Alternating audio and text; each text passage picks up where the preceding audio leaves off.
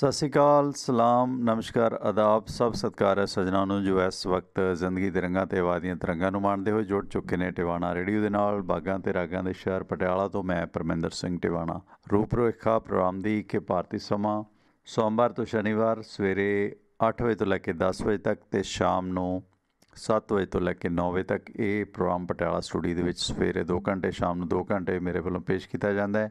ਅਤੇ ਇਸ ਪ੍ਰੋਗਰਾਮ ਦੇ ਵਿੱਚ ਤੁਸੀਂ ਵੀ ਹਿੱਸਾ ਬਣ ਸਕਦੇ ਹੋ, ਆਪਣੇ ਵਿਚਾਰ, ਜਜ਼ਬਾਤ, ਖਿਆਲਾਤ ਪੇਸ਼ ਕਰ ਸਕਦੇ ਹੋ। ਤਾਂ ਫ਼ੋਨ ਨੰਬਰ 9876309655 9877630965 'ਤੇ ਤੁਸੀਂ ਵੀ ਕਾਲ ਕਰਕੇ ਆਪਣੇ ਵਿਚਾਰ ਦੇ ਸਕਦੇ ਹੋ। ਵਟਸਐਪ ਕਾਲ ਵੀ ਕਰ ਸਕਦੇ ਹੋ ਜਾਂ ਇਸ ਨੰਬਰ 'ਤੇ ਆਪਣੀ ਸੁਵਿਧਾ ਦੇ ਮੁਤਾਬਕ ਤੁਸੀਂ ਰਿਕਾਰਡਡ ਮੈਸੇਜ ਵੀ ਛੱਡ ਸਕਦੇ ਹੋ। ਜੇ ਆਪਣਾ ਨਾਮ ਵੀ ਮੈਨਸ਼ਨ ਨਹੀਂ ਕਰਨਾ ਤਾਂ ਵੀ ਕੋਈ ਦਿੱਕਤ ਨਹੀਂ ਹੈ, ਆਪਣੀ ਗੱਲ ਕਹਿ ਸਕਦੇ ਹੋ। ਅਤੇ ਸਾਡੇ ਇਸ ਪ੍ਰੋਗਰਾਮ ਨੂੰ ਤੁਸੀਂ ਅਮਰੀਕਾ ਦੇ ਵਿੱਚ ਕਾਲ ਟੂ ਲਿਸਨ ਨੰਬਰ 6679309260 'ਤੇ ਕਾਲ ਕਰਕੇ ਵੀ ਸੁਣ ਸਕਦੇ ਹੋ। 667-930-9260 'ਤੇ ਕਾਲ ਕਰਕੇ ਵੀ ਇਸ ਪ੍ਰੋਗਰਾਮ ਨੂੰ ਸੁਣਿਆ ਜਾ ਸਕਦਾ ਹੈ। ਸਾਡੀ ਐਪਸ ਤੁਹਾਨੂੰ ਮਿਲਣਗੀਆਂ ਆਪਣੀਆਂ ਟਿਵਾਣਾ ਰੇਡੀਓ ਦੀ ਵੈਬਸਾਈਟ 'ਤੇ ਜਾਓ, tivanaradio.com ਵੈਬਸਾਈਟ ਹੈ, ਉਸ 'ਤੇ ਸੰਪਰਕ ਨੰਬਰ ਨੇ। ਕੋਈ ਜਾਣਕਾਰੀ ਹਾਸਲ ਕਰਨੀ ਹੈ ਤਾਂ ਉੱਥੋਂ ਐਪ ਵੀ ਡਾਊਨਲੋਡ ਕਰੋ। ਆਈਫੋਨ ਅਤੇ ਐਂਡਰਾਇਡ ਐਪਸ ਆਪ ਜੀ ਨੂੰ ਮਿਲਣਗੀਆਂ। ਅਤੇ ਇਸ ਪ੍ਰੋਗਰਾਮ ਦੇ ਵਿੱਚ ਸਿਆਸਤ ਅਤੇ ਵਿਰਾਸਤ, ਧਰਮ ਕਰਮ ਦੀਆਂ ਗੱਲਾਂ ਕਰਾਂਗੇ। ਸਿਆਸਤ ਤੋਂ ਸ਼ੁਰੂਆਤ ਕਰਦੇ ਹਾਂ, ਅੱਗੇ ਚੱਲ ਕੇ ਵਿਰਾਸਤ ਦੀ ਗੱਲ ਵੀ ਹੋਏਗੀ, ਕਰਮ ਧਰਮ ਦੀਆਂ ਬਾਤਾਂ ਵੀ ਪਾਵਾਂਗੇ। ਅਤੇ ਜਿਸ ਤਰ੍ਹਾਂ ਦਿੱਲੀ ਦੇ ਵਿੱਚ ਮੋਰਚਾ ਕਿਸਾਨਾਂ ਦਾ ਲੱਗਿਆ ਹੋਇਆ, 26 ਜਨਵਰੀ ਨੂੰ ਜੋ ਕਿਸਾਨਾਂ ਨੇ ਆਪਣੀ ਪਰੇਡ ਕਰਨ ਦਾ ਐਲਾਨ ਕੀਤਾ ਕਿ ਉਹ ਦਿੱਲੀ ਦੇ ਜਿਹੜਾ ਹੈਗਾ ਰਿੰਗ ਰੋਡ ਤੱਕ ਪਰੇਡ ਕਰਨਗੇ। ਅਤੇ ਇਸ ਮੁਤਲਕ ਉਹਨਾਂ ਨੂੰ ਕਿਸੇ ਦੀ ਆਗਿਆ ਦੀ ਜ਼ਰੂਰਤ ਨਹੀਂ ਹੈ, ਕਿਉਂਕਿ ਦਿੱਲੀ ਪੁਲਿਸ ਅਤੇ ਇਹਨਾਂ ਕਿਸਾਨ ਨੇਤਾਵਾਂ ਦੀ ਕੱਲ੍ਹ ਮੁਲਾਕਾਤ ਹੋਈ ਸੀ ਤਾਂ ਦਿੱਲੀ ਪੁਲਿਸ ਨੇ ਆਖਿਆ ਸੀ ਕਿ ਕਿਸਾਨ ਆਪਣੀ ਪਰੇਡ ਦਿੱਲੀ ਤੋਂ ਬਾਹਰ ਰੱਖਣ। ਹਾਲਾਂਕਿ ਕਿਸਾਨਾਂ ਨੇ ਸਪਸ਼ਟ ਕੀਤਾ ਕਿ ਉਹ ਰਿੰਗ ਰੋਡ ਤੱਕ ਪਰੇਡ ਕਰਨ ਦਾ ਹੱਕ ਰੱਖਦੇ ਨੇ, ਉਹਨਾਂ ਨੂੰ ਉੱਥੋਂ ਤੱਕ ਕਿਸੇ ਦੀ ਪਰਮਿਸ਼ਨ ਦੀ ਜ਼ਰੂਰਤ ਨਹੀਂ ਹੈ। ਹਾਲਾਂਕਿ ਇਸ ਮਾਮਲੇ ਦੇ ਮੁਤਲਕ ਅੱਜ ਫਿਰ ਬੁੱਧਵਾਰ ਨੂੰ ਦਿੱਲੀ ਪੁਲਿਸ ਅਤੇ ਕਿਸਾਨਾਂ ਦੇ ਦਰਮਿਆਨ ਚਰਚਾ ਹੋਣੀ ਹੈ ਕਿ 26 ਤਾਰੀਖ ਦੀ ਕਿਸਾਨ ਪਰੇਡ ਦੀ ਕਾਰਵਾਈ ਦੇ ਵਾਸਤੇ ਉਹਨਾਂ ਨੂੰ ਪੁਲਿਸ ਇਸ ਗੱਲ ਦੀ ਆਗਿਆ ਦਿੰਦੀ ਹੈ ਜਾਂ ਨਹੀਂ। ਇਸ ਦੇ ਨਾਲ ਪੰਜਾਬ ਤੋਂ ਕਿਸਾਨ ਵੱਡੇ ਪੱਧਰ 'ਤੇ ਲਾਮ ਲਸ਼ਕਰ ਦੇ ਨਾਲ ਤਿਆਰੀਆਂ ਕਰਕੇ ਆ ਰਹੇ ਨੇ। ਕਿਸਾਨਾਂ ਨੇ ਫਿਰ ਅਪੀਲ ਲੋਕਾਂ ਨੂੰ ਕੀਤੀ ਹੈ ਜੋ ਦਿੱਲੀ ਦੀ ਇਸ ਪਰੇਡ ਦੇ ਵਿੱਚ ਸ਼ਾਮਲ ਹੋਣ ਵਾਲੇ ਨੇ ਕਿ ਆਪਣੇ ਟਰੈਕਟਰਾਂ ਨੂੰ ਉਚੇਚਾ ਤੌਰ 'ਤੇ ਮੋਡੀਫਾਈ ਨਾ ਕਰਾਓ ਅਤੇ ਨਾ ਹੀ ਕਿਸੇ ਕਿਸਮ ਦੀ ਭੜਕਾਹਟ, ਨਾ ਹੀ ਉੱਚੀ ਆਵਾਜ਼ ਦੇ ਵਿੱਚ ਗੀਤ ਤੁਸੀਂ ਚਲਾਉਣੇ ਨੇ। ਪਾਰਟੀ ਕਿਸੇ ਪੋਲੀਟੀਕਲ ਦਾ ਝੰਡਾ ਨਹੀਂ ਚੁੱਕਣਾ। ਕਿਸਾਨੀ ਦੇ ਝੰਡੇ ਜਾਂ ਤਿਰੰਗਾ ਉਸ ਟਰੈਕਟਰ ਪਰੇਡ ਦੇ ਦੌਰਾਨ ਲਹਿਰਾਇਆ ਜਾਵੇ। ਜਿਸ ਤਰ੍ਹਾਂ ਇਹ ਤਕਨੀਕ ਕਿਸਾਨਾਂ ਨੇ ਇਹ ਪੈਟਰਨ ਪੈਂਤੜਾ ਅਪਣਾਇਆ, ਸੋ ਰਾਸ਼ਟਰਵਾਦ ਦੇ ਮੁੱਦੇ ਦੇ ਨਾਲ ਹੀ ਜਵਾਬ ਦਿੱਤਾ ਜਾ ਰਿਹਾ ਭਾਰਤ ਦੀ ਨਰਿੰਦਰ ਮੋਦੀ ਸਰਕਾਰ ਨੂੰ। ਹਾਲਾਂਕਿ ਸਰਕਾਰ ਦੀ ਕੋਸ਼ਿਸ਼ ਹੈ ਕਿ ਕਿਵੇਂ ਇਸ ਕਿਸਾਨ ਪਰੇਡ ਨੂੰ ਰੋਕਿਆ ਜਾਵੇ। ਇਸ ਮੁਤਲਕ ਅੱਜ ਸੁਪਰੀਮ ਕੋਰਟ ਦੇ ਵਿੱਚ ਵੀ ਸੁਣਵਾਈ ਹੋਣੀ ਹੈ। ਹਾਲਾਂਕਿ ਸੁਪਰੀਮ ਕੋਰਟ ਬੀਤੇ ਦਿਨ ਦੀ ਸੁਣਵਾਈ ਦੇ ਦੌਰਾਨ ਸਪਸ਼ਟ ਕਰ ਚੁੱਕਾ ਹੈ ਕਿ ਕਿਸਾਨਾਂ ਨੂੰ ਪਰੇਡ ਦੇ ਬਾਰੇ ਕਿਹੜੀ ਜਗ੍ਹਾ ਦੇਣੀ ਹੈ ਜਾਂ ਨਹੀਂ, ਇਹ ਪੁਲਿਸ ਦਾ ਅਧਿਕਾਰ ਖੇਤਰ ਹੈ। ਇਹ ਹੁਣ ਪੁਲਿਸ ਆਪਣੇ ਤੌਰ 'ਤੇ ਸਪਸ਼ਟ ਕਰੇ। ਇਸ ਮੁਤਲਕ ਕੱਲ੍ਹ ਕਿਸਾਨਾਂ ਅਤੇ ਪੁਲਿਸ ਦੇ ਦਰਮਿਆਨ ਜੋ ਚਰਚਾ ਹੋਈ ਹੈ 26 ਤਾਰੀਖ ਦੇ ਸ਼ਾਂਤਮਈ ਟਰੈਕਟਰ ਮਾਰਚ ਦੇ ਮੁਤਲਕ, ਉਸ ਸੰਬੰਧੀ ਕਿਸਾਨ ਯੂਨੀਅਨ ਨੇ ਆਖਿਆ ਕਿ ਇਸ ਮੁੱਦੇ 'ਤੇ ਸਮਝੌਤੇ ਦੀ ਕੋਈ ਗੁੰਜਾਇਸ਼ ਨਹੀਂ ਹੈ। ਬਲਵੀਰ ਸਿੰਘ ਰਾਜੇਵਾਲ ਨੇ ਆਖਿਆ ਕਿ ਉਹ ਬਾਹਰੀ ਰਿੰਗ ਰੋਡ 'ਤੇ ਹੀ ਆਪਣੀ ਕਿਸਾਨ ਪਰੇਡ ਕਰਨਗੇ। ਇਸ ਰੋਡ ਦੇ ਵਿੱਚ ਕੋਈ ਵੀ ਤਬਦੀਲੀ ਦੀ ਉਹਨਾਂ ਦੀ ਯੋਜਨਾ ਨਹੀਂ ਹੈ। ਜਿਹੜੀ ਯੋਜਨਾ ਕਿਸਾਨਾਂ ਨੇ ਤਿਆਰ ਕੀਤੀ ਹੈ ਉਹ ਅੰਤਮ ਅਖੀਰੀ ਹੈ। ਮੰਨਿਆ ਜਾ ਰਿਹਾ ਕਿ ਦਿੱਲੀ ਅਤੇ ਹਰਿਆਣਾ ਦੇ ਅਧਿਕਾਰੀਆਂ ਨੇ ਕਿਸਾਨਾਂ ਨੂੰ ਬਾਹਰੀ ਰਿੰਗ ਰੋਡ 'ਤੇ ਹੀ ਆਵਾਜਾਈ ਜਾਂ ਹੋਰ ਕਾਰਨਾਂ ਦਾ ਹਵਾਲਾ ਦਿੰਦੇ ਹੋਏ ਬਦਲਵਾਂ ਰਸਤਾ ਚੁਣਨ ਦੇ ਲਈ ਆਖਿਆ, ਪਰ ਕਿਸਾਨ ਉਹਨਾਂ ਵੱਲੋਂ ਦਿੱਤੇ ਸੁਝਾਅ ਤੋਂ ਮੁਨਕਰ ਨੇ। ਜੋਗਿੰਦਰ ਯਾਦਵ ਨੇ ਵੀ ਆਖਿਆ ਕਿ ਇਹ ਦਿਨ ਸ਼ਾਂਤਮਈ ਵਿਰੋਧ ਪ੍ਰਦਰਸ਼ਨ ਦਾ ਹੈ ਅਤੇ ਕਿਸਾਨਾਂ ਦੀ ਤਾਕਤ ਅਤੇ ਸੰਕਲਪ ਇੱਕ ਮਿਸਾਲ ਹੋਵੇਗਾ।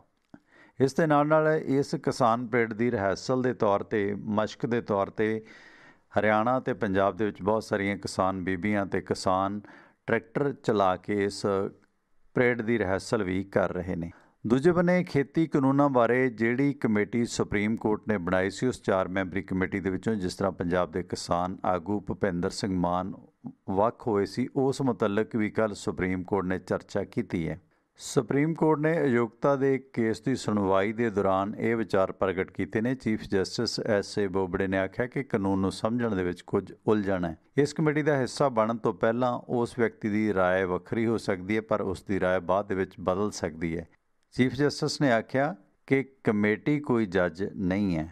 ਇਹਨਾਂ ਕਾਨੂੰਨਾਂ ਦੇ ਮੁਤਲਕ ਕਾਨੂੰਨੀ ਪੱਖ ਸਮਝਣ ਦੇ ਵਿੱਚ ਗਲਤਫਹਿਮੀ ਹੋ ਸਕਦੀ ਹੈ ਤੇ ਇਸ ਕਮੇਟੀ ਦੇ ਵਿੱਚ ਸ਼ਾਮਲ ਹੋਣ ਤੋਂ ਪਹਿਲਾਂ ਕਿਸੇ ਮੈਂਬਰ ਦੀ ਰਾਏ ਵੱਖਰੀ ਹੋ ਸਕਦੀ ਹੈ, ਪਰ ਜ਼ਰੂਰੀ ਨਹੀਂ ਕਿ ਉਸ ਦੀ ਜੋ ਪਹਿਲਾਂ ਰਾਏ ਹੈ ਕਮੇਟੀ ਦੇ ਵਿੱਚ ਹੀ ਉਸ ਦੀ ਇਹ ਰਾਏ ਹੋਵੇ। ਹਾਲਾਂਕਿ ਸੁਪਰੀਮ ਕੋਰਟ ਦੀ ਇਸ ਕਮੇਟੀ ਦੇ ਵਿੱਚੋਂ ਇੱਕ ਮੈਂਬਰ ਭੁਪਿੰਦਰ ਸਿੰਘ ਮਾਨ ਦੇ ਵੱਖ ਹੋਣ ਨੂੰ ਲੈ ਕੇ ਕਾਨੂੰਨਨ ਹਲਕਿਆਂ ਦੇ ਵਿੱਚ ਕਾਫੀ ਚਰਚਾਵਾਂ ਨੇ। ਜਦੋਂ ਕਿ ਸੁਪਰੀਮ ਕੋਰਟ ਵੱਲੋਂ ਬਣਾਈ ਗਈ ਇਸ ਕਮੇਟੀ ਦੇ ਮੈਂਬਰ ਅਨਿਲ ਘਨਵਟ ਨੇ ਆਖਿਆ ਕਿ ਖੇਤੀ ਕਾਨੂੰਨਾਂ ਤੇ ਕੇਂਦਰ ਸਰਕਾਰ ਤੇ ਰਾਜ ਸਰਕਾਰ ਤੇ ਕਿਸਾਨ ਸਾਰੀਆਂ ਧਿਰਾਂ ਦੇ ਉਹ ਵਿਚਾਰ ਸੁਣਨਗੇ। ਇਸ ਸੰਬੰਧੀ ਉਹ ਆਪਣੀ ਅੰਤਮ ਰਿਪੋਰਟ ਵੀ ਸੁਪਰੀਮ ਕੋਰਟ ਨੂੰ ਦੇਣਗੇ ਤੇ ਆਪਣੇ ਨਿੱਜੀ ਵਿਚਾਰਾਂ ਨੂੰ ਉਹ ਇਸ ਦੇ ਵਿੱਚ ਦਾਖਲ ਨਹੀਂ ਕਰਨਗੇ। ਉਹਨਾਂ ਆਖਿਆ ਕਿ ਉਹਨਾਂ ਦੀ ਸਭ ਤੋਂ ਵੱਡੀ ਚੁਣੌਤੀ ਹੈ ਕਿ ਕਿਸਾਨ ਸਾਡੇ ਨਾਲ ਗੱਲਬਾਤ ਕਰਨ ਵਾਸਤੇ ਰਜ਼ਾਮੰਦ ਹੋਣ।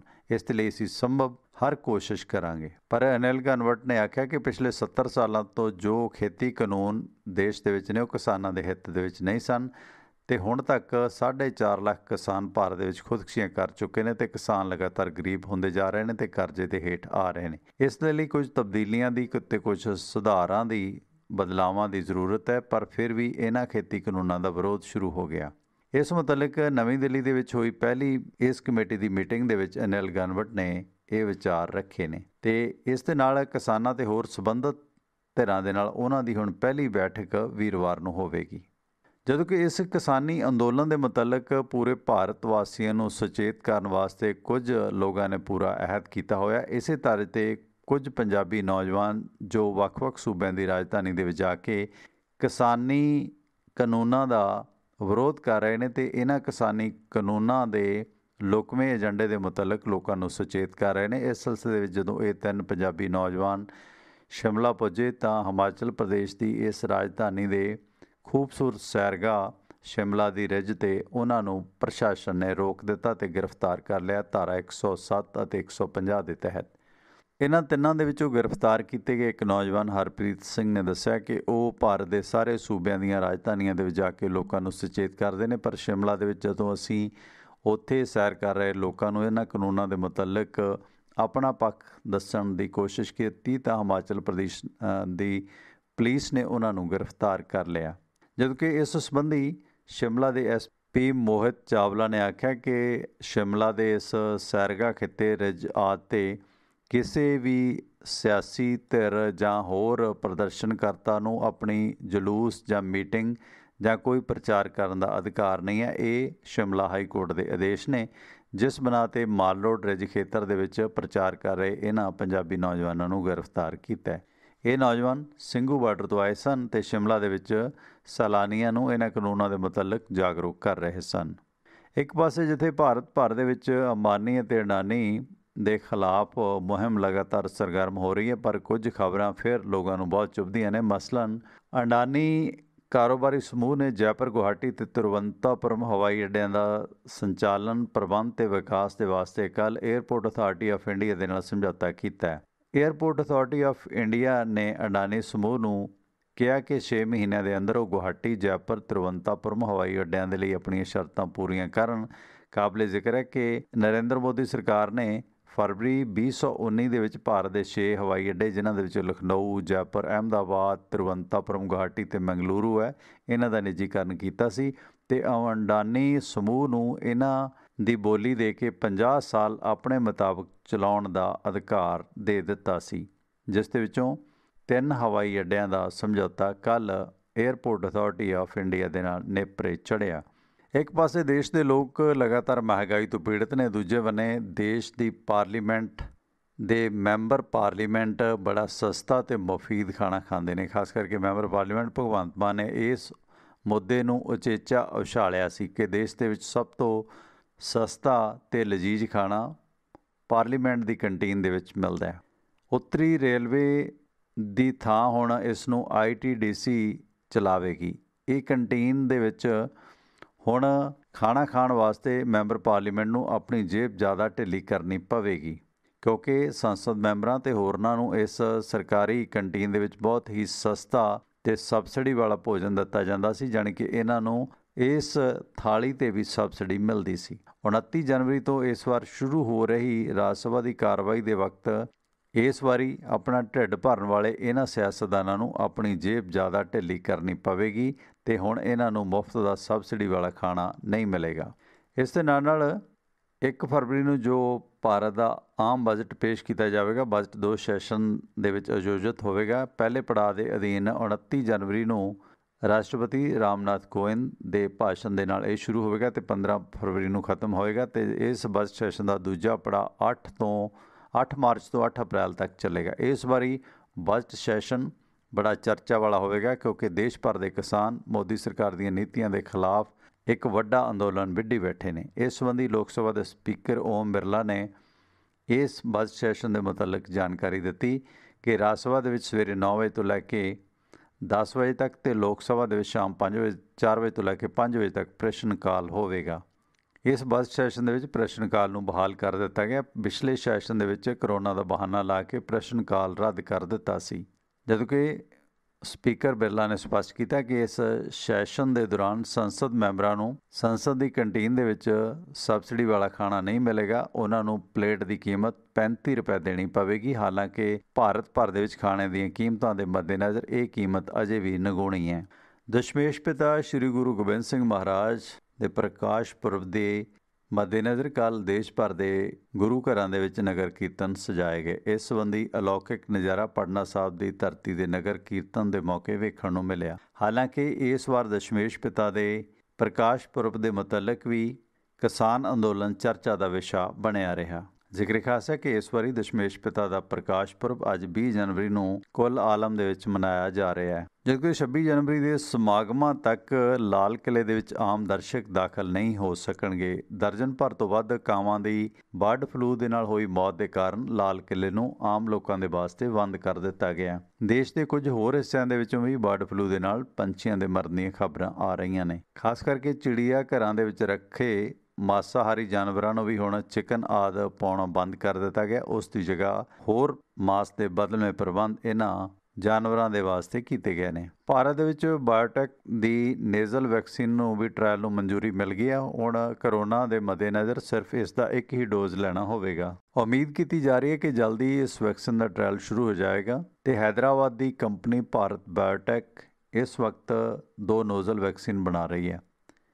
ਇਸ ਦੇ ਵਿੱਚੋਂ ਇੱਕ ਵੈਕਸੀਨ ਯੂਨੀਵਰਸਿਟੀ ਆਫ ਵਾਸ਼ਿੰਗਟਨ ਦੇ ਸਕੂਲ ਆਫ ਮੈਡੀਸਨ ਦੇ ਨਾਲ ਹੈ ਤੇ ਦੂਸਰੀ ਅਮਰੀਕਨ ਕੰਪਨੀ ਫਲੂਜ਼ਨ ਤੇ ਯੂਨੀਵਰਸਿਟੀ ਆਫ ਵਿਸਕਾਂਸਨ ਮੈਡੀਸਨ ਦੇ ਨਾਲ ਮਿਲ ਕੇ ਬਣਾ ਰਹੀ ਹੈ। ਭਾਰਤ ਬਾਇਓਟੈਕ ਦੇ ਡਾਕਟਰ ਕ੍ਰਿਸ਼ਨ ਆਲਾ ਦੇ ਮੁਤਾਬਕ ਨੇਜ਼ਲ ਵੈਕਸੀਨ ਦਾ ਸਿਰਫ ਇੱਕ ਡੋਜ਼ ਲੈਣ ਦੀ ਹੀ ਜ਼ਰੂਰਤ ਹੋਏਗੀ ਕੋਵਿਡ ਦੇ ਮਰੀਜ਼ਾਂ ਨੂੰ।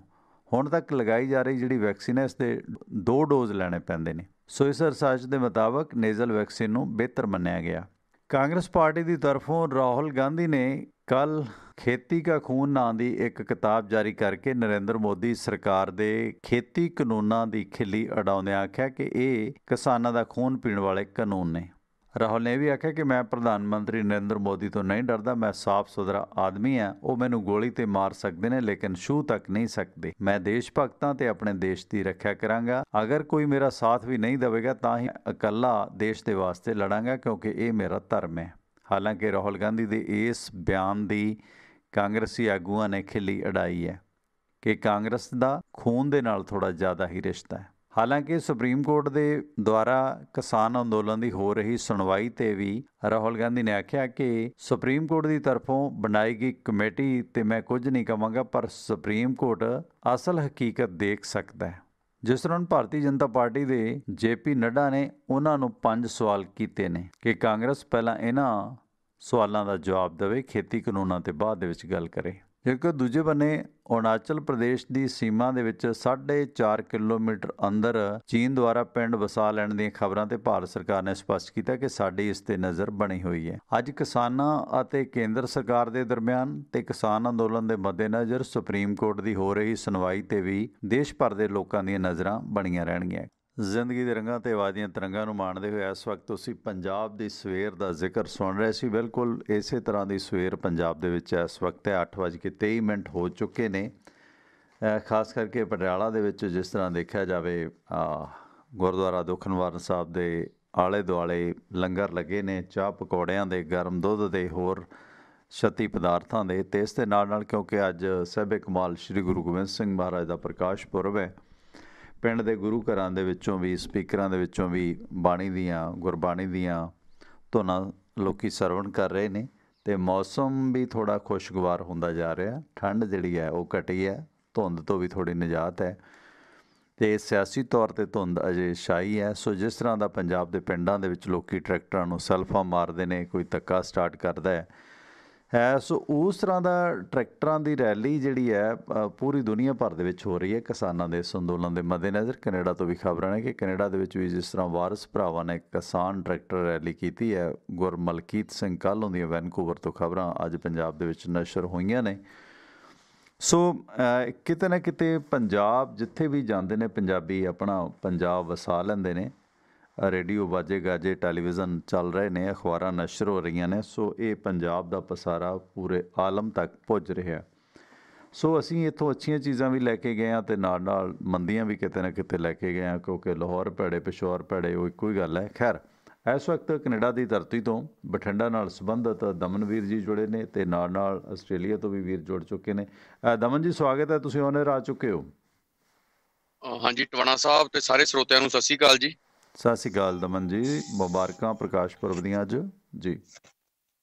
ਹਾਂਜੀ, ਤੁਹਾਨੂੰ ਵੀ ਤੇ ਸਾਰੇ ਸਰੋਤਿਆਂ ਨੂੰ ਮੁਬਾਰਕਾਂ ਜੀ। ਪਰ ਟਵਾਣਾ ਸਾਹਿਬ ਮੁਬਾਰਕਾਂ ਤਾਂ ਦੇ ਦਿੰਦੇ ਆ ਜੀ, ਪਰ ਏਦਾਂ ਮਹਿਸੂਸ ਹੋ ਰਿਹਾ ਜੀ ਵੀ ਇਹ ਜੋ ਹਰ ਰੋਜ਼ ਹਰ ਸਾਲ ਦੀ ਫੇਰ ਬਦਲ ਹਰੇਕ ਤਿਉਹਾਰ ਦੇ ਵਿੱਚ ਨਾ, ਇਹ ਆਪਣੇ ਇਤਿਹਾਸਕ ਦਿਨਾਂ ਨੂੰ ਬਹੁਤ ਵੱਡੀ ਢਾਲ ਆ ਰਹੀ ਹੈ ਅੰਦਰੋਂ ਅੰਦਰੀ। ਬਿਲਕੁਲ ਬਿਲਕੁਲ ਬਿਲਕੁਲ ਬਿਲਕੁਲ। ਕਿੱਥੇ ਸਾਰੇ ਪਿੰਡ ਨੇ ਉਹ ਖੁਸ਼ੀ ਮਨਾਉਣੀ, ਕਿੱਥੇ ਚਾਰ ਘਰਾਂ ਨੇ ਉਹ ਖੁਸ਼ੀ ਮਨਾਉਣੀ, ਤੇ ਬਹੁਤ ਵੱਡਾ ਅੰਤਰ ਹੈ। ਚੀਜ਼ ਜਦੋਂ ਵੰਡੀ ਜਾਂਦੀ ਹੈ ਨਾ, ਦਿਨ ਤੈਥ ਵੰਡਿਆ ਜਾਂਦਾ ਨਾ, ਤੇ ਉਹ ਦੁਚਿੱਤੀ ਬਣ ਜਾਂਦੀ ਹੈ, ਭੰਬਲ ਭੂਸਾ ਬਣ ਜਾਂਦਾ ਹੈ, ਜਿਹਨੂੰ ਹਿੰਦੀ 'ਚ ਅਸਮੰਜਸ ਕਹਿਣ ਲੱਗ ਪਏ ਅੱਜ ਕੱਲ੍ਹ ਅਸੀਂ ਪੰਜਾਬੀ। ਕਿਉਂਕਿ ਪੈਸੇ ਦਮਨ, ਜਿਸ ਤਰ੍ਹਾਂ ਤੁਹਾਡੇ ਫਾਦਰ ਸਾਹਿਬ ਨੇ ਸਿੱਖ ਇਤਿਹਾਸ ਲਿਖਿਆ, ਬਹੁਤ ਕਲਮ ਹਰਵਿੰਦਰ ਸਿੰਘ ਖਾਲਸਾ ਦੀ ਸੱਚ ਸਾਹਮਣੇ ਲਿਆ ਰਹੀ ਹੈ ਸਮਿਆਂ ਦਾ, ਤਬਦੀਲੀਆਂ ਦਾ। ਪਰ ਹੁਣ ਜਿਸ ਤਰ੍ਹਾਂ ਭਾਰਤੀ ਜਨਤਾ ਪਾਰਟੀ ਦੇ ਨਾਲ ਸਾਂਝ ਟੁੱਟੀ ਹੈ ਸ਼੍ਰੋਮਣੀ ਅਕਾਲੀ ਦਲ, ਕਿਉਂਕਿ ਸਿੱਖਾਂ ਦੀ ਵਾਹਦ ਸਿਆਸੀ ਜਮਾਤ ਹੈ, ਧਾਰਮਿਕ ਜਮਾਤ ਹੈ, ਅਤੇ ਉਸ ਜਮਾਤ ਨੇ ਇਹ ਪ੍ਰਬੰਧ ਕਰਨੇ ਨੇ। ਕਿਉਂਕਿ ਨਾਨਕਸ਼ਾਹੀ ਕੈਲੰਡਰ ਦੇ ਮੁਤਾਬਕ ਪਹਿਲੇ ਕੁਛ ਪ੍ਰਧਾਨਾਂ ਨੇ ਜੋ ਫੈਸਲੇ ਲਏ ਸੀ, ਬੜਾ ਕਿੰਤੂ ਪਰੰਤੂ ਹੋਇਆ। ਕਿਉਂਕਿ ਬੀਬੀ ਜਗੀਰ ਕੌਰ ਇਸ ਮਾਮਲੇ 'ਚ ਥੋੜ੍ਹੀ ਜਿਹੀ ਬੋਲਡ ਹੈ, ਠੀਕ ਹੈ, ਸਿਆਸੀ ਹੈ ਭਾਵੇਂ, ਪਰ ਨਾਨਕਸ਼ਾਹੀ ਜਾਂ ਸਿੱਖ ਰੋਹ ਰੀਤਾਂ ਦਾ ਉਹਨੇ ਕਈ ਵਾਰੀ ਅੱਛਾ ਨੋਟਿਸ ਲਿਆ ਆਪਣੇ ਪ੍ਰਧਾਨਗੀ ਕਾਰਜਕਾਲ ਦੇ ਦੌਰਾਨ, ਅਤੇ ਉਹਦੇ 'ਤੇ ਸਵਾਲ ਵੀ ਖੜ੍ਹੇ ਹੋਏ, ਪੰਥ 'ਚੋਂ ਵੀ ਛੇਕਿਆ ਗਿਆ ਉਹ ਬੋਲਡ ਫੈਸਲੇ ਲੈਣ ਦੀ ਬਿਨਾਂ 'ਤੇ। ਹੁਣ ਜਿਸ ਤਰ੍ਹਾਂ ਨਾਨਕਸ਼ਾਹੀ ਕੈਲੰਡਰ ਦਾ ਮਾਮਲਾ ਹੈ, ਜਾਂ ਜਿਹੜੇ ਮਤਭੇਦ ਨੇ, ਕਿਉਂਕਿ ਹੁਣ ਕਿਸੇ RSS ਜਾਂ BJP ਜਾਂ ਕਿਸੇ ਵੱਡੇ ਧਿਰ ਦਾ ਪ੍ਰੈਸ਼ਰ ਨਹੀਂ ਹੈ। ਜੇ ਸ਼੍ਰੋਮਣੀ ਅਕਾਲੀ ਦਲ ਅੱਜ ਕੁਝ ਇਹ ਅਹਿਦ ਕਰਦਾ, ਅਤੇ ਮੇਰੇ ਖਿਆਲ ਇਹਨਾਂ ਦਾ ਡੈਮੇਜ ਕੰਟਰੋਲ ਨਹੀਂ ਹੋਏਗਾ। ਜਿਹੜੇ ਇਹਨਾਂ 'ਤੇ ਕਿੰਤੂ ਪਰੰਤੂ ਹੋ ਰਹੇ ਨੇ ਕਿ RSS ਦੇ ਪ੍ਰਭਾਵ ਵਿੱਚ ਤੁਸੀਂ ਇਹ ਕੁਛ ਕਰ ਰਹੇ ਹੋ। ਹਾਂ ਠੀਕ ਹੈ, ਕੁਛ ਜਥੇਬੰਦੀਆਂ ਭਾਵੇਂ ਉਹ ਟਕਸਾਲ ਹੈ ਜਾਂ ਹੋਰ ਹੈ, ਉਹਨਾਂ ਦੀ ਵੀ ਸੁਰ ਕਿਤੇ ਨਾ ਕਿਤੇ ਉਸ ਹਿੰਦੂਵਾਦੀ ਫਲਸਫੇ ਨਾਲ ਜੁੜਦੀ ਹੈ ਨਾ। ਭਾਵੇਂ ਉਹ ਮਿੱਥਾਂ ਨੇ ਨਿਹੰਗ ਜਥੇਬੰਦੀਆਂ 'ਚ ਕੁਝ, ਉਹ ਤਾਂ ਹਥਿਆਰਾਂ ਨੂੰ ਵੀ ਕਹਿੰਦੇ ਨੇ ਕਿ ਵਿਸ਼ਨੂੰ ਦਾ ਹਥਿਆਰ ਹੈ, ਇਹ ਹੈ। ਪਰ ਹੁਣ ਜਿਸ ਤਰ੍ਹਾਂ ਇਹ ਨਰੋਲ ਪੰਥਕ ਸਿੱਖ ਜਮਾਤ ਹੈ, ਕੋਈ ਬਾਹਰੀ ਪ੍ਰੈਸ਼ਰ ਨਹੀਂ। ਜੇ ਅੱਜ ਵੀ ਇਹ ਕੈਲੰਡਰਾਂ ਦੇ ਮਸਲੇ ਜਾਂ ਇਸ ਤਰ੍ਹਾਂ ਦੇ ਮਸਲੇ ਨਹੀਂ ਸੁਲਝਾਉਂਦੀ, ਤਾਂ ਫਿਰ ਕਿੰਤੂ ਪਰੰਤੂ ਤਾਂ ਹੋਏਗਾ ਕਿ ਅਜੇ ਵੀ ਸਾਂਝਾ ਨੇ ਸ਼ਾਇਦ ਉਹਨਾਂ ਦੇ ਨਾਲ ਜੀ। ਇਹ ਤਾਂ ਜੀ ਕਿਤੇ ਨਾ ਕਿਤੇ ਏਦਾਂ ਮਹਿਸੂਸ ਹੁੰਦਾ ਹੈਗਾ, ਚਲੋ ਐਡੀ ਵੱਡੀ ਜਮਾਤ, ਜਿਵੇਂ ਤੁਸੀਂ ਜ਼ਿਕਰ ਕੀਤਾ ਸ਼੍ਰੋਮਣੀ ਕਮੇਟੀ ਦਾ, ਜਿਸ ਦੇ ਸਿਰ ਦੇ ਉੱਤੇ ਏਡੀ ਵੱਡੀ ਜ਼ਿੰਮੇਵਾਰੀ ਹੈ ਸਿੱਖ ਕੌਮ ਦੇ ਸਾਰੇ ਗੁਰੂ ਘਰਾਂ ਦੀ, ਇਤਿਹਾਸ ਦੀ, ਤੇ ਪਰ ਇਹ ਕਿਤੇ ਐ ਮਹਿਸੂਸ ਹੁੰਦਾ ਵੀ ਇਹ ਸਿਰਫ ਲੇਜ਼ਰ ਸ਼ੋਅ ਕਰਾਉਣ ਜੋਗੇ ਰਹਿ ਗਏ। ਇਹ ਸ਼ਤਾਬਦੀਆਂ ਦੇ ਉੱਤੇ ਲੇਜ਼ਰ ਸ਼ੋਅ ਕਰਵਾ ਲਓ ਇਹਨਾਂ ਤੋਂ, ਸ਼ਤਾਬਦੀਆਂ ਦੇ ਉੱਤੇ ਵੱਡੀਆਂ ਸਟੇਜਾਂ ਲਗਵਾ ਲਓ ਇਹਨਾਂ ਤੋਂ, ਵੱਡੇ ਵੱਡੇ ਪੰਜਾਬ ਤੋਂ ਬਾਹਰ ਜੋ ਠੇਕੇਦਾਰ ਨੇ ਉਹਨਾਂ ਨੂੰ ਕੰਟਰੈਕਟ ਦਿੰਦੇ ਆ, ਕਰੋੜਾਂ ਅਰਬਾਂ ਦੇ ਕੰਟਰੈਕਟ ਦੇ ਕੇ ਉੱਥੇ ਸਟੇਜਾਂ ਲਵਾਈਆਂ ਜਾਂਦੀਆਂ, ਉੱਥੇ ਆਤਿਸ਼ਬਾਜ਼ੀਆਂ ਕਰਾਈਆਂ ਜਾਂਦੀਆਂ। ਪਰ ਸਿੱਖੀ ਦੇ ਉੱਤੇ ਜੋ ਇਹਨਾਂ ਨੇ ਇਨਵੈਸਟਮੈਂਟ ਕਰਨੀ ਸੀ ਉਹ ਨਹੀਂ ਕੀਤੀ ਜੀ। ਅੱਜ ਦਾ ਜੋ ਇਹ ਦਿਨ ਹੈ ਅਸੀਂ ਸਾਰੇ ਮਨਾਵਾਂਗੇ, ਬਿਲਕੁਲ ਮਨਾਵਾਂਗੇ, ਕੋਈ ਸ਼ੱਕ ਨਹੀਂ। ਪਰ ਜਿਹੜੀ ਦਿਲੋਂ ਉਹ ਚੀਜ਼ ਹੈ ਵੀ ਸਾਨੂੰ ਆਈ ਭੰਬਲ ਭੂਸਾ ਸਾਰੀ ਕੌਮ ਨੂੰ ਹੈ ਵੀ ਕੀ ਵਾਕਈ ਸਾਡੇ ਗੁਰੂ ਸਾਹਿਬ ਇਹਨਾਂ ਦਿਨਾਂ ਦੇ ਵਿੱਚ ਪੈਦਾ ਹੋਏ ਸੀ, ਕੀ ਵਾਕਈ ਸਾਡੇ ਜੋ ਇਹ ਦਿਨ ਨੇ, ਇਹ ਤਿਉਹਾਰ ਨੇ, ਕਿੱਥੇ ਦੇਖੋ ਕਿੱਥੇ ਸਭਾ ਸ਼ੌਕ ਸਭਾ ਮਨਾਈ ਜਾਂਦੀ ਹੈ, ਤੇ ਪਿਛਲੇ 2 ਸਾਲਾਂ ਦੇ ਵਿੱਚ ਗੁਰੂ ਸਾਹਿਬ ਦਾ ਜਨਮ ਦਿਨ ਉਦੋਂ 1 ਦਿਨ ਬਾਅਦ ਮਨਾਤਾ। ਤੇ ਆਹ ਹੁਣ ਮਾਘੀ ਲੰਘ ਕੇ ਗਈ ਹੈ, ਦੇਖੋ ਆਪਣਾ ਟਵਾਣਾ ਬਾਈ ਜੀ, ਆਹ ਮਾਘੀ ਦਾ ਜੋ ਅਸਲ ਇਤਿਹਾਸ ਹੈ ਤੁਹਾਨੂੰ ਪਤਾ ਹੈ, ਵੀ ਇਹ ਜੂਨ ਜੁਲਾਈ ਦੇ ਵਿੱਚ ਦਰਸਾਇਆ ਗਿਆ, ਪਰ ਸਿੰਘਾਂ ਸਰਦਾਰਾਂ ਨੇ ਉਸ ਸਮੇਂ ਦੇਖ ਕੇ ਵੀ ਜੋ ਖਦਰਾਣੇ ਦੀ ਢਾਬ ਸੀਗੀ, ਉੱਥੋਂ ਦੀ ਗਰਮੀ ਨੂੰ ਮਹਿਸੂਸ ਕਰਦੇ ਹੋਏ, ਪਾਣੀ ਦੀ ਕਿੱਲਤ ਨੂੰ ਦੇਖਦੇ ਹੋਏ, ਉਹਨਾਂ ਨੇ ਦੇਖਿਆ ਵੀ ਮਾਘ ਦੇ ਵਿੱਚ ਦਿਨ ਠੀਕ ਹੋਣਗੇ, ਪਾਣੀ ਦੀ ਇੰਨੀ ਕਿੱਲਤ ਮਹਿਸੂਸ ਨਹੀਂ ਹੋਊਗੀ। 1 ਮਾਘ ਨੂੰ ਸਦੀਆਂ ਤੋਂ ਮਨਾਇਆ ਜਾ ਰਿਹਾ। ਤੇ ਕੀ ਗੱਲ, ਆਪਾਂ ਬਿਲਕੁਲ ਤੁਹਾਡੀ ਗੱਲ ਸਹੀ ਆ, ਇਹਨਾਂ ਨੂੰ ਸਟੈਪ ਚੱਕਣਾ ਚਾਹੀਦਾ ਜੀ, ਪਰ ਇਹ ਚੱਕਦੇ ਨਹੀਂ। ਜੇ ਸਾਡੇ ਕਿਸੇ ਸਰੋਤੇ ਭੈਣ ਭਰਾ ਨੂੰ ਕਿਸੇ ਇਸ ਕੈਲੰਡਰ ਦੇ ਬਾਰੇ ਜ਼ਿਆਦਾ ਨੌਲੇਜ ਹੋਵੇ ਤਾਂ ਜਰੂਰ ਦੱਸ ਕੇ ਜਾਣ। ਮੈਂ ਪ੍ਰੋਗਰਾਮ ਸੁਣ ਰਿਹਾ। Thank you very much Tiwana ਸਾਹਿਬ। ਮਿਹਰਬਾਨੀ। ਵੈਸੇ ਇਹਦੇ 'ਚ ਕਈ ਸਾਰੀਆਂ ਸ਼ਖਸੀਅਤਾਂ ਨੇ, ਪਾਲ ਸਿੰਘ ਗੋਰੇਵਾਲ। ਦੇਖੋ ਕਿਤੇ ਨਾ ਕਿਤੇ ਜਿਸ ਤਰ੍ਹਾਂ ਸਿੱਖ ਵਿਲੱਖਣ ਕੌਮ ਆਪਣੇ ਆਪ ਨੂੰ ਮੰਨਦੀ ਹੈ, ਆਪਣੇ ਅਕੀਦੇ ਉਹਨਾਂ ਦੇ ਵੱਖਰੇ ਨੇ, ਉਸ ਮੁਤਾਬਕ ਸ਼ਾਇਦ ਕੁਝ ਨਿੱਘਰ ਫੈਸਲੇ ਲੈਣ ਦੀ ਜ਼ਰੂਰਤ ਹੈ। ਅੱਜ ਉਹ ਵੀ ਵਕਤ ਨਹੀਂ ਹੈ ਕਿ ਤੁਹਾਡੇ 'ਤੇ ਕਿਸੇ ਦੂਜੀ ਧਿਰ ਦਾ ਪ੍ਰੈਸ਼ਰ ਹੈ ਜਿਸ ਬਣਾ 'ਤੇ ਤੁਸੀਂ ਇਹ ਚੀਜ਼ਾਂ ਕਰ ਰਹੇ ਹੋ। ਸੋ ਉਹ ਵਰਤਾਰੇ ਤੋਂ ਵੀ ਜਿਹੜਾ ਹੈਗਾ, ਅੱਜ ਤੁਸੀਂ ਸੁਤੰਤਰ ਹੋ। ਇਸ ਵਕਤ ਆਸਟ੍ਰੇਲੀਆ ਤੋਂ ਬਾਈ ਜੀ ਜੁੜੇ ਨੇ, ਬਨਵੈਦ ਸਾਹਿਬ ਲੱਗਦੇ ਆ, ਉਹਨਾਂ ਦਾ ਵੀ ਪ੍ਰੋਗਰਾਮ ਦੇ ਵਿੱਚ ਇਸਤੇਕਾਲ ਕਰਾਂਗੇ। ਅੱਜ ਜਿਸ ਤਰ੍ਹਾਂ ਸਿਆਸਤ ਦੀਆਂ ਖਬਰਾਂ ਤਾਂ ਮੈਂ ਤੁਹਾਨੂੰ ਤਕਰੀਬਨ ਸੁਣਾ ਹੀ ਦਿੱਤੀਆਂ, ਅਤੇ ਨਾਲ ਨਾਲ ਗੁਰੂ ਗੋਬਿੰਦ ਸਿੰਘ ਮਹਾਰਾਜ ਦਾ ਦਿਹਾੜਾ ਹੈ, ਅਤੇ ਮੈਂ ਸਮਝਦਾ ਗਾ ਕਿ ਜਿਹੜੀਆਂ ਜੰਗਾਂ ਉਹਨਾਂ ਨੇ ਲੜੀਆਂ, ਉਹਨਾਂ ਜੰਗਾਂ ਦਾ ਇਤਿਹਾਸ ਤੁਹਾਡੇ ਨਾਲ, ਉਹਨਾਂ ਜੰਗਾਂ ਦੀ ਵਿਰਾਸਤ ਦੀ ਸਾਂਝ ਤੁਹਾਡੇ ਨਾਲ ਅੱਜ ਦੇ ਇਸ ਪ੍ਰੋਗਰਾਮ ਦੇ ਵਿੱਚ ਪਾਵਾਂਗੇ। ਆਪ ਦਾ ਸਵਾਗਤ ਸਰ, ਵੈਲਕਮ। ਹੈਲੋ, ਹਾਂਜੀ, ਸਤਿ ਸ਼੍ਰੀ ਅਕਾਲ ਜੀ। ਕੌਣ ਬੋਲ ਰਹੇ ਹੋ? ਸਤਿ ਸ਼੍ਰੀ ਅਕਾਲ ਟਵਾਣਾ ਜੀ। ਸਤਿ ਸ਼੍ਰੀ ਅਕਾਲ ਜੀ। ਉਹ ਤੁਸੀਂ ਔਨ 에ਅਰ ਆ ਚੁੱਕੇ ਹੋ ਰੇਡੀਓ 'ਤੇ। ਕੌਣ ਬੋਲ ਰਹੇ ਹੋ? ਹਾਂਜੀ, ਕੁਲਦੀਪ ਬੋਲਦਾ ਜੀ, ਅਨੰਦਪੁਰ ਸਾਹਿਬ ਤੋਂ। ਹਾਂਜੀ ਸਰ, ਕੁਲਦੀਪ ਸਿੰਘ ਜੀ, ਖਾਲਸੇ ਦੀ ਧਰਤੀ ਅਨੰਦਪੁਰ ਸਾਹਿਬ ਤੋਂ। ਕੀ ਕਹਿਣਾ ਚਾਹੁੰਦੇ ਹੋ ਕੁਲਦੀਪ ਜੀ? ਸਭ ਤੋਂ ਪਹਿਲਾਂ ਤਾਂ ਸਰ, ਜਿਹੜੇ ਵੀ ਸੰਘਰਸ਼ੀ ਆਪਣੇ ਕਿਸਾਨ ਬੈਠੇ, ਇਹਨਾਂ ਨੂੰ ਸਲਾਮ ਹੈ ਜੀ। ਤੇ ਸਰ ਦੂਜਾ, ਹੁਣੇ ਗੱਲ ਕੀਤੀ ਸੀਗੀ ਦਮਨਵੀਰ ਸਿੰਘ ਜੀ ਨੇ, ਤੇ ਇਹਨਾਂ ਨੇ ਮਤਲਬ ਗੱਲ ਕੀਤੀ, ਬਣਦੀ ਵੀ ਹੈਗੀ ਆ। ਚਲੋ ਜਿਹੜੇ ਆਪਣੇ ਹੁਣ ਭਾਵੇਂ RSS ਨੂੰ ਲੈ ਲਓ, ਆਪਣਾ ਉਹ ਲੱਗੇ ਹੋਏ ਆ ਜਿੱਦਾਂ ਵੀ ਜੋ ਵੀ ਕਰਨ, ਜੋ ਵੀ ਉਹਨਾਂ ਦੀ ਹੈਗੀ ਤੋੜ ਮੜੋੜ, ਤੇ ਉਹ ਲੱਗੇ ਹੋਏ ਆ। ਤੇ ਆਪਣਾ ਅਜੇ ਤੱਕ ਨਾ ਤਾਂ ਮਤਲਬ ਗੁਰਪੁਰਬ ਦੇ ਦਿਨ ਉਹ ਆਪਣੇ ਅਜੇ ਤੱਕ ਮਤਲਬ ਭਾਵੇਂ ਸ਼੍ਰੋਮਣੀ ਅਕਾਲੀ ਦਲ, ਇਹਨੇ ਅਜੇ ਤੱਕ ਕਲੀਅਰ ਨਹੀਂ ਕੀਤਾ ਕਿ ਕਿੱਦਾਂ ਕਿਹੜਾ ਹੈ। ਤੇ ਦੂਜੀ ਗੱਲ ਧਰਮ ਪ੍ਰਚਾਰ ਦੀ, ਅਸੀਂ ਅਨੰਦਪੁਰ ਸਾਹਿਬ ਰਹਿੰਦੇ ਹਾਂ, ਮੇਰਾ ਪਿੰਡ ਇੱਥੋਂ 2 ਜਾਂ 3 ਕਿਲੋਮੀਟਰ ਹੈ। ਠੀਕ ਹੈ ਜੀ। ਧਰਮ ਪ੍ਰਚਾਰ ਦੇ ਮੈਂ ਕਹਿੰਦਾ ਮੇਰੇ ਪਿੰਡ ਅੱਜ ਤੱਕ ਵੀ ਕਦੇ ਵੀ ਕੋਈ ਧਰਮ ਪ੍ਰਚਾਰ ਕਮੇਟੀ ਦਾ ਕੋਈ ਪ੍ਰਚਾਰ ਨਹੀਂ, ਕੋਈ ਕੁਝ ਨਹੀਂ ਅੱਜ ਤੱਕ ਵੀ ਹੋਇਆ। ਅੱਛਾ। ਤੇ ਦੂਜੇ ਪਾਸੇ ਹੈ ਥੋੜ੍ਹੀਆਂ ਜਿਹੀਆਂ ਗਲਤੀਆਂ ਮਤਲਬ ਆਪਣੀਆਂ ਵੀ ਹੁੰਦੀਆਂ, ਬੰਦਾ ਆਪਣੇ ਵੀ ਕਈ ਵਾਰੀ ਅਣਗੌਲੇ ਹੋ ਜਾਂਦੇ ਲੋਕੀ। ਤੇ ਅਸੀਂ ਜਿੰਨੀ ਮਤਲਬ ਸਮਰਪਣ ਦੂਜਿਆਂ 'ਚ, ਅਸੀਂ ਉਹਨਾਂ ਦੇ ਪ੍ਰਤੀ ਆਪ ਹੈ ਨਹੀਂ ਹੁੰਦੇ, ਆਪ ਵੀ ਅਸੀਂ ਟੁੱਟੇ ਹੋਏ ਹਾਂ ਥੋੜ੍ਹੇ।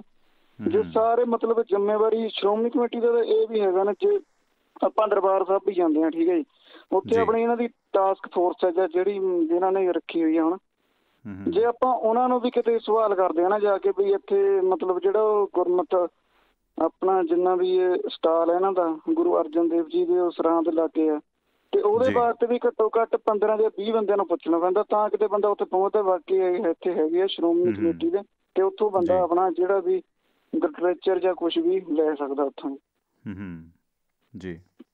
ਤੇ ਉਹ ਜਿਹੀਆਂ ਚੀਜ਼ਾਂ ਇੱਕ ਤਰ੍ਹਾਂ ਹੁਣ ਭਾਵੇਂ ਅੱਡ ਵੀ ਹੋ ਗਏ, ਇਹਨਾਂ ਕੋਲ ਹੁਣ ਮੌਕਾ ਵੀ ਸੀਗਾ ਕਿ ਚਲੋ ਹੁਣ ਆਪਾਂ ਨਾਨਕਸ਼ਾਹੀ ਕੈਲੰਡਰ ਦਾ ਜਿਹੜਾ ਵੀ ਸੀਗਾ, ਹੁਣ ਜਿਵੇਂ 3-4 ਉਹਨਾਂ 'ਚ ਫਸੇ ਹੋਏ ਆ, ਕਿਤੇ ਪਾਲ ਸਿੰਘ ਪੁਰੇਵਾਲ ਜੀ ਦਾ ਜ਼ਿਕਰ ਹੈ ਜਾਂ ਕਿਤੇ ਕੁਛ ਏਦਾਂ, ਹੁਣ ਉਹ ਇਹਨਾਂ ਨੂੰ ਕਲੀਅਰ ਕਰ ਲੈਣਾ ਚਾਹੀਦਾ ਸੀਗਾ, ਕਿਉਂਕਿ ਹੁਣ ਮੌਕਾ ਵੀ ਹੈਗਾ ਅਕਾਲੀ ਦਲ ਕੋਲੇ, ਹੁਣ ਇਹਨਾਂ ਦੀ ਬਚਾ ਸਕਦੇ ਆਪਣੀ ਸ਼ਾਖ ਜਿੰਨੀ ਕੁ ਡਿੱਗੀ ਹੋਈ ਹੈ, ਕਿਤੇ ਦਾ ਕੁਛ ਤਾਂ ਫਾਇਦਾ ਇਹਨਾਂ ਨੂੰ ਹੈਗਾ ਉਹਦਾ। ਬਿਲਕੁਲ ਬਿਲਕੁਲ। ਅੱਛਾ, ਡਿਵੈਲਪਮੈਂਟ ਪੱਖੋਂ ਤੁਹਾਡੇ ਅਨੰਦਪੁਰ ਸਾਹਿਬ ਦਾ ਦੇਖੋ ਆਲਾ ਦੁਆਲਾ ਬਹੁਤ ਰਮਣੀਕ ਹੈ, ਪੁਰਾਣੀਆਂ ਝਾੜੀਆਂ, ਰਵਾਇਤੀ ਝਾੜੀਆਂ ਜਾਂ ਰਵਾਇਤੀ ਬੂਟੀਆਂ ਅਜੇ ਵੀ ਅਨੰਦਪੁਰ ਸਾਹਿਬ ਇਲਾਕੇ 'ਚ ਨੇ। ਡਿਵੈਲਪਮੈਂਟ ਕਹਿ ਲਓ ਜਾਂ ਉੱਚੀ ਨੀਵੀਂ ਧਰਤੀ ਹੈ, ਬਹੁਤ ਸਾਰੇ ਲੋਕ ਚੰਡੀਗੜ੍ਹ ਦੇ ਜਾਂ ਹੋਰ ਇਲਾਕਿਆਂ ਦੇ ਇਸ ਜਗ੍ਹਾ 'ਤੇ ਆ ਕੇ ਰਹਿਣ ਨੂੰ ਛੋਟੇ ਛੋਟੇ ਫਾਰਮ ਹਾਊਸ ਬਣਾਏ ਨੇ, ਮਤਲਬ ਵਧੀਆ ਪਹਾੜੀ ਦੇਖਿਆ ਹੈ, ਇੱਕ ਰੱਬੀ ਅਲੌਕਿਕ ਵਰਤਾਰਾ ਵੀ ਹੈਗਾ, ਹੈ ਨਾ, ਨੇਚਰ ਬਹੁਤ ਵਧੀਆ। ਕੀ ਸਥਿਤੀ ਹੈ ਤੁਹਾਡੇ ਇਲਾਕੇ ਦੀ? ਕੁਛ ਬਾਹਰੀ ਲੋਕ ਆ ਕੇ ਵੀ ਇੱਥੇ ਵਸ ਰਹੇ ਨੇ, ਜਾਂ ਡਿਵੈਲਪਮੈਂਟ ਕਿੰਨੀ ਕੁ ਹੋਈ ਹੈ, ਕਿੰਨੀ ਕੁ ਹੋਰ ਜ਼ਰੂਰਤ ਤੁਸੀਂ ਸਮਝਦੇ ਹੋ? ਜੀ, ਡਿਵੈਲਪਮੈਂਟ ਤੁਸੀਂ ਦੇਖ ਲਓ ਜੀ, ਇੱਕ ਸਭ ਤੋਂ ਵੱਡਾ ਇੱਥੇ ਮਤਲਬ ਇੱਕ ਤਰ੍ਹਾਂ ਸਿੱਖੀ ਦਾ ਧੁਰਾ ਹੈ, ਤੇ ਜਿਹੜਾ ਮੇਨ ਰੋਡ ਸੀਗਾ ਇੱਥੋਂ ਦਾ ਸ਼੍ਰੀ ਅਨੰਦਪੁਰ ਸਾਹਿਬ ਤੋਂ ਬੰਗਿਆ ਤੱਕ, ਬੰਗਾ ਆਪਣਾ ਨਵਾਂ ਸ਼ਹਿਰ ਬੰਗਾ, ਤੇ ਉਹ ਤਾਂ ਘੱਟੋ ਘੱਟ ਹੁਣ ਕਿਤੇ ਰਿਪੇਅਰ ਹੋਇਆ, ਉਹ ਮਤਲਬ 20-25 ਸਾਲ ਤੋਂ ਬਾਅਦ ਹੁਣ ਕਿਤੇ ਰਿਪੇਅਰ ਹੋਇਆ, ਮਤਲਬ ਜਿਹੜਾ ਚੰਗੇ ਢੰਗ ਨਾਲ ਕਹਿ ਸਕਦੇ ਹਾਂ ਵੀ ਰਿਪੇਅਰ ਹੈ। ਤੇ ਦੂਜਾ ਡਿਵੈਲਪਮੈਂਟ ਇੱਥੇ ਦੋ ਹੀ ਬੰਦੇ ਆ, ਇੱਕ ਆਪਣੇ ਵਿਧਾਨ ਸਭਾ ਸਪੀਕਰ ਰਾਣਾ ਕੰਵਰਪਾਲ ਸਿੰਘ ਜੀ ਬਸ, ਤੇ ਦੂਜੇ ਨੇ ਆਪਣਾ ਮਦਨ ਮੋਹਨ ਜੀ ਮਿੱਤਲ। ਇਹਨਾਂ ਦਾ ਹੀ ਬਸ ਆਪਸ 'ਚ ਉਹੀ ਕੰਮ ਆ, ਉਹੀ ਲੋਕ ਹੈ, ਉਹੀ ਬਸ ਇਹੋ ਮਤਲਬ ਨਾ ਲੋਕੀ ਨਿਕਲਣਾ ਚਾਹੁੰਦੇ ਆ ਇੱਥੋਂ ਤੇ ਨਾ ਉਹ ਉੱਥੇ ਹੀ ਫਸੇ ਹੋਏ ਆ। ਤੇ ਦੂਜੀ ਗੱਲ ਹੈ ਇੱਥੇ ਕ੍ਰੈਸ਼ਿੰਗ, ਜਿਹੜਾ ਕ੍ਰੈਸ਼ਰ ਮਤਲਬ ਇੱਕ ਮਾਈਨਿੰਗ, ਨਜਾਇਜ਼ ਮਾਈਨਿੰਗ ਦਾ ਇੱਕ ਤਰ੍ਹਾਂ ਗੜ ਮੰਨਿਆ ਜਾਂਦਾ ਜੀ ਇਹਨੂੰ ਵੀ। ਤੇ 3-4 ਏਰੀਏ ਹੈਗੇ ਜਿੱਦਾਂ ਹੀ ਆਗਾਂਪੁਰ ਪੰਚਾਇਤ, 3-4 ਪੰਚਾਇਤਾਂ ਹੈਗੀਆਂ ਨੇ ਜਿੱਥੋਂ ਮਤਲਬ ਜਿਹੜਾ ਇੱਕ ਇੱਥੋਂ ਪੁਲ ਪੈਂਦਾ ਜੀ ਇੱਕ ਵਿਚਾਲੇ ਨਾ, 1 ਕਿਲੋਮੀਟਰ ਦੇ ਲਾਗੇ ਆ ਜੀ, ਮੇਰੇ ਪਿੰਡ ਦੇ ਬਿਲਕੁਲ ਨਾਲ। ਉੱਥੋਂ ਮਤਲਬ ਨਜਾਇਜ਼ ਮਾਈਨਿੰਗ ਕਰਕੇ ਨਹੀਂ, ਉਹਦੀ ਫਾਊਂਡੇਸ਼ਨ ਤਾਂ ਖਿੱਲੀ ਹੋਈ ਹੈ। ਅੱਜ ਇਹੋ ਜਿਹਾ ਹਾਲ ਹੈ ਉੱਥੇ ਮਾਈਨਿੰਗ ਦਾ। ਇਹ ਤਾਂ ਕਾਂਗਰਸ ਤਾਂ ਕਹਿੰਦੀ ਸੀ, ਕੈਪਟਨ ਸਾਹਿਬ ਨੇ ਖੁਦ ਹਵਾਈ ਯਾਤਰਾ ਵੀ ਕੀਤੀ ਪੰਜਾਬ ਦੇ ਰੇਤੇ ਦੀਆਂ ਖੱਡਾਂ ਨੂੰ ਚੈੱਕ ਕਰਨ ਵਾਸਤੇ। ਇਹ ਕਹਿੰਦੇ ਸੀ ਅਕਾਲੀਆਂ ਨੇ ਰੇਤਾ ਵੇਚਤਾ, ਮਿੱਟੀ ਵੇਚਤੀ, ਹੁਣ ਵੀ ਉਹੀ ਕੁਝ ਹੋ ਰਿਹਾ, ਰੁਕਿਆ ਨਹੀਂ ਫਿਰ? ਕੁਛ ਨਹੀਂ ਰੁਕਿਆ ਜੀ, ਕੁਛ ਨਹੀਂ ਰੁਕਿਆ। ਇੱਕ ਦਿਨ ਮਤਲਬ 1 ਜਾਂ 2 ਦਿਨ ਆਰਡਰ ਆਉਂਦੇ ਆ DC ਦੇ, ਉਹ ਤੋਂ ਬਾਅਦ ਬਸ ਫਿਰ ਉਹੀ ਕੰਮ ਚੱਲਦਾ। ਸਭ ਕੁਝ ਹੋਈ ਹੈ ਅੱਜ ਵੀ। ਤੁਸੀਂ ਜੇ ਨਹੀਂ ਹੈ ਨਾ, ਮੈਂ ਤੁਹਾਨੂੰ ਇੱਥੋਂ ਤੱਕ ਦੀ ਗੱਲ ਦੱਸਦਾ, ਇੱਥੇ ਮਤਲਬ ਸਤਲੁਜ ਇੰਨਾ ਮਾੜਾ ਹਾਲ ਹੈ ਨਾ, ਜੇ ਕਿਤੇ ਰੱਬ ਨਾ ਕਰੇ ਕਿਸੇ ਦੀ ਮਤਲਬ ਇੱਥੇ ਐਕਸੀਡੈਂਟ ਹੋਇਆ, ਬਹੁਤ ਐਕਸੀਡੈਂਟ ਹੋਏ, ਤੇ ਭਾਵੇਂ ਉਹ ਜਗ੍ਹਾ 4 ਫੁੱਟ ਦੀ ਹੈ ਤੇ ਉਹਦੀ ਇੰਨੇ ਡੂੰਘੇ ਟੋਏ ਆ ਨਾ ਉੱਥੇ, ਜੇ ਕਿਤੇ ਬਾਈ ਚਾਂਸ ਕਿਤੇ ਟਰੱਕ ਪਲਟ ਜੇ ਜਾਂ ਗੱਡੀ ਨਿਕਲ ਜੇ ਮਾਈਨਿੰਗ ਦੀ, ਤੇ ਉਹ ਡੈੱਡ ਬੋਡੀ ਵੀ ਕਈ ਵਾਰੀ ਲੱਭਣ ਨੂੰ 7-7 ਘੰਟੇ ਲੱਗਦੇ ਆ ਉੱਥੋਂ, ਸਿਰਫ ਇੱਕ 4 ਫੁੱਟ ਦੀ ਥਾਂ ਤੋਂ। ਇੰਨਾ ਮਾੜਾ ਹਾਲ ਹੈ। ਤੇ ਉਹ ਪੁਲ ਦੀ ਮਤਲਬ ਫਾਊਂਡੇਸ਼ਨ, ਉਹ ਕਦੇ ਆਪਾਂ ਕਰੋਸ ਹੁੰਦੇ ਤੇ ਸਾਨੂੰ ਬਿਲਕੁਲ ਲੱਗਦਾ ਪਤਾ ਕਿ ਪੁਲ ਦੀ ਇੰਨੀ ਵਾਈਬ੍ਰੇਸ਼ਨ ਹੈ, ਤੇ ਉਹਦੇ 'ਚ ਹਮੇਸ਼ਾ ਹੀ ਖਤਰਾ, ਹਮੇਸ਼ਾ ਹੀ। ਤੇ ਉਹਦੇ ਨਾਲ ਜਦੋਂ ਇਹਨਾਂ ਦੀ ਕੋਈ ਮਾਈਨਿੰਗ ਪਾਲਿਸੀ ਸੀਗੀ ਕਿ BBMP ਦਾ ਜਦੋਂ ਭਾਖੜਾ ਬਣਿਆ ਸੀਗਾ ਕਿ 85 ਕਿਲੋਮੀਟਰ ਜਿੰਨੇ ਵੀ ਹੈਗੇ ਇਹਨਾਂ ਦੇ, ਇਹਦੇ ਵਿਚਾਲੇ ਮਾਈਨਿੰਗ ਨਹੀਂ ਕਰ ਸਕਦਾ ਬੰਦਾ। ਪਰ ਅੱਜ ਇੰਨਾ ਮਾੜਾ ਹਾਲ ਹੈ ਨਹੀਂ, 85 ਕੀ ਉੱਥੋਂ ਊਨੇ ਤੋਂ ਲੈ ਕੇ, ਊਨੇ ਵੀ ਹੁੰਦੀ ਹੈ, ਊਨੇ ਮਤਲਬ ਇੰਨੇ ਪੱਧਰ ਤੇ ਨਹੀਂ ਹੈ ਜਿੰਨਾ ਹਿਮਾਚਲ 'ਚ, ਪਰ ਇੱਥੇ ਤਾਂ ਸ਼ਰੇਆਮ ਹੈ। 2007 ਤੋਂ ਲੈ ਕੇ ਅੱਜ 2020 ਹੋ ਗਿਆ, 13 ਸਾਲ 'ਚ ਮਾਈਨਿੰਗ, ਪਿੰਡਾਂ ਦਾ ਕੁਝ ਨਹੀਂ ਸੁਧਰਿਆ ਉਹਦੇ 'ਚ। ਮੈਂ ਆਪ ਮੇਰੇ ਪਿੰਡ ਹੈ ਵਿੱਚੋਂ ਰਾਹ ਜਾਂਦਾ ਇਹਦਾ ਕ੍ਰੈਸ਼ਰ ਦਾ, ਤੇ ਅੱਜ ਤੱਕ ਨਾ ਕਿਸੇ ਸਰਪੰਚ ਨੇ ਪੁੱਛਿਆ ਉਹਨਾਂ ਨੂੰ। ਉਨੇ ਤੱਕ ਮਤਲਬ ਹੈ ਵੀ ਉਹਨਾਂ ਨੂੰ 10 ਜਾਂ 15,000 ਜਾਂ 20,000 ਤੱਕ ਉਹ ਆਪਣਾ ਲੈ ਕੇ ਆਰਾਮ ਨਾਲ ਬੈਠੇ ਆ। ਉਹਨਾਂ ਨੂੰ ਕਿਸੇ ਨਾ ਕੋਈ ਮਤਲਬ ਨਹੀਂ ਵੀ ਦਿੱਤੀ।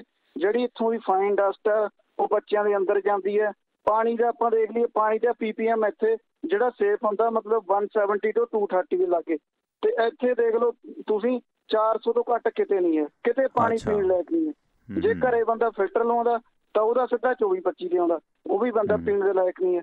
ਕੈਂਸਰ ਇੱਥੇ ਦਿਨੋਂ ਦਿਨ, ਮਤਲਬ ਮੇਰੇ ਖੁਦ ਦੇ ਮੰਮੀ ਪੇਸ਼ੈਂਟ ਆਏ ਇਹਦੇ ਬਲੱਡ ਕੈਂਸਰ ਦੇ, ਤੇ ਇੱਥੇ ਘੱਟੋ ਘੱਟ ਮੇਰੇ ਇੱਕ ਪਿੰਡ 'ਚ ਵੀ ਮਤਲਬ 400 ਵੋਟ ਰੂਪ 'ਚ 500, ਇਹਦੇ 'ਚ ਵੀ 6-7 ਮਰੀਜ਼ ਸੀਗੇ ਕੈਂਸਰ ਦੇ।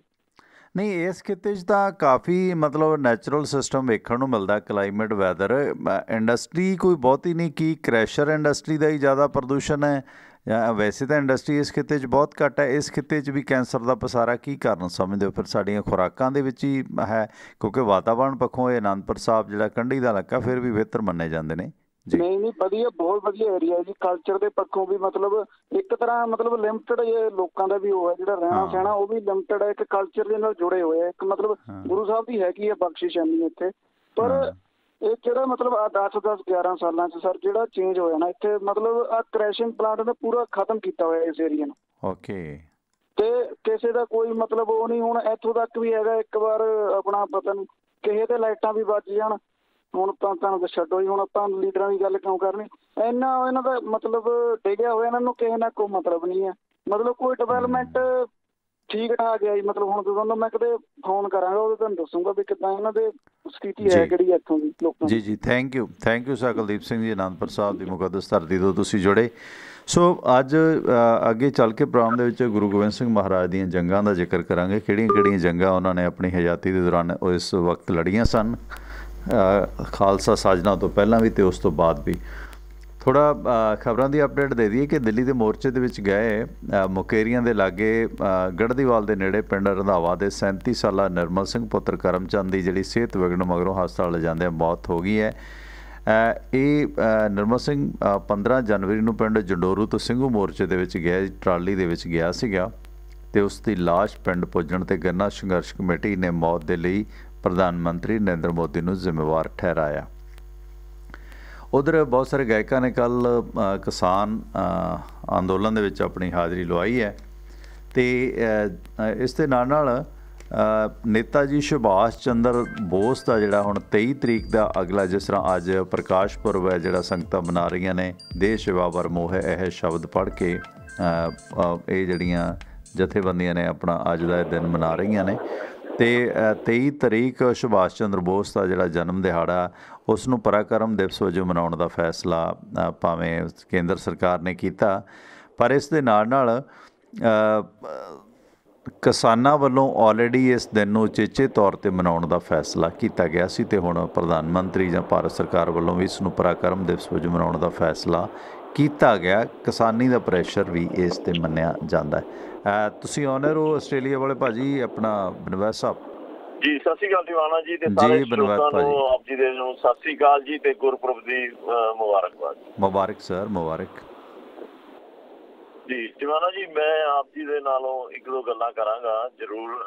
ਤੁਸੀਂ ਮੈਨੂੰ ਇਹ ਦੱਸੋ ਕਿ ਜਦੋਂ ਇੱਕ ਬੰਦਾ ਫੋਰ ਐਗਜ਼ਾਮਪਲ ਉਹ ਬਾਹਰ ਜਾਣਾ ਚਾਹੁੰਦਾ ਹੈ ਤੇ ਉਸਨੂੰ ਬਾਹਰ ਨਜ਼ਰ ਆ ਰਹੇ ਨੇ ਬੱਦਲ, ਬਾਰਿਸ਼ ਹੋਣ ਦੀ ਸੰਭਾਵਨਾ ਨਜ਼ਰ ਆ ਰਹੀ ਹੈ, ਤੇ ਜੇ ਉਹ ਆਪਣੇ ਨਾਲ ਛਤਰੀ ਨਾਲ ਲੈ ਜਾਂਦਾ ਹੈਗਾ, ਕਿਆ ਛਤਰੀ, ਕਿਉਂਕਿ ਬੱਦਲ ਨੇ ਬਾਰਿਸ਼ ਹੋਣ ਦੀ ਸੰਭਾਵਨਾ ਹੈ ਤੇ ਅਗਰ ਉਹ ਛਤਰੀ ਨਾਲ ਲੈ ਜਾਂਦਾ ਹੈ, ਇੱਥੇ ਤਾਂ ਆਮ ਤੌਰ ਤੇ ਲੈ ਕੇ ਜਾਂਦੇ ਨੇ ਲੋਕ, ਤੇ ਕਿਆ ਉਹ ਛਤਰੀ ਨਾਲ ਲੈ ਜਾਣਾ ਕੋਈ ਗੁਨਾਹ ਹੈ ਜਾਂ ਨਹੀਂ? ਦੇਖੋ, ਛਤਰੀ ਨਾਲ ਲਿਜਾਣਾ ਤਾਂ ਕੋਈ ਗੁਨਾਹ ਨਹੀਂ ਹੈ, ਇਹਦੇ 'ਚ ਆਪਣੀ ਹਿਫਾਜ਼ਤ ਵਾਸਤੇ ਕੋਈ ਵੀ ਬੰਦਾ ਇਸ ਤਰ੍ਹਾਂ ਦੀ ਸਾਵਧਾਨੀ ਸੰਦ ਵਰਤਦਾ, ਕੋਈ ਗੁਨਾਹ ਨਹੀਂ ਹੈ ਜੀ। ਦੂਸਰੀ ਗੱਲ ਮੈਂ ਕਰਾਂਗਾ, ਛਤਰੀ ਅਗਲਾ ਉਦੋਂ ਖੋਲੇਗਾ ਬੱਦਲਾਂ ਦੇ ਉੱਤੇ ਤੇ ਮਾਰਨ ਤੋਂ ਰਿਹਾ, ਛਤਰੀ ਆਪਣੇ ਕੋਲ ਰੱਖੀ ਹੋਈ ਹੈ, ਲੇਕਿਨ ਉਦੋਂ ਖੋਲੇਗਾ ਜਦੋਂ ਬਾਰਿਸ਼ ਪੈਣ ਲੱਗ ਜਾਏਗੀ, ਜਦੋਂ ਉਹਨੂੰ ਡਰ ਲੱਗੇਗਾ ਕਿ ਹੁਣ ਮੈਂ ਗਿੱਲਾ ਹੋ ਜਾਵਾਂਗਾ, ਤੇ ਉਹ ਛਤਰੀ ਖੋਲ ਕੇ ਆਪਣਾ ਬਚਾਅ ਕਰਨ ਦੀ ਕੋਸ਼ਿਸ਼ ਕਰੇਗਾ। ਮੈਂ ਠੀਕ ਕਹਿ ਰਿਹਾ ਜਾਂ ਗਲਤ ਕਹਿ ਰਿਹਾ? ਬਿਲਕੁਲ ਬਿਲਕੁਲ ਦਰੁਸਤ ਹੋ ਤੁਸੀਂ ਜੀ। ਸੋ ਛਤਰੀ ਰੱਖਣਾ ਗੁਨਾਹ ਨਹੀਂ, ਛਤਰੀ ਉਦੋਂ ਖੋਲਣਾ ਜਦੋਂ ਬਾਰਿਸ਼ ਆਉਣ ਲੱਗ ਜਾਏ, ਜਦੋਂ ਅਗਲੇ ਨੂੰ ਲੱਗੇ ਕਿ ਹੁਣ ਮੇਰੇ ਉੱਤੇ ਨੁਕਸਾਨ ਹੋਏਗਾ, ਤੇ ਉਸ ਛਤਰੀ ਨੂੰ ਖੋਲ ਲੈਣਾ ਵੀ ਕੋਈ ਗੁਨਾਹ ਨਹੀਂ। ਤੇ ਜਦੋਂ ਆਪਾਂ ਹੁਣ ਗੱਲ ਕਰਦੇ ਹਾਂ ਇਸ ਅੰਦੋਲਨ ਦੇ ਸਬੰਧ ਦੇ ਅੰਦਰ, ਉਸੀ ਛਤਰੀ ਦੀ ਤਰ੍ਹਾਂ ਹੀ ਜੇ 2-4 ਟਰੈਕਟਰਾਂ ਨੇ ਆਪਣੇ, ਜਿਨ੍ਹਾਂ ਦੇ ਮਹਿੰਗੇ ਟਰੈਕਟਰ ਨੇ, ਅਗਰ ਪ੍ਰੀਕਾਸ਼ਨ ਵਾਸਤੇ ਉਹਨਾਂ ਨੂੰ ਮੋਡੀਫਾਈ ਕਰਵਾ ਲਿਆ ਜਾਂ ਉਹਨਾਂ ਦੀ ਸੰਭਾਲ ਕਰਨ ਦੀ ਕੋਸ਼ਿਸ਼ ਕੀਤੀ, ਤੇ ਇੰਨਾ ਹੋ ਹੱਲਾ ਵੀ ਨਹੀਂ ਪੈਣਾ ਚਾਹੀਦਾ। ਠੀਕ ਹੈ, ਜਦੋਂ ਤੋਂ 2014 ਤੋਂ ਮੋਦੀ ਸਰਕਾਰ ਆਏ ਨੇ, ਉਦੋਂ ਤੋਂ ਇਸ ਸੁਸਾਇਟੀ ਦੇ ਅੰਦਰ, ਭਾਰਤ ਦੇ ਅੰਦਰ ਹਰ ਵਰਗ ਦੇ ਅੰਦਰ ਡਰ ਪੈਦਾ ਕਰਨ ਦੀ ਕੋਸ਼ਿਸ਼ ਹੋ ਰਹੀ ਹੈ ਤੇ ਹੋਈ ਵੀ ਹੈ। ਚਾਹੇ ਉਹ ਕਿਸੇ ਕਿਸਮ ਦਾ ਵੀ ਮੁਹਿੰਮ ਹੋਵੇ ਜਾਂ ਕਿਸੇ ਵੀ ਤਬਕੇ ਦੇ ਲੋਕ ਹੋਣ, ਉਹਦੇ ਅੰਦਰ ਸਿਵਾਏ ਡਰ, ਈਵਨ ਹਿੰਦੂ ਤਬਕੇ ਨੂੰ ਨਹੀਂ ਛੱਡਿਆ, ਜਿਹਦੇ ਅੰਦਰ ਡਰ ਪੈਦਾ ਕਰ ਦਿੱਤਾ ਵੀ ਤੁਹਾਡਾ ਹਿੰਦੂ ਧਰਮ ਖਤਰੇ ਦੇ ਅੰਦਰ ਹੈ, ਤਾਂ ਕਰਕੇ ਤੁਸੀਂ ਬੀਜੇਪੀ ਨੂੰ ਵੋਟਾਂ ਦੇਵੋ। ਤੇ ਡਰ ਦੇ ਮਾਹੌਲ ਦੇ ਅੰਦਰ ਜੇ ਡਰ ਕੇ ਸਹਿਮ ਕੇ ਰਹਿਣਾ ਹੈਗਾ, ਤੇ ਫਿਰ ਤੇ ਸੁਧਾਰ ਨਹੀਂ ਜੇ ਹੋ ਸਕਦਾ ਹੈਗਾ ਮੁਲਕ ਦਾ ਸੁਧਾਰ ਕਰਨ ਲਈ ਤੇ ਲੋਕਾਂ ਨੂੰ ਆਪਣੀਆਂ ਅੱਖਾਂ ਖੋਲਣੀਆਂ, ਦਿਮਾਗ ਦੀਆਂ ਵੀ ਤੇ ਸਰੀਰ ਦੀਆਂ ਵੀ ਖੋਲ ਕੇ ਜਿਹੜਾ ਹੈਗਾ ਸੱਚ ਨੂੰ ਸੱਚ ਤੇ ਝੂਠ ਨੂੰ ਝੂਠ ਕਹਿਣਾ ਚਾਹੀਦਾ ਜੇ। ਡਰਨਾ ਕਿਸੇ ਤੋਂ ਨਹੀਂ ਚਾਹੀਦਾ ਤੇ ਨਾ ਕਿਸੇ ਨੂੰ ਡਰਾਉਣਾ ਚਾਹੀਦਾ ਹੈ। ਹੋਣਾ ਤੇ ਐਵੇਂ ਹੀ ਚਾਹੀਦਾ ਹੈ ਨਾ। ਜੇ ਆਪਾਂ ਡਰ ਦੇ ਅੰਦਰ ਹੀ ਰਵਾਂਗੇ, ਡਰੀ ਜਾਵਾਂਗੇ ਤੇ ਮੁਲਕ ਦਾ ਕਿੱਥੋਂ ਸੁਧਾਰ ਹੋਵੇਗਾ? ਸੋ ਇਸ ਕਰਕੇ ਅੰਦੋਲਨ ਸ਼ਾਂਤਮਈ ਹੋਣਾ ਚਾਹੀਦਾ ਹੈਗਾ, ਲੇਕਿਨ ਜੇ ਛਤਰੀ ਕੋਈ ਨਾਲ ਲੈ ਜਾਂਦਾ ਹੈਗਾ, ਬਾਰਿਸ਼ ਨਹੀਂ ਪੈਂਦੀ ਤੇ ਨਹੀਂ ਖੋਲੇਗਾ, ਬਾਰਿਸ਼ ਪੈਣ ਲੱਗ ਜਾਏ, ਉਸ ਸਮੇਂ ਲੋੜ ਪਵੇ, ਤੇ ਉਸ ਸਮੇਂ ਵੀ ਕੋਸ਼ਿਸ਼ ਇਹੋ ਕਰਨੀ ਚਾਹੀਦੀ ਹੈ ਬਚਾ ਰਹੇ, ਕਿਉਂਕਿ ਕੋਈ ਵੀ ਬੰਦਾ ਨਹੀਂ ਚਾਹੁੰਦਾ ਇਹ ਹਿੰਸਾ ਹੋਵੇ, ਤੇ ਨਾ ਹੀ ਕੋਈ ਚਾਹੁੰਦਾ ਹੈ ਤੇ ਨਾ ਹੀ ਕਰਨੀ ਚਾਹੀਦੀ ਹੈ। ਲੇਕਿਨ ਇੰਨਾ ਵੀ ਨਹੀਂ ਦੂਸਰੇ ਪਾਸੇ ਡਰ ਕੇ ਦੂਸਰੇ ਨੂੰ ਕੰਡਮ ਕਰੀ ਜਾਣਾ ਜਾਂ ਬੁਰਾ ਕਹੀ ਜਾਣਾ, ਉਹ ਵੀ ਠੀਕ ਨਹੀਂ। ਸ਼ੁਕਰੀਆ, ਮਿਹਰਬਾਨੀ ਬਨਵਾਸ ਸਾਹਿਬ। ਬਿਲਕੁਲ, ਦੇਖੋ ਤੁਹਾਡੀ ਗੱਲ ਆਪਣੀ ਜਗ੍ਹਾ ਠੀਕ ਹੈ। ਜਿਸ ਤਰ੍ਹਾਂ ਤੁਸੀਂ ਇਸ਼ਾਰਾ ਕੀਤਾ, ਮੈਂ ਉਸ 'ਤੇ ਜ਼ਰੂਰ ਵਿਚਾਰ ਦੇਵਾਂਗਾ ਕਿ ਹਿਫਾਜ਼ਤ ਵਾਸਤੇ ਜੇ ਕਿਸੇ ਨੇ ਟਰੈਕਟਰਾਂ ਨੂੰ ਇਸ ਤਰ੍ਹਾਂ ਬਣਾ ਲਿਆ ਆਪਣੀ ਹਿਫਾਜ਼ਤ ਸੁਰੱਖਿਆ ਦੇ ਵਾਸਤੇ ਕਿ ਚਾਲਕ ਨੂੰ ਕੋਈ ਨੁਕਸਾਨ ਨਾ ਹੋਵੇ, ਉਹਦੇ 'ਚ ਜੇ ਅਸੀਂ 2-4 ਜਾਂ 10 ਟਰੈਕਟਰ ਇਹਨਾਂ ਹਜ਼ਾਰਾਂ ਟਰੈਕਟਰਾਂ 'ਚੋਂ ਬਣਾ ਲੈਂਦੇ ਹਾਂ ਤੇ ਉਹ 2-4 ਬੰਦਿਆਂ ਦਾ ਬਚਾਅ ਹੋ ਜਾਣਾ। ਪਰ ਉਹਦੇ 'ਚ ਵੀਰ ਪ੍ਰੋਬਲਮ ਇਹ ਹੈ ਨਾ ਕਿ ਇਹ ਟਰੈਕਟਰ ਬਚਾਅ ਵਾਸਤੇ ਕਈ ਚੀਜ਼ਾਂ ਜਿਹੜੇ ਨੇ ਬਣੇ ਹੁੰਦੇ ਨੇ, ਮੱਡ ਤੋਂ ਗਾਰੇ ਤੋਂ ਮੱਡ ਗਾਰਡ ਲੱਗੇ ਹੁੰਦੇ ਨੇ, ਇਹ ਚੀਜ਼ਾਂ ਪ੍ਰਵਾਨਿਤ ਨੇ। ਪਰ ਜੇ ਅਸੀਂ ਟਰੈਕਟਰਾਂ ਨੂੰ ਸਪੈਸ਼ਲੀ ਇਸ ਤਰ੍ਹਾਂ ਬਣਾਵਾਂਗੇ ਨਾ ਜਿਨ੍ਹਾਂ ਦੇ ਉੱਤੇ ਜਾਲੀ ਲੱਗੀ ਹੈ ਚਾਰੇ ਪਾਸੇ, ਬੰਦ ਕੈਬਨ ਹੋਵੇ, ਬੁਲਟ ਪ੍ਰੂਫ ਹੋਵੇ, ਉਹ ਚੱਲੇਗਾ। ਕਿਉਂਕਿ ਬੁਲਟ ਪ੍ਰੂਫ ਅਗਲਾ ਕਹਿੰਦਾ ਏਸੀ ਟਰੈਕਟਰ ਹੈ, ਕਿਸੇ ਨੇ ਆਪਣਾ ਕੈਬਨ ਬਣਿਆ ਹੋਇਆ। ਪਰ ਜਦੋਂ ਉਸ 'ਤੇ ਇੱਕ ਵੱਖਰੀ ਕਿਸਮ ਦਾ ਜਾਲ, ਜਿਵੇਂ ਬਖਤਰਬੰਦ ਗੱਡੀਆਂ, ਜਾਂ ਮੈਂ ਪਹਿਲਾਂ ਵੀ ਜ਼ਿਕਰ ਕੀਤਾ ਸੀ ਕਿ ਯੂਪੀ 'ਚ ਜਿਹੜੇ ਲੋਕ ਡੰਗਰ ਢੋਂਦੇ ਨੇ ਨਾ, ਉਹਨਾਂ ਦੇ ਪੁਲਿਸ ਡਾਂਗਾਂ ਬਹੁਤ ਮਾਰਦੀ ਹੈ, ਉਹਨਾਂ ਦੇ ਸ਼ੀਸ਼ੇ ਸਾਈਡ ਗਲਾਸ ਤੋੜ ਦਿੰਦੀ ਹੈ। ਸੋ ਉਹਨਾਂ ਨੇ ਵੀ ਜਾਲ ਲਵਾਏ ਹੋਏ ਨੇ। ਜਿਹੜਾ RTA ਆ, ਰਜਿਸਟਰਿੰਗ ਅਥਾਰਟੀ ਆਫ ਇੰਡੀਆ ਦੇ ਜਿਹੜੇ ਵੱਖ-ਵੱਖ ਦਫ਼ਤਰ ਹੁੰਦੇ ਨੇ RTO DTO ਦੇ, ਉਹ ਵੀ ਉਹਨਾਂ 'ਤੇ ਚਲਾਨ ਕਰ ਦਿੰਦੇ ਨੇ ਕਿ ਇੱਕ ਸਿਸਟਮ ਹੈ ਹਰ ਵਹੀਕਲ ਦਾ, ਪਾਸਿੰਗ ਜਦੋਂ ਉਹਦੀ ਹੁੰਦੀ ਹੈ, ਕਿ ਉਹਨੂੰ ਆਪਣੀ ਗੱਡੀ ਕਿੱਦਾਂ ਰੱਖਣੀ ਚਾਹੀਦੀ ਹੈ। ਪਰ ਜੇ ਚੈੱਕ ਕਰ ਲੈਣ ਤਾਂ ਉਸ ਦਾ ਚਲਾਨ ਹੋ ਜਾਂਦਾ ਕਿ ਇਹਨਾਂ ਨੇ ਸ਼ੀਸ਼ਿਆਂ ਦੇ ਅੱਗੇ ਜਾਲੀਆਂ ਕਿਉਂ ਲਾਈਆਂ। ਜਿੱਥੋਂ ਤੱਕ ਤਾਲੁਕ ਹੈ ਇੰਡੀਆ 'ਚ ਕਾਰਾਂ ਦੇ ਉੱਤੇ, ਵੈਨ ਦੇ ਉੱਤੇ, ਮੈਟਾਡੋਰ ਦੇ ਉੱਤੇ, ਜਿਹੜੀਆਂ ਕੈਸ਼ ਪਾਉਣ ਵਾਲੀਆਂ ਵੈਨ ਨੇ, ਉਹਨਾਂ ਦੇ ਉੱਤੇ ਉਹਨਾਂ ਨੇ ਬਹੁਤ ਜਾਲੀ ਲਾਈ ਹੁੰਦੀ ਹੈ, ਮੋਟੀ ਜਾਲੀ ਲਾਈ ਹੁੰਦੀ ਹੈ, ਜਿਹਨੂੰ ਮੁਰਗਿਆਂ ਵਾਲੀ ਜਾਲੀ ਆਪਣੇ ਆਮ ਕਹਿੰਦੇ ਆ। ਉਹ ਜਾਲੀ ਉਹਨਾਂ ਦੇ ਲਾਈ ਹੁੰਦੀ ਹੈ ਕਿਉਂਕਿ ਉਹ ਇਸ ਹਿਫਾਜ਼ਤ ਵਾਸਤੇ ਹੁੰਦਾ ਕਿ ਕੋਈ ਉਹਨਾਂ 'ਤੇ ਅਟੈਕ ਨਾ ਕਰ ਸਕੇ। ਉਹਦੇ 'ਚ ਉਹ ਪ੍ਰਵਾਨਿਤ ਹੈ ਵੈਨ 'ਤੇ। ਪਰ ਟਰੈਕਟਰ ਦੇ ਵਿੱਚ ਵੀਰ ਇਹ ਪ੍ਰਵਾਨਿਤ ਨਹੀਂ ਹੋ ਸਕਦਾ। ਮੈਂ ਤੁਹਾਡੀ ਗੱਲ ਨਾਲ ਥੋੜ੍ਹਾ ਡਿਫਰ ਕਰਾਂਗਾ, ਇਹਨੂੰ ਜਿਸ ਤਰ੍ਹਾਂ ਤੁਸੀਂ ਮਰਜ਼ੀ ਸਮਝੋ। ਕਿਉਂਕਿ ਕੁਝ ਇੱਕ 2-4 ਟਰੈਕਟਰਾਂ ਨੇ ਮੈਨੂੰ ਭੇਜਿਆ ਸੀਗਾ, ਭੁਪਿੰਦਰ ਭਾਰਜ ਹੋਰਾਂ ਨੇ ਭੇਜੀ ਸੀ, 1-2 ਹੋਰ ਸੱਜਣਾਂ ਨੇ ਵੀ ਭੇਜੀ ਸੀ, ਕਿ ਕੁਝ ਇੱਕ ਟਰੈਕਟਰਾਂ ਨੇ ਇੱਦਾਂ ਦੀਆਂ ਜਾਲੀਆਂ ਬਣਾ ਲਈਆਂ। ਇੱਥੋਂ ਤੱਕ ਕਿ ਜੇ ਅਸੀਂ ਕਿਸਾਨ ਜਥੇਬੰਦੀਆਂ ਦੀ ਗੱਲ ਮੰਨਦੇ ਹਾਂ, ਕਿਸਾਨ ਜਥੇਬੰਦੀਆਂ ਇਸ ਗੱਲ 'ਤੇ ਰਜ਼ਾਮੰਦ ਨੇ ਕਿ ਟਰੈਕਟਰਾਂ ਨੂੰ ਵਿਸ਼ੇਸ਼ ਤੌਰ 'ਤੇ ਮੋਡੀਫਾਈ ਨਾ ਕੀਤਾ ਜਾਵੇ, ਕਿਉਂਕਿ ਤੁਹਾਡੀ ਨਿੱਕੀ ਜਿਹੀ ਗੱਲ ਨੂੰ ਇਹਨਾਂ ਨੇ ਮੁੱਦਾ ਬਣਾਉਣਾ। ਸੋ ਇਹ ਥੋੜ੍ਹਾ ਹੈ ਇਹਦੇ 'ਚ ਮੇਰਾ ਨਜ਼ਰੀਆ। ਦੂਸਰੇ ਪਾਸੇ ਫਰੀਦਕੋਟ ਤੋਂ ਖਬਰਾਂ ਨੇ। ਫਰੀਦਕੋਟ ਦੇ ਵਿੱਚ ਵੀ ਬਹੁਤ ਸਾਰੇ ਭਾਜਪਾ ਦੇ ਆਗੂਆਂ ਨੇ ਕਿਸਾਨ ਅੰਦੋਲਨ ਨੂੰ ਹਮਾਇਤ ਦਿੱਤੀ ਹੈ। ਇੱਕ ਤਾਂ ਦੇਖੋ ਕਿ ਹੁਣ ਨਗਰ ਪੰਚਾਇਤ ਕੌਂਸਲਾਂ ਦੀਆਂ ਚੋਣਾਂ ਹੋ ਰਹੀਆਂ ਨੇ, ਭਾਜਪਾ ਦੇ ਜਿਹੜੇ MC ਨੇ ਉਹਨਾਂ ਦੀ ਸਥਿਤੀ ਬਹੁਤ ਪਤਲੀ ਪੈ ਰਹੀ ਹੈ। ਇਸੇ ਤਰ੍ਹਾਂ ਫਰੀਦਕੋਟ ਤੋਂ ਜਿਹੜੇ ਨੇ ਜਸਪਾਲ ਸਿੰਘ ਪੰਜਗਰਾਈ ਨੇ, ਜੋ ਕਿ ਫਿਲਮ ਸੈਂਸਰ ਬੋਰਡ ਨਵੀਂ ਦਿੱਲੀ ਦੇ ਮੈਂਬਰ ਲਾਏ ਗਏ ਸੀ, ਜਾਂ SC ਭਾਈਚਾਰੇ ਦੇ BJP ਦੇ ਕੁਝ ਲੋਕ ਸੀਗੇ। ਸੋ ਇਹਨਾਂ ਨੇ ਇੱਕ ਪ੍ਰੈਸ ਨੋਟ ਜਾਰੀ ਕੀਤਾ ਜਿਸ ਦੇ ਵਿੱਚ ਕਿਸਾਨ ਅੰਦੋਲਨ ਨੂੰ ਹਮਾਇਤ ਇਹਨਾਂ ਨੇ ਦੇ ਦਿੱਤੀ ਹੈ। ਅਤੇ ਇਸ ਦੌਰਾਨ ਜਿਹੜਾ WhatsApp ਦਾ ਮਾਮਲਾ ਕਾਫੀ ਚਰਚਾ ਦੇ ਵਿੱਚ ਆਇਆ ਹੋਇਆ। ਅਰਨਬ ਮੁਖਰਜੀ ਅਤੇ ਪਾਰਥੋ ਦਾਸ ਦੇ ਦਰਮਿਆਨ ਜਿਹੜੀ ਚੈਟ ਸੀ, ਉਹ ਜਿਹੜੀ ਜਨਤਕ ਹੋਈ ਹੈ, ਵਾਇਰਲ ਹੋਈ ਹੈ, ਉਸ ਸੰਬੰਧੀ ਕਾਂਗਰਸ ਪਾਰਟੀ ਵੱਲੋਂ ਲਗਾਤਾਰ ਕੇਸ ਦਰਜ ਕਰਕੇ ਅਰਨਬ ਦੀ ਗ੍ਰਿਫਤਾਰੀ ਦੀ ਮੰਗ ਕੀਤੀ ਜਾ ਰਹੀ ਹੈ। ਸੋ ਇਸ ਸੰਬੰਧੀ ਜਿਹੜਾ ਅਨਿਲ ਦੇਸ਼ਮੁਖ ਮਹਾਰਾਸ਼ਟਰ ਦੇ ਗ੍ਰਹਿ ਮੰਤਰੀ ਨੇ, ਉਹਨਾਂ ਨੇ ਕੇਂਦਰ ਸਰਕਾਰ ਨੂੰ ਰਿਪਬਲਿਕ TV ਦੇ ਮੁੱਖ ਸੰਪਾਦਕ ਅਰਨਬ ਗੋਸਵਾਮੀ ਅਤੇ ਬ੍ਰੌਡਕਾਸਟਰ ਆਡੀਅੰਸ ਰਿਸਰਚ ਕੌਂਸਲ ਬਾਰਕ ਦੇ ਸਾਬਕਾ ਮੁਖੀ ਪਾਰਥੋ ਦਾਸ ਦੀ ਗੱਲਬਾਤ 'ਤੇ ਨੋਟਿਸ ਲੈਂਦਿਆਂ ਇਸ ਦੀ ਜਾਂਚ ਦੀ ਗੱਲ ਕੀਤੀ ਹੈ। ਕਈ ਸਾਰੇ ਮੈਂਬਰ ਪਾਰਲੀਮੈਂਟ ਨੇ ਇਸ ਦੀ ਜਾਂਚ ਸੰਸਦੀ ਕਮੇਟੀ ਤੋਂ ਕਰਾਏ ਜਾਣ ਦਾ ਮੁੱਦਾ ਉਠਾਇਆ। ਦੂਜੇ ਬੰਨੇ ਦੇਸ਼ ਦੇ ਸ਼ਹੀਦਾਂ ਜਾਨ ਵਾਰਨ ਵਾਲੇ ਲੋਕਾਂ ਦੀ ਗੱਲ ਕਰੀਏ ਤਾਂ ਜਲ੍ਹਿਆਂਵਾਲੇ ਬਾਗ ਦਾ ਸਾਕਾ ਮਾਨਵਤਾ ਦੀ ਹਕੂਕ ਦੀ ਲੜਾਈ ਦੇ ਵਾਸਤੇ ਰਹਿੰਦੀ ਦੁਨੀਆ ਤੱਕ ਯਾਦ ਰਹੇਗਾ। ਸੋ ਜਲ੍ਹਿਆਂਵਾਲੇ ਬਾਗ ਦੀ ਯਾਦ ਦੇ ਵਿੱਚ ਇੱਕ ਹੋਰ ਸਮਾਰਕ ਬਣੇਗਾ।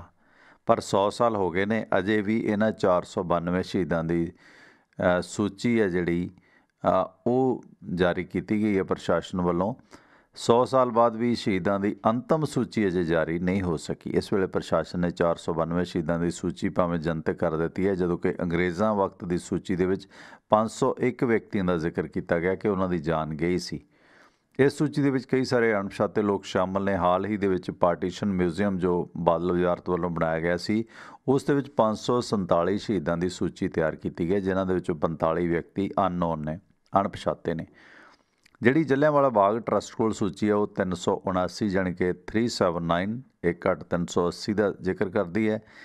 ਇਸ ਜਿਨ੍ਹਾਂ ਦੇ ਨਾਂ ਜਲ੍ਹਿਆਂਵਾਲੇ ਬੋਰਡ ਦੇ ਵਿੱਚ ਲੱਗੇ ਹੋਏ ਨੇ। ਹਾਲਾਂਕਿ ਤਰਾਸਦੀ ਹੈ ਕਿ 100 ਸਾਲ ਹੋ ਗਏ ਨੇ, ਅਜੇ ਵੀ ਇਸ ਦੇ ਵਿੱਚ ਜਿਹੜੀਆਂ ਸ਼ਹੀਦ ਹੋਏ ਲੋਕ ਨੇ ਉਹਨਾਂ ਦੀ ਕੋਈ ਆਖਰੀ ਸੂਚੀ, ਅਧਿਕਾਰਤ ਸੂਚੀ ਨਹੀਂ ਹੈ। ਪਰ ਇਸ ਸੰਬੰਧੀ ਹੁਣ 25 ਤਰੀਕ ਨੂੰ ਇੱਕ ਸੂਬਾ ਪੱਧਰੀ ਸਮਾਗਮ ਹੋਵੇਗਾ ਜਿਸ ਦੇ ਵਿੱਚ ਸ਼ਹੀਦ ਪਰਿਵਾਰਾਂ ਨੂੰ ਸਨਮਾਨਿਤ ਕੀਤਾ ਜਾਵੇਗਾ। 492 ਜੋ ਸ਼ਹੀਦ ਨੇ ਜਲ੍ਹਿਆਂਵਾਲੇ ਬਾਗ ਦੇ, ਉਹਨਾਂ ਦੇ ਨਾਂ ਵੈਬਸਾਈਟ 'ਤੇ ਅਪਲੋਡ ਕੀਤੇ ਜਾਣਗੇ। ਇਸ ਸੰਬੰਧੀ ਇੱਕ ਹੋਰ ਸਮਾਰਕ ਬਣਾਇਆ ਜਾ ਰਿਹਾ। ਦੂਜੇ ਬੰਨੇ ਕੱਲ੍ਹ ਜਿਸ ਤਰ੍ਹਾਂ ਨਗਰ ਕੀਰਤਨ ਕੱਢੇ ਗਏ ਅਤੇ ਆਸਟ੍ਰੇਲੀਆ ਦੇ ਜਿਹੜੇ ਹਾਈ ਕਮਿਸ਼ਨਰ ਨੇ ਉਹ ਵੀ ਪੁੱਜੇ ਨੇ ਦਰਬਾਰ ਸਾਹਿਬ। ਉਹਨਾਂ ਦਾ ਵੀ ਸਵਾਗਤ ਉੱਥੇ ਕੀਤਾ ਗਿਆ, ਕਿਉਂਕਿ ਵੱਖ-ਵੱਖ ਮੁਲਕਾਂ ਦੇ ਜਿਹੜੇ ਪ੍ਰਮੁੱਖ ਲੋਕ ਹੁੰਦੇ ਨੇ ਉਹ ਪੁੱਜਦੇ ਨੇ। ਅਤੇ ਇਸ ਦੇ ਨਾਲ ਜੇ ਆਪਣੇ ਮੁਲਕ ਪੁੱਜਣ ਦੀ ਗੱਲ ਕਰੀਏ, ਇੱਕ ਤਾਂ ਤੁਸੀਂ ਵੇਖਿਆ ਹੋਣਾ ਕਿ ਕਿਸਾਨ ਅੰਦੋਲਨ ਦੇ ਵਿੱਚ ਵੀ ਬਹੁਤ ਸਾਰੇ ਲੋਕਾਂ ਦੀ ਖਾਸ ਕਰਕੇ ਸਟੂਡੈਂਟਸ ਦੀ ਆਮਦ ਦੀਆਂ ਚਰਚਾਵਾਂ ਹੁੰਦੀਆਂ ਨੇ। ਦੂਜੇ ਬੰਨੇ ਕੋਵਿਡ ਦੇ ਕਾਰਨ ਬਹੁਤ ਸਾਰੇ ਭਾਰਤੀ ਜਿਹੜੇ ਸਟੂਡੈਂਟ ਨੇ ਆਸਟ੍ਰੇਲੀਆ ਤੋਂ ਵਾਪਸ ਆਪਣੇ ਮੁਲਕ ਇੰਡੀਆ ਆਏ ਨੇ, ਪੰਜਾਬ ਆਏ ਨੇ। ਬ੍ਰਿਸਬੇਨ ਤੋਂ ਹਰਜੀਤ ਸਿੰਘ ਲਸਾੜਾ ਦੀਆਂ ਖਬਰਾਂ ਨੇ ਕਿ ਇਸ ਵਰੇ 10 ਜਨਵਰੀ 2021 ਤੱਕ ਆਸਟ੍ਰੇਲੀਆ ਦੇ 5,42,106 ਵਿਦਿਆਰਥੀ ਜਿਹੜੇ ਨੇ ਇੱਕ ਸੈਕਿੰਡ, ਮੈਂ ਆਸਟ੍ਰੇਲੀਆ ਤੋਂ ਹੀ ਕਾਲ ਆ ਗਈ ਹੈ, ਮੈਂ ਲੈ ਲਾਂ ਇੱਕ ਮਿੰਟ, ਫਿਰ ਗੱਲ ਕਰਦੇ ਹਾਂ। ਇਹ ਜਿਹੜੇ ਆਸਟ੍ਰੇਲੀਆ ਤੋਂ ਵਿਦਿਆਰਥੀ ਕੋਵਿਡ ਦੇ ਕਾਰਨ ਵਾਪਸ ਆਏ ਨੇ, ਆਪ ਦਾ ਸਵਾਗਤ, ਵੈਲਕਮ ਬਾਈ ਜੀ, ਸਤਿ ਸ਼੍ਰੀ ਅਕਾਲ। ਸਤਿ ਸ੍ਰੀ ਅਕਾਲ ਬਾਈ ਜੀ, ਮੈਂ ਬਲਵਿੰਦਰ ਬੋਲ ਰਿਹਾ ਜੀ। ਹਾਂਜੀ ਬਲਵਿੰਦਰ ਜੀ, ਸਟੂਡੈਂਟ ਦੀ ਗੱਲ ਹੋ ਰਹੀ ਸੀ ਤੁਹਾਡੇ ਮੁਲਕ ਦੀ ਇਤਫਾਕਨ, ਕੀ ਹਾਲ ਚਾਲ ਹੈ, ਕੀ ਕਹਿਣਾ ਚਾਹੁੰਦੇ ਹੋ? ਹਾਂਜੀ ਨਹੀਂ ਠੀਕ ਹੈ ਜੀ, ਸੰਘਰਸ਼ ਹੈਗਾ ਜੀ, ਪਰ ਇੱਥੇ ਇੱਕ ਚੀਜ਼ ਆ ਕੇ ਦੇਖੀ ਅਸੀਂ ਜੀ, ਇੱਕ ਤਾਂ ਜਿਹੜਾ ਬੰਦਾ ਸਿੱਧਾ PR ਆਉਂਦਾ ਆਸਟ੍ਰੇਲੀਆ 'ਚ ਜੀ, ਉਹਦੇ ਲਈ ਓਪਰਚੁਨਿਟੀ ਬਾਅਦ 'ਚ ਜਾ ਕੇ, ਇੱਕ ਤਾਂ ਸਟੂਡੈਂਟ ਜਿਹੜਾ PR ਹੁੰਦਾ ਜੀ, ਉਹ ਜਿਹੜਾ ਸੰਘਰਸ਼ 'ਚੋਂ ਨਿਕਲ ਕੇ ਜਾਂਦਾ ਨੇ ਜੀ, ਉਹ ਪੂਰੀਆਂ ਅੱਗ ਦੀਆਂ ਨਾਲਾਂ ਹੁੰਦੀਆਂ ਨੇ ਜਿਹੜੇ ਸਟੂਡੈਂਟ ਹੁੰਦੇ ਨੇ ਜੀ, ਤੇ ਉਹਨਾਂ ਨੂੰ ਹਾਲਾਤ ਅੱਗੇ ਜਾ ਕੇ ਵੱਡੇ ਹੋ ਕੇ ਹਾਲਾਤ ਸਮਝਣ ਦੀ ਬਹੁਤ ਨੌਲੇਜ ਆਉਂਦੀ ਹੈ ਜੀ। ਸੰਘਰਸ਼ ਹੁੰਦਾ ਕਾਫੀ ਵੱਧ ਹੁੰਦਾ ਜੀ, ਪਰ ਅੱਗੇ ਜਾ ਕੇ ਉਹ ਵੱਡੇ ਸੋਝੇ ਹੋਏ ਇਨਸਾਨ ਨਿਕਲਦੇ ਨੇ ਜੀ। ਮਤਲਬ ਮੈਂ ਉਹਨਾਂ ਦੇ ਕੋਈ ਕਮੈਂਟ ਨਹੀਂ ਕਰਦਾ ਜਿਹੜੇ ਸਿੱਧੇ PR, ਪਰ ਜਿਵੇਂ ਸਟੂਡੈਂਟ ਸ਼ੇਅਰ ਅਕੋਮੋਡੇਸ਼ਨ 'ਚ ਰਹਿਣਾ ਤੇ ਇੰਡੀਆ ਵੀ ਪੈਸੇ ਭੇਜਣੇ, ਖਾਣ ਪੀਣ ਦੀ ਆਪਣੀ ਬਚਤ ਕਰਨੀ, ਰਿਡਿਊਸ ਟੂ ਕਲੀਅਰ ਸਮਾਨ ਲੈ ਕੇ ਆਉਣਾ, ਬੜਾ ਬੋਟਮ ਲਾਈਨ ਤੋਂ ਸ਼ੁਰੂ ਕਰ ਦਿੰਦੇ ਜੀ। ਮਤਲਬ ਮੈਂ ਇੱਥੇ ਬੜੇ ਫਰਕ ਦੇਖੇ ਬਹੁਤ, ਬਈ ਚੰਗੇ ਘਰਾਂ ਦੇ ਬੱਚੇ ਵੀ ਆ ਕੇ ਉਰੇ ਜੀ ਬੰਦੇ ਬਣਾ ਦਿੰਦੇ ਗੋਰੇ ਪੋਲਿਸ਼ ਹੁੰਦੀਆਂ ਦੇ। ਹਾਂਜੀ ਹਾਂਜੀ ਹਾਂਜੀ, ਜਿਵੇਂ ਕਹਿੰਦੇ ਨੇ ਵੀ ਗਧਿਆਂ ਤੋਂ ਘੋੜੇ ਬਣਦੇ ਦੇਖੇ ਨੇ ਜੀ ਆਪਾਂ ਨੇ। ਅੱਛਾ, ਕਈ ਗੱਲਾਂ ਤੁਹਾਡੀਆਂ ਬੜੀਆਂ ਵਧੀਆ ਹੁੰਦੀਆਂ ਨੇ, ਚੁੱਭਦੀਆਂ ਨੇ। ਮੈਨੂੰ ਚੇਤੇ ਆ ਬੜੇ ਸਾਲ ਪਹਿਲਾਂ ਤੁਸੀਂ ਇੱਕ ਜ਼ਿਕਰ ਕੀਤਾ ਸੀ ਕਿ ਸਾਨੂੰ ਸੋਚਣਾ ਪਏਗਾ ਕਿ ਜਦੋਂ ਕਈਆਂ ਨੂੰ ਬੰਦਿਆਂ ਨੂੰ ਬੁਰਾ ਲੱਗਿਆ ਸੀ, ਉਹਨਾਂ ਨੇ ਉਜ਼ਰ ਕੀਤਾ ਸੀ ਮੇਰੇ ਤੇ, ਬਹਾਨਾ ਤਾਂ ਆਮ ਆਦਮੀ ਪਾਰਟੀ ਦੀ ਪਿਆਰ ਦਾ ਸੀ, ਕਹਿੰਦੇ ਜੀ ਤੁਸੀਂ ਸਟੂਡੈਂਟ ਨੂੰ ਭੰਡ ਦਿਓ। ਤੁਸੀਂ ਇੱਕ ਗੱਲ ਕਹੀ ਸੀ 2016 'ਚ ਕਿ ਜਦੋਂ ਸਾਡੇ ਪੰਜਾਬ ਦੇ ਸਟੂਡੈਂਟ ਜਾਂਦੇ ਨੇ ਤੇ ਉੱਥੇ ਜਾ ਕੇ ਉਹ ਕੈਬਾਂ ਜਾਂ ਹੋਰ ਚੀਜ਼ਾਂ ਚਲਾਉਂਦੇ ਨੇ, ਕੰਮ ਕੋਈ ਮਾੜਾ ਨਹੀਂ, ਦੇਖੋ ਜਿਹੜੇ ਮਹਾਂਪੁਰਸ਼ ਨੇ ਉਹਨਾਂ ਨੇ ਵੀ ਕੰਮ ਕੀਤੇ ਨੇ। ਮੈਂ ਮਤਲਬ ਅਸੀਂ ਸਾਰੇ ਗੋਲ ਪੂਰੇ ਕਰੇ ਨੇ ਜੀ, ਉਹ 'ਚ ਬੋਲੇ ਸੀ ਜੀ, ਉਹ ਬਿਲਕੁਲ ਬਿਲਕੁਲ ਚੰਦਰਬਾਬੂ ਨਾਇਡੂ ਵਾਲਾ ਬੋਲੇ ਸੀ ਜੀ। ਹਾਂ, ਤੁਸੀਂ ਕਿਹਾ ਸੀ ਕਿ ਦੇਖੋ ਜਿਹੜੇ ਸਾਊਥ ਦੇ ਬੱਚੇ ਆਉਂਦੇ ਨੇ, ਉਹ ਜਦੋਂ ਐਜ ਏ ਸਟੂਡੈਂਟ ਜਾਂ ਇੱਥੇ ਇਮੀਗ੍ਰੈਂਟ ਆਉਂਦੇ ਨੇ ਤੇ ਉਹਨਾਂ ਲਈ ਕੰਪਨੀ ਕੈਬ ਭੇਜਦੀ ਆ, ਤੇ ਸਾਡੇ ਬੱਚੇ ਕੈਬ ਲੈ ਕੇ ਜਾਂਦੇ ਨੇ ਤੇ ਉਹਨਾਂ ਦੇ ਲਈ ਕੈਬ ਮੁਹੱਈਆ ਹੁੰਦੀ ਹੈ। ਇਹ ਫਰਕ ਸੀਗਾ ਸਾਡੇ ਐਜੂਕੇਸ਼ਨ ਸਿਸਟਮ ਦਾ। ਕੀ ਤਬਦੀਲੀ ਤੁਸੀਂ ਇਸ ਦੌਰਾਨ ਵੇਖੀ ਹੈ? ਉਹ ਬੱਚੇ ਜਿਹੜੇ ਉੱਥੋਂ ਇਸ ਸਿਸਟਮ 'ਚ ਆਏ ਨੇ, ਜਾਂ ਸਾਡੇ ਬੱਚੇ ਜਿਹੜੇ ਇਸ ਵਾਈਟ ਕਾਲਰ ਜੋਬ ਕਹਿ ਲਈਏ ਜਾਂ ਕਲਰਕ ਭਰਤੀ ਜੋਬ ਕਹਿ ਲਈਏ, ਇਹ 'ਚੋਂ ਨਿਕਲੇ ਨੇ, ਅੱਗੇ ਜਾ ਕੇ ਕੀ ਫਿਊਚਰ ਵੇਖਦੇ ਹੋ ਇਹਨਾਂ ਦੋਨਾਂ ਵਰਗਾਂ ਦਾ, ਸਾਊਥ ਵਾਲਿਆਂ ਦਾ ਤੇ ਸਾਡੇ ਵਾਲਿਆਂ ਦਾ? ਆਪਣੇ ਤਾਂ ਜੀ ਜਿਹਨੂੰ ਅੰਗਰੇਜ਼ੀ ਆਉਂਦੀ ਉਹਨੂੰ ਪੜ੍ਹਿਆ ਲਿਖਿਆ ਕਹਿੰਦੇ ਨੇ ਜੀ, ਜੇ ਇੰਗਲਿਸ਼ ਬੋਲ ਲੈਂਦਾ ਉਹਨੂੰ ਪੜ੍ਹਿਆ ਲਿਖਿਆ ਕਹਿੰਦੇ ਨੇ ਜੀ। ਇੱਥੇ ਆ ਕੇ ਪਤਾ ਲੱਗਦਾ ਜੀ ਵੀ ਜਿਹੜੇ ਪਾਗਲ ਨੇ ਆਸਟ੍ਰੇਲੀਆ 'ਚ, ਉਹਨਾਂ ਦੇ ਬਿਜਲੀਆਂ ਲੱਗਦੀਆਂ ਨੇ, ਉਹ ਵੀ ਅੰਗਰੇਜ਼ੀ ਬੋਲਦੇ ਨੇ। ਜੇ ਇੰਗਲਿਸ਼ ਬੋਲਣ ਵਾਲਾ ਬੰਦਾ ਇੰਟੈਲੀਜੈਂਟ ਹੋਵੇ ਤਾਂ ਆਸਟ੍ਰੇਲੀਆ 'ਚ ਪਾਗਲੇ ਨੇ ਹੋਵੇ ਵੀ। ਆਪਣੇ ਬਹੁਤ ਆਈਲੈਟਸ ਨੂੰ ਮਤਲਬ ਇੱਕ ਤਰ੍ਹਾਂ ਦੀ ਡਿਗਰੀ ਮੰਨਦੇ ਆਪਣੇ ਲੋਕਾਂ ਨੇ ਜੀ, ਵੀ ਆਈਲੈਟਸ 7 ਆ ਗਏ, 8 ਆ ਗਏ ਜੀ। ਅੱਜ ਵੀ ਸਟਿਲ ਉਹੀ ਪ੍ਰੋਬਲਮ ਹੈ ਜੀ, ਲੋਕ ਕੰਪਲੈਕਸ 'ਚ ਆ ਗਏ ਜੀ। ਆਪਣੇ ਬੱਚਿਆਂ ਨਾਲ ਜਿਹੜੇ ਬੰਦੇ ਨੂੰ ਇੰਗਲਿਸ਼ ਨਹੀਂ ਬੋਲਣੀ ਆਉਂਦੀ, ਉਹ ਹਿੰਦੀ ਬੋਲਣ ਲੱਗ ਜਾਂਦੇ ਨੇ ਆਪਣੇ ਬੱਚਿਆਂ ਨਾਲ ਜੀ। ਅੱਛਾ, ਜਿਸ ਤਰ੍ਹਾਂ ਅੱਜ ਰਿਪੋਰਟ ਹੈ ਬਲਵਿੰਦਰ, ਹਾਂ ਰਿਪੋਰਟ ਹੈ ਤੁਹਾਡੇ ਆਸਟ੍ਰੇਲੀਆ ਤੋਂ, ਬ੍ਰਿਸਬੇਨ ਤੋਂ ਹੀ ਆ, ਹਰਜੀਤ ਲਸਾੜਾ ਦੀ, ਮੈਂ ਪੜ੍ਹ ਰਿਹਾ ਸੀਗਾ ਕਿ 10 ਜਨਵਰੀ 2021 ਤੱਕ ਆਸਟ੍ਰੇਲੀਆ ਦੇ 5,42,106 ਵਿਦਿਆਰਥੀ ਵੀਜ਼ਾ ਧਾਰਕਾਂ ਦੇ ਵਿੱਚੋਂ 1,64,000 ਉਹ ਅਨਿਸ਼ਚਿਤ ਹਾਲਾਤਾਂ ਦੇ ਵਿੱਚ ਉਹਨਾਂ ਨੂੰ ਦੇਸ਼ ਛੱਡਣਾ ਪਿਆ। ਜਾਣੀ 5,42,106 ਵਿਦਿਆਰਥੀਆਂ 'ਚੋਂ 1,64,000 ਵਿਦਿਆਰਥੀਆਂ ਨੂੰ ਆਸਟ੍ਰੇਲੀਆ ਛੱਡਣਾ ਪਿਆ। ਸੋ ਤਾਜ਼ਾ ਅੰਕੜਿਆਂ ਦੇ ਵਿੱਚ 12,700 ਵਿਦਿਆਰਥੀ ਵੀਜ਼ਾ ਧਾਰਕ ਜਿਨ੍ਹਾਂ ਨੂੰ ਅਨਿਸ਼ਚਿਤ ਹਾਲਤਾਂ ਕਾਰਨ ਆਸਟ੍ਰੇਲੀਆ ਛੱਡ ਕੇ ਜਾਣਾ ਪਿਆ। ਸੋ ਹੁਣ ਤੱਕ 60,394 ਵਿਦਿਆਰਥੀ ਨਿਊ ਸਾਊਥ ਵੇਲਜ਼ ਅਤੇ 56,824 ਵਿਕਟੋਰੀਆ ਸੂਬੇ ਤੋਂ ਆਪਣੇ ਮੁਲਕ ਵਾਪਸ ਆ ਚੁੱਕੇ ਨੇ, ਜਿਸ ਦੇ ਨਾਲ ਇਹਨਾਂ ਰਾਜਾਂ ਨੂੰ ਨਿਊ ਸਾਊਥ ਵੇਲਜ਼, ਤੇ ਵਿਕਟੋਰੀਆ ਨੂੰ ਆਰਥਿਕ ਨੁਕਸਾਨ ਕਾਫੀ ਹੋਇਆ। ਇਹ ਉਹ ਬਹੁਤੇ ਪਹਾੜੇ ਨੇ ਜੋ ਆਪਣੀ ਪੜ੍ਹਾਈ ਜਾਂ ਤਾਂ ਪੂਰੀ ਕਰ ਚੁੱਕੇ ਨੇ ਜਾਂ ਫਿਰ ਅਜੇ ਪੜ੍ਹਾਈ ਸ਼ੁਰੂ ਹੀ ਨਹੀਂ ਕਰ ਸਕੇ। ਇਸ ਤੋਂ ਇਲਾਵਾ ਵਾਪਸ ਆਉਣ ਵਾਲੇ ਜਿਹੜੇ ਸਮਰੱਥ ਨੇ, ਵਾਪਸ ਆਉਣ ਦੇ ਵਿੱਚ ਜੋ ਸਮਰੱਥ ਨੇ, 40,000 ਆਸਟ੍ਰੇਲੀਅਨ ਨਾਗਰਿਕਾਂ ਨੂੰ ਵਾਪਸ ਲਿਆਉਣਾ ਵੀ ਸਰਕਾਰ ਦੀ ਵੱਡੀ ਚੁਣੌਤੀ ਬਣੀ ਹੋਈ ਹੈ। ਇਸ ਬਾਰੇ ਆਸਟ੍ਰੇਲੀਆ ਦੇ ਜਿਹੜੇ ਵਿਕਟੋਰੀਆ ਦੇ ਪ੍ਰੀਮੀਅਮ ਨੇ ਉਹਨਾਂ ਨੇ ਆਖਿਆ ਕਿ ਸੂਬਾ ਜਿਹੜਾ ਉਹਨਾਂ ਦਾ ਵਿਕਟੋਰੀਆ ਸੂਬਾ ਕੌਮਾਂਤਰੀ ਵਿਦਿਆਰਥੀਆਂ ਨੂੰ ਵਾਪਸ ਲਿਆਉਣ ਦੇ ਵਾਸਤੇ ਸੰਘੀ ਸਰਕਾਰ ਦੇ ਨਾਲ ਰਾਬਤੇ ਦੇ ਵਿੱਚ ਹੈ, ਪਰ ਇਸ ਬਾਰੇ ਕੋਈ ਸਮਾਂ ਸੀਮਾ ਨਹੀਂ ਦਿੱਤੀ ਜਾ ਸਕਦੀ। ਇੱਕ ਤਾਂ ਦੇਖੋ ਕਿ ਇਹਨਾਂ ਦੋਨਾਂ ਸੂਬਿਆਂ ਨੂੰ ਵੀ ਰੈਵਨਿਊ ਦਾ ਨੁਕਸਾਨ ਹੋਇਆ, ਜਿਹੜੇ ਬੱਚੇ ਵਾਪਸ ਆ ਗਏ ਨੇ ਬਹੁਤ ਵੱਡੀ ਤਾਦਾਦ ਹੈ। 5,42,106 ਦੇ ਵਿੱਚੋਂ 1,64,000 ਦਾ ਵਾਪਸ ਆਉਣਾ ਬਹੁਤ ਵੱਡਾ ਅੰਕੜਾ ਹੈ। ਕੀ ਵੇਖਦੇ ਹੋ ਇਹ ਹਾਲੀਆ ਸਰਕਮਸਟੈਂਸ? ਨਹੀਂ, ਇਹ ਪਤਾ ਕੀ ਹੈ, ਜਿਹੜਾ ਬੰਦਾ ਆਸਟ੍ਰੇਲੀਆ ਚ ਆਉਂਦਾ ਹੈ ਨਾ ਜੀ, ਇੱਕ ਵਾਰ ਉਹ ਜਿਹਦੇ ਕੋਲ ਆਉਂਦਾ ਜੀ, ਉਹ ਜਿਵੇਂ ਮਾਂ ਦੀ ਕੁੱਖ ਹੁੰਦੀ ਹੈ ਜੀ, ਉਹ ਇੱਕ ਤਰ੍ਹਾਂ ਦਾ ਉਹਦੇ ਕਰੀਅਰ ਦੀ ਕੁੱਖ ਹੁੰਦੀ ਹੈ। ਜੇ ਕੋਈ ਟੈਕਸੀ ਚਲਾਉਣ ਵਾਲੇ ਕੋਲ ਆ ਗਿਆ, ਉਹ ਰੋਲ ਮਾਡਲ ਹੁੰਦਾ ਹੈ। ਜਿਹੜਾ ਨਵਾਂ ਬੰਦਾ ਇੰਡੀਆ ਤੋਂ ਆਉਂਦਾ ਜੀ, ਉਹਦਾ ਰੋਲ ਮਾਡਲ ਹੁੰਦਾ। ਜਿਹੜੀ ਬੰਦਾ ਜਿਹੜੀ ਲਾਈਨ ਚ ਆਉਂਦਾ ਉਹਦੀ ਸਟੱਡੀ ਤੋਂ, ਖਾਸ ਤੌਰ ਤੇ ਆਪਣੇ ਜਿਹੜੇ ਪੰਜਾਬੀ ਮੁੰਡੇ ਆਉਂਦੇ ਆ, ਇਹ ਮਤਲਬ ਉਹਨਾਂ ਦੀ ਉਹ ਆਪਣੀ ਲਾਈਨ ਤੋਂ ਭੱਜ ਕੇ ਜਾਂਦੇ ਨੇ। ਜਿਹੜੀ ਸਟੱਡੀ ਕਰਨ ਆਏ ਅਗਲਾ ਕਹਿੰਦਾ ਟੈਕਸੀ ਚਲਾਉਣ ਲੱਗ ਜਾਓ ਯਾਰ ਆ ਕੇ, ਉਹ ਸਟੱਡੀ ਨਹੀਂ। ਕਿਉਂਕਿ ਜਿਹਦੇ ਕੋਲ ਵੀ ਬੰਦਾ ਆਉਂਦਾ ਜੀ, ਬੰਦਾ ਆਲਮੋਸਟ ਉਹੀ ਕੰਮ ਕਰਨ ਲੱਗ ਜਾਂਦਾ ਜੀ।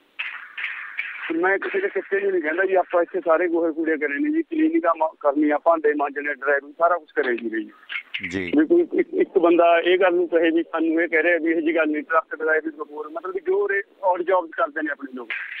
ਜਿਹੜਾ ਮੈਂ ਮਹਿਸੂਸ ਕੀਤਾ ਜੀ ਹੋਰ ਬੰਦਿਆਂ ਨੂੰ ਮਿਲ ਕੇ, ਵੀ ਬੰਦਾ ਕਿਹਦੇ ਕੋਲ ਆਉਂਦਾ ਹੈ ਪਹਿਲੀ ਵਾਰ, ਉਹਦਾ ਟੈਕਸੀ ਜਿਹੜਾ ਬੰਦਾ ਜਹਾਜ਼ ਚ ਚੱਕ ਕੇ ਲਿਆਂਦਾ ਜੀ, ਉਹਦੀ ਕਿਸਮਤ ਲਿਖ ਰਿਹਾ ਹੁੰਦਾ ਜੀ, ਜੋ ਕਿਹਦੇ ਕੋਲ ਆਇਆ ਇੱਥੇ ਜੀ।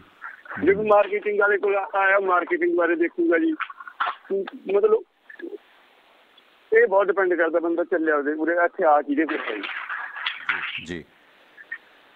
ਪਰ ਫਿਰ ਵੀ ਬੈਟਰ ਫਿਊਚਰ ਹੈ, ਕਿਉਂਕਿ ਇੰਡੀਆ ਦੇ ਵਿੱਚ ਤਾਂ ਜਿਸ ਤਰ੍ਹਾਂ ਦੇ ਹਾਲਾਤ, ਵੈਸੇ ਦੇਖੋ ਆਰਥਿਕ ਗੁਲਾਮੀ ਤਾਂ ਸਾਰੇ ਹੀ ਵੱਧ ਰਹੀ ਹੈ, ਕਾਰਪੋਰੇਟ ਤਾਂ ਸਾਰੇ ਹੀ ਕਿਤੇ ਨਾ ਕਿਤੇ ਆਪਣੇ ਉਸ ਸ਼ਿਕੰਜਾ ਕੱਸ ਰਿਹਾ, ਪਰ ਇਹਦੇ ਵਿੱਚ ਕਿਤੇ ਨਾ ਕਿਤੇ ਜਿਹੜਾ ਹੈਗਾ ਫਿਊਚਰ ਬੈਟਰ ਹੀ ਨਜ਼ਰ ਆਉਂਦਾ ਵਿਦਿਆਰਥੀਆਂ ਦਾ ਇੰਡੀਆ ਦੇ ਨਾਲੋਂ। ਜੀ ਜੀ ਹਾਂਜੀ, ਗਲੋਬਲਾਈਜੇਸ਼ਨ ਹੋ ਰਹੀ ਹੈ ਨਾ ਜਿਹੜੀ ਜਿਹੜੀ ਆਪਣੀ ਸਟੱਡੀ ਹੈ ਜੀ, ਜਿਹੜੀ ਇੰਡੀਆ ਦੀ ਸਟੱਡੀ ਹੈ ਜੀ, ਇਹ ਜਿਹੜੇ ਆਪਣਾ ਕੀ ਨਾਮ ਸੀ ਉਹਦਾ, ਲਾਰਡ ਡਲਹੌਜੀ ਸੀ ਜਿਹਨੇ ਆਪਣੀ ਬਣਾਈ ਸੀ ਜੀ ਸਿੱਖਿਆ ਪ੍ਰਣਾਲੀ ਜੀ, ਐਜੂਕੇਸ਼ਨ ਮੈਕਾਲੇ ਜੀ, ਉਹਨੇ ਐਜੂਕੇਸ਼ਨ ਪ੍ਰਣਾਲੀ ਸੀ ਜਿਹੜੀ ਜੀ, ਇਹ ਇੱਕ ਇੰਡਕਸ਼ਨ ਹੈ ਜੀ। ਜਦ ਆਪਣੇ ਬੰਦੇ ਤਿਆਰ ਹੋ ਜਾਂਦੇ ਨੇ ਚੰਗੀ ਤਰ੍ਹਾਂ ਤਿਆਰ ਹੋ ਕੇ, ਜਿਹੜੇ ਮੇਰੀ ਏਜ ਦੇ ਨੇ, ਮੈਂ ਆਪ ਵੀ ਆਪਣੇ ਚ ਮਹਿਸੂਸ ਕਰਦਾ, ਉਹਦੇ ਵਿੱਚ ਇੱਕ ਕਲਰਕ ਦਿਖਦਾ ਜੀ, ਉਹਦੀ ਪਰਸਨੈਲਿਟੀ ਜਿਹੜੀ ਹੁੰਦੀ ਹੈ ਇੱਕ ਕਲਰਕ ਦੀ ਹੁੰਦੀ ਹੈ ਜੀ। ਜਿਹੜੀ ਗ੍ਰੈਜੂਏਸ਼ਨ ਹੈ ਨਾ ਜੀ, ਗ੍ਰੈਜੂਏਸ਼ਨ ਜੇ ਕਿਸੇ ਨੇ ਇੰਟਰਨੈਸ਼ਨਲ ਲੈਵਲ ਦੀ ਗ੍ਰੈਜੂਏਸ਼ਨ ਕੀਤੀ ਹੈ ਤਾਂ ਉਹਦਾ $1 ਲੱਖ+ ਦੀ ਵੈਲਿਊ ਹੈ ਜੀ ਪੈਕੇਜ ਦੀ, ਜੇ ਉਹਨੇ ਸਹੀ ਮਾਇਨੇ ਤੇ ਗ੍ਰੈਜੂਏਸ਼ਨ ਕੀਤੀ ਹੈ। ਨਹੀਂ ਮੇਰੇ ਵਰਗੇ ਨੇ ਜਦ ਫਾਰਮ ਭਰਨਾ ਹੁੰਦਾ ਵੀ ਯਾਰ ਭਰੀ ਯਾਰ ਮੇਰੀ ਹੈਂਡ ਰਾਈਟਿੰਗ ਨਹੀਂ ਵਧੀਆ, ਹੈਂਡ ਰਾਈਟਿੰਗ ਦਾ ਕੋਈ ਚੱਕਰ ਨਹੀਂ ਹੁੰਦਾ ਜੀ, ਸਪੈਲਿੰਗ ਮਿਸਟੇਕ ਹੁੰਦੀਆਂ ਨੇ ਤੇ ਫਾਰਮ ਭਰਨਾ ਨਹੀਂ ਆਉਂਦਾ ਹੁੰਦਾ ਗ੍ਰੈਜੂਏਟ ਬੰਦਿਆਂ ਨੂੰ ਜੀ। ਵੀ ਇਸ ਲੈਵਲ ਤੇ ਇਹ ਇੰਡੀਵਿਜੂਅਲ ਦਾ ਫਾਲਟ ਨਹੀਂ ਹੈਗਾ ਜੀ, ਜਿਹੜੀ ਐਜੂਕੇਸ਼ਨ ਦਿੱਤੀ ਹੈ ਉਹਦੇ ਵਿੱਚ ਕੌਨਫੀਡੈਂਸ ਨਹੀਂ ਹੈਗਾ। ਮੈਂ ਕਹਿੰਦਾ ਜੀ ਮੈਂ ਇੱਥੇ ਆ ਕੇ ਸਿੱਖਿਆ ਵੀ ਰਿਜ਼ਿਊਮ ਕਿਵੇਂ ਬਣਦਾ ਹੁੰਦਾ, ਵੀ ਰਿਜ਼ਿਊਮ ਕਿਹਨੂੰ ਕਹਿੰਦੇ ਨੇ ਤੇ ਕਿੱਥੇ ਬਣਦਾ। ਗ੍ਰੈਜੂਏਟ ਕਰਕੇ ਜੀ, ਡਬਲ ਗ੍ਰੈਜੂਏਟ ਹੋ ਕੇ ਆਇਆ ਜੀ ਮੇਰੇ, ਤੇ ਮੇਰੇ ਕੋਲ ਇਹ ਨਹੀਂ ਸੀ ਵਿਜ਼ਨ ਵੀ ਰਿਜ਼ਿਊਮ ਕਿਵੇਂ ਬਣਦਾ ਜੀ। ਜਿਹੜਾ ਗ੍ਰੈਜੂਏਟ ਬੰਦਾ ਨਹੀਂ, ਕਿਹੜੇ ਕਿਹੜੇ ਹਾਲਾਤਾਂ 'ਚ 14 ਸਾਲ ਦਾ ਬੰਦਾ ਇੱਥੇ ਕੰਮ ਕਰਨ ਲੱਗ ਜਾਂਦਾ ਜੀ। ਸਾਨੂੰ ਐਜੂਕੇਸ਼ਨ ਇੰਨੀ ਕੁ ਦਿੱਤੀ ਗਈ ਹੈ ਵੀ ਜਿਹਦੇ ਨਾਲ ਅਸੀਂ ਕਲਰਕ ਬਣ ਸਕਦੇ ਹਾਂ। ਕਿਸੇ ਮੈਨੇਜਮੈਂਟ 'ਚ ਜਾਣਾ ਮਤਲਬ ਵੈਸੇ ਰੇਅਰ ਹੈਗੇ ਨੇ, ਮੈਂ ਸਾਡੇ ਵਰਗੇ ਪੜ੍ਹ ਕੇ ਆਏ ਨੇ ਜਿਹੜੇ ਵੀ ਆਏ ਜੀ, ਉਹ ਇੰਟਰਸਟੈਂਡਰਡ ਮੀਟ ਨਹੀਂ ਕਰਦੇ ਜੀ। ਬਿਲਕੁਲ ਬਿਲਕੁਲ। ਸੋ ਬਹੁਤ ਬਹੁਤ ਧੰਨਵਾਦ ਬਲਵਿੰਦਰ ਜੀ, ਤੁਸੀਂ ਬੇਸ਼ਕੀਮਤੀ ਜਾਣਕਾਰੀਆਂ ਦਿੱਤੀਆਂ। ਪਰ ਸਾਡੇ ਰੋਲ ਮਾਡਲ ਕੀ ਹੈ? ਗੁਜਰਾਤ ਦੀਆਂ ਖਬਰਾਂ ਸਾਂਝੀਆਂ ਕਰਾਂਗੇ ਕਿ ਹਰ ਗੱਲ 'ਚ ਜਦੋਂ ਅਕਾਲੀ ਭਾਜਪਾ ਸਰਕਾਰ ਸੀ ਉਦੋਂ ਤਾਂ ਗੁਜਰਾਤ ਮਾਡਲ ਦੀ ਬਹੁਤ ਰਵਿੱਦ ਚੱਲ ਗਈ ਸੀ, ਹਰ ਮਾਮਲੇ 'ਚ ਗੁਜਰਾਤ ਮਾਡਲ। ਗੁਜਰਾਤ 'ਚ ਵੀ ਸਥਿਤੀ ਇਹ ਹੈ ਕਿ 18 ਵਿਅਕਤੀਆਂ ਦੀ ਜਿਹੜੇ ਮਿਹਨਤਕਸ਼ ਮਜ਼ਦੂਰ, ਥੱਕੇ ਟੁੱਟੇ ਲੋਕ ਸੀਗੇ, ਮਿਹਨਤ ਕਰਨ ਤੋਂ ਬਾਅਦ ਫੁੱਟਪਾਥ 'ਤੇ ਸੌਂ ਰਹੇ ਸੀ। ਇਹ ਮਜ਼ਦੂਰ ਲੋਕ ਸੀ। ਇੱਕ ਡੰਪਰ ਟਰੱਕ ਇਹਨਾਂ 'ਤੇ ਚੜ੍ਹ ਗਿਆ, ਜਿਸ ਦੌਰਾਨ 6 ਮਹਿਲਾਵਾਂ, ਇੱਕ ਬੱਚੇ ਸਮੇਤ 15 ਮਜ਼ਦੂਰਾਂ ਦੀ ਮੌਤ ਹੋ ਗਈ ਹੈ। ਇਹ ਹਾਦਸਾ ਸੂਰਤ ਦੇ ਨੇੜੇ ਵਾਪਰਿਆ। ਸੋ ਸੂਰਤ ਹਾਲ ਇਹ ਨੇ ਕਿ ਕਿਹੜੇ ਮਾਡਲਾਂ ਦੀ ਅਸੀਂ ਗੱਲ ਕਰਦੇ ਹਾਂ। ਪ੍ਰਧਾਨ ਮੰਤਰੀ ਸਾਹਿਬ ਕਹਿੰਦੇ ਨੇ ਜੀ ਗੁਜਰਾਤ 'ਚ ਮੈਂ ਆਹ ਕਰਤਾ, ਉਹ ਕਰ ਦਿੱਤਾ। ਕਦੇ ਸੂਰਤ ਦੇ ਵਿੱਚ ਓਵਰਬ੍ਰਿਜ ਜੋ ਸਾਰੀ ਦੀਨ ਹੈ ਉਹ ਡਿੱਗ ਜਾਂਦਾ ਹੈ। ਕਦੇ 15 ਮਜ਼ਦੂਰ, ਦੇਖੋ ਅੱਜ ਕੱਲ੍ਹ ਠੰਡ ਸਾਰੀ ਹੀ ਹੈ, ਕਿਤੇ ਥੋੜ੍ਹੀ ਕਿਤੇ ਬਹੁਤੀ, ਫਿਰ ਵੀ ਉਹ ਲੋਕ ਫੁੱਟਪਾਥ 'ਤੇ ਸੌ ਰਹੇ ਨੇ। ਸੁੱਤੇ ਪਿਆਂ ਨੂੰ ਕੁਚਲ ਦਿੱਤਾ। ਜੇ ਸਲਮਾਨ ਖਾਨ ਕੁਚਲਦਾ ਸੀ ਤਾਂ ਰੌਲਾ ਕਿ ਇਹ ਇੱਕ ਖਾਸ ਧਰਮ ਦੇ ਲੋਕ ਨੇ, ਇਹ ਅਯਾਸ਼ੀ ਕਰਦੇ ਨੇ, ਮਜ਼ਦੂਰਾਂ ਨੂੰ ਮਾਰਦੇ ਨੇ। ਹੁਣ ਇਹ ਭਾਵੇਂ ਹਾਦਸਾ ਵਾਪਰਿਆ, ਕਿਸੇ ਕਾਰਨ ਵਾਪਰਿਆ, ਫੁੱਟਪਾਥ 'ਤੇ ਜਿਹੜੇ ਸੁੱਤੇ ਲੋਕ ਨੇ ਉਹਨਾਂ ਦੀ ਕੀ ਜ਼ਿੰਦਗੀ ਹੈ। ਜੇ ਅਸੀਂ ਗੁਜਰਾਤ, ਜਿਹੜਾ ਪ੍ਰਧਾਨ ਮੰਤਰੀ ਸਾਹਿਬ ਕਹਿੰਦੇ ਗੁਜਰਾਤ ਮਾਡਲ ਦੇਖੀਏ, ਅਮਿਤਾਭ ਵੀ ਬੜੀਆਂ ਤਾਰੀਫ ਕਰਦਾ ਹੈ, ਅਸੀਂ 3-3 ਹਜ਼ਾਰ ਕਰੋੜ ਦੀਆਂ ਮੂਰਤੀਆਂ ਬਣਾ ਲਈਆਂ ਨੇ ਵੱਲਭ ਭਾਈ ਪਟੇਲ ਦੀਆਂ। ਬਿਹਤਰ ਹੁੰਦਾ ਸ਼ਾਇਦ ਇਹਨਾਂ ਮਜ਼ਦੂਰਾਂ ਦੇ ਵਾਸਤੇ ਕੋਈ ਸ਼ੈਲਟਰ ਹੋਮ ਬਣਿਆ ਹੁੰਦਾ।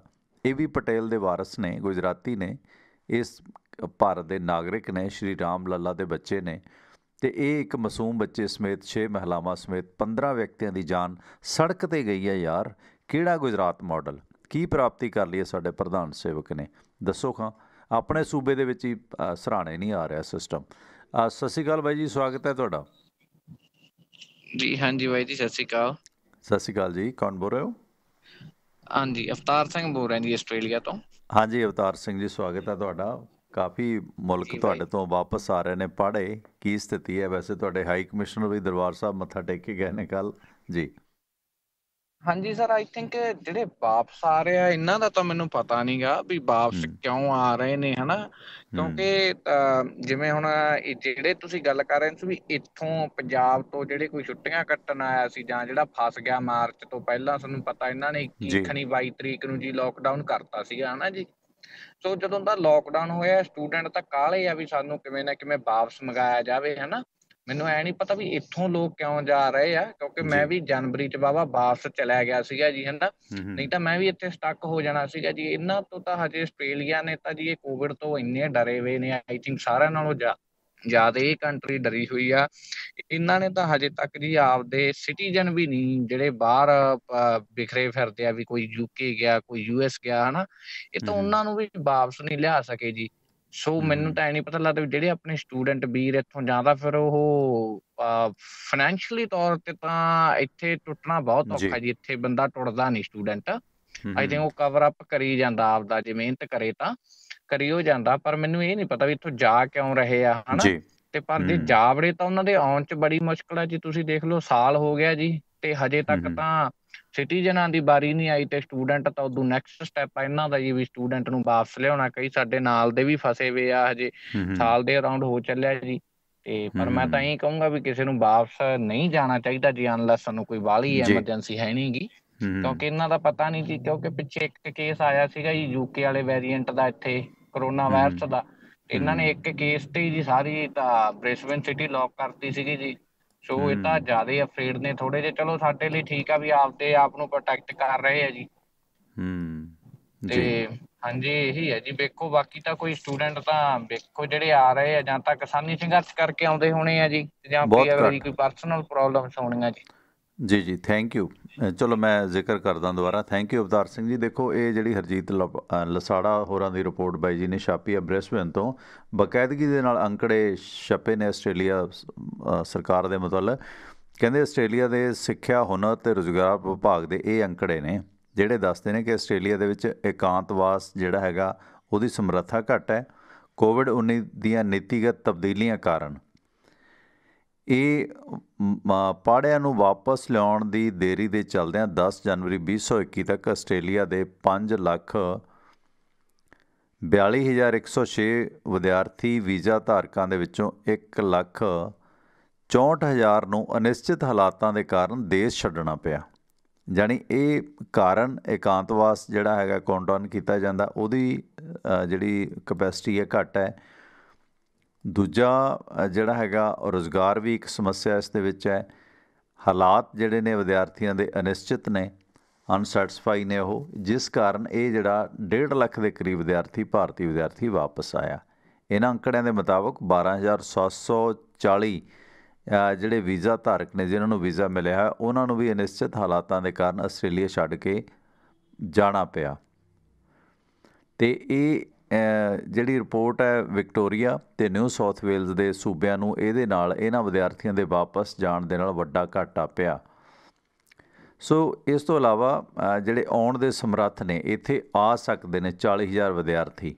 ਇਹਨਾਂ ਵਿਦਿਆਰਥੀਆਂ ਦੇ ਆਸਟ੍ਰੇਲੀਆ ਨਾ ਆ ਸਕਣ ਕਾਰਨ ਨਿਊ ਸਾਊਥ ਵੇਲ ਅਤੇ ਵਿਕਟੋਰੀਆ ਸੂਬੇ ਨੂੰ ਰੈਵਨਿਊ ਦਾ ਵੀ ਘਾਟਾ ਪੈ ਰਿਹਾ। ਫੀਸਾਂ ਉਹਨਾਂ ਨੂੰ ਨਹੀਂ ਮਿਲ ਰਹੀਆਂ, ਰੈਵਨਿਊ ਨਹੀਂ ਮਿਲ ਰਿਹਾ। ਸੋ ਇਸ ਦੇ ਵਾਸਤੇ ਵੀ ਉਹਨਾਂ ਨੇ ਜਿਹੜੀ ਉੱਥੋਂ ਦੀ ਜਿਹੜੀ ਸਰਕਾਰ ਹੈ ਉਸ ਨੂੰ ਆਸਟ੍ਰੇਲੀਅਨ ਸਰਕਾਰ ਨੂੰ ਇਹ ਗੁਜ਼ਾਰਿਸ਼ ਕੀਤੀ ਹੈ ਕਿ ਕਿਵੇਂ ਨਾ ਕਿਵੇਂ ਇਸ ਸੂਬੇ ਦੇ ਵਿੱਚ ਆਉਣ ਵਾਲੇ ਵਿਦਿਆਰਥੀਆਂ ਨੂੰ ਆਉਣ ਦੀ ਆਗਿਆ ਦਿੱਤੀ ਜਾਵੇ। ਇਹ ਕੋਵਿਡ ਦੇ ਕਾਰਨ ਸਾਰਾ ਕੁਛ ਅਵਤਾਰ ਸਿੰਘ ਜੀ ਹੋ ਰਿਹਾ। ਸੋ ਇਸ ਸੰਬੰਧੀ ਵਿਦੇਸ਼ੀ ਪਾੜਿਆਂ ਦੀ ਵਾਪਸੀ ਵਾਸਤੇ ਕੁਛ ਪਾਇਲਟ ਯੋਜਨਾਵਾਂ ਦੀ ਜਾਣਕਾਰੀ ਵੀ ਵਿਕਟੋਰੀਆ ਦੇ ਡਿਪਟੀ ਪ੍ਰੀਮੀਅਰ ਜੇਮਸ ਮੋਰਲੇਨੋ ਨੇ ਦਿੱਤੀ ਹੈ ਕਿ ਵਿਕਟੋਰੀਆ ਕੌਮਾਂਤਰੀ ਵਿਦਿਆਰਥੀਆਂ ਨੂੰ ਵਾਪਸ ਲਿਆਉਣ ਦੇ ਵਾਸਤੇ ਜਿਹੜੀ ਸੰਘੀ ਸਰਕਾਰ ਹੈ ਉਸ ਦੇ ਨਾਲ ਸੰਪਰਕ ਦੇ ਵਿੱਚ ਹੈ, ਪਰ ਅਜੇ ਕੋਈ ਸਮਾਂ ਸੀਮਾ ਨਹੀਂ ਬਣ ਰਹੀ ਕਿ ਇਹਨਾਂ ਵਿਦਿਆਰਥੀਆਂ ਨੂੰ ਕਿਵੇਂ ਜਲਦ ਤੋਂ ਜਲਦ ਵਾਪਸ ਲਿਆਂਦਾ ਜਾਵੇ।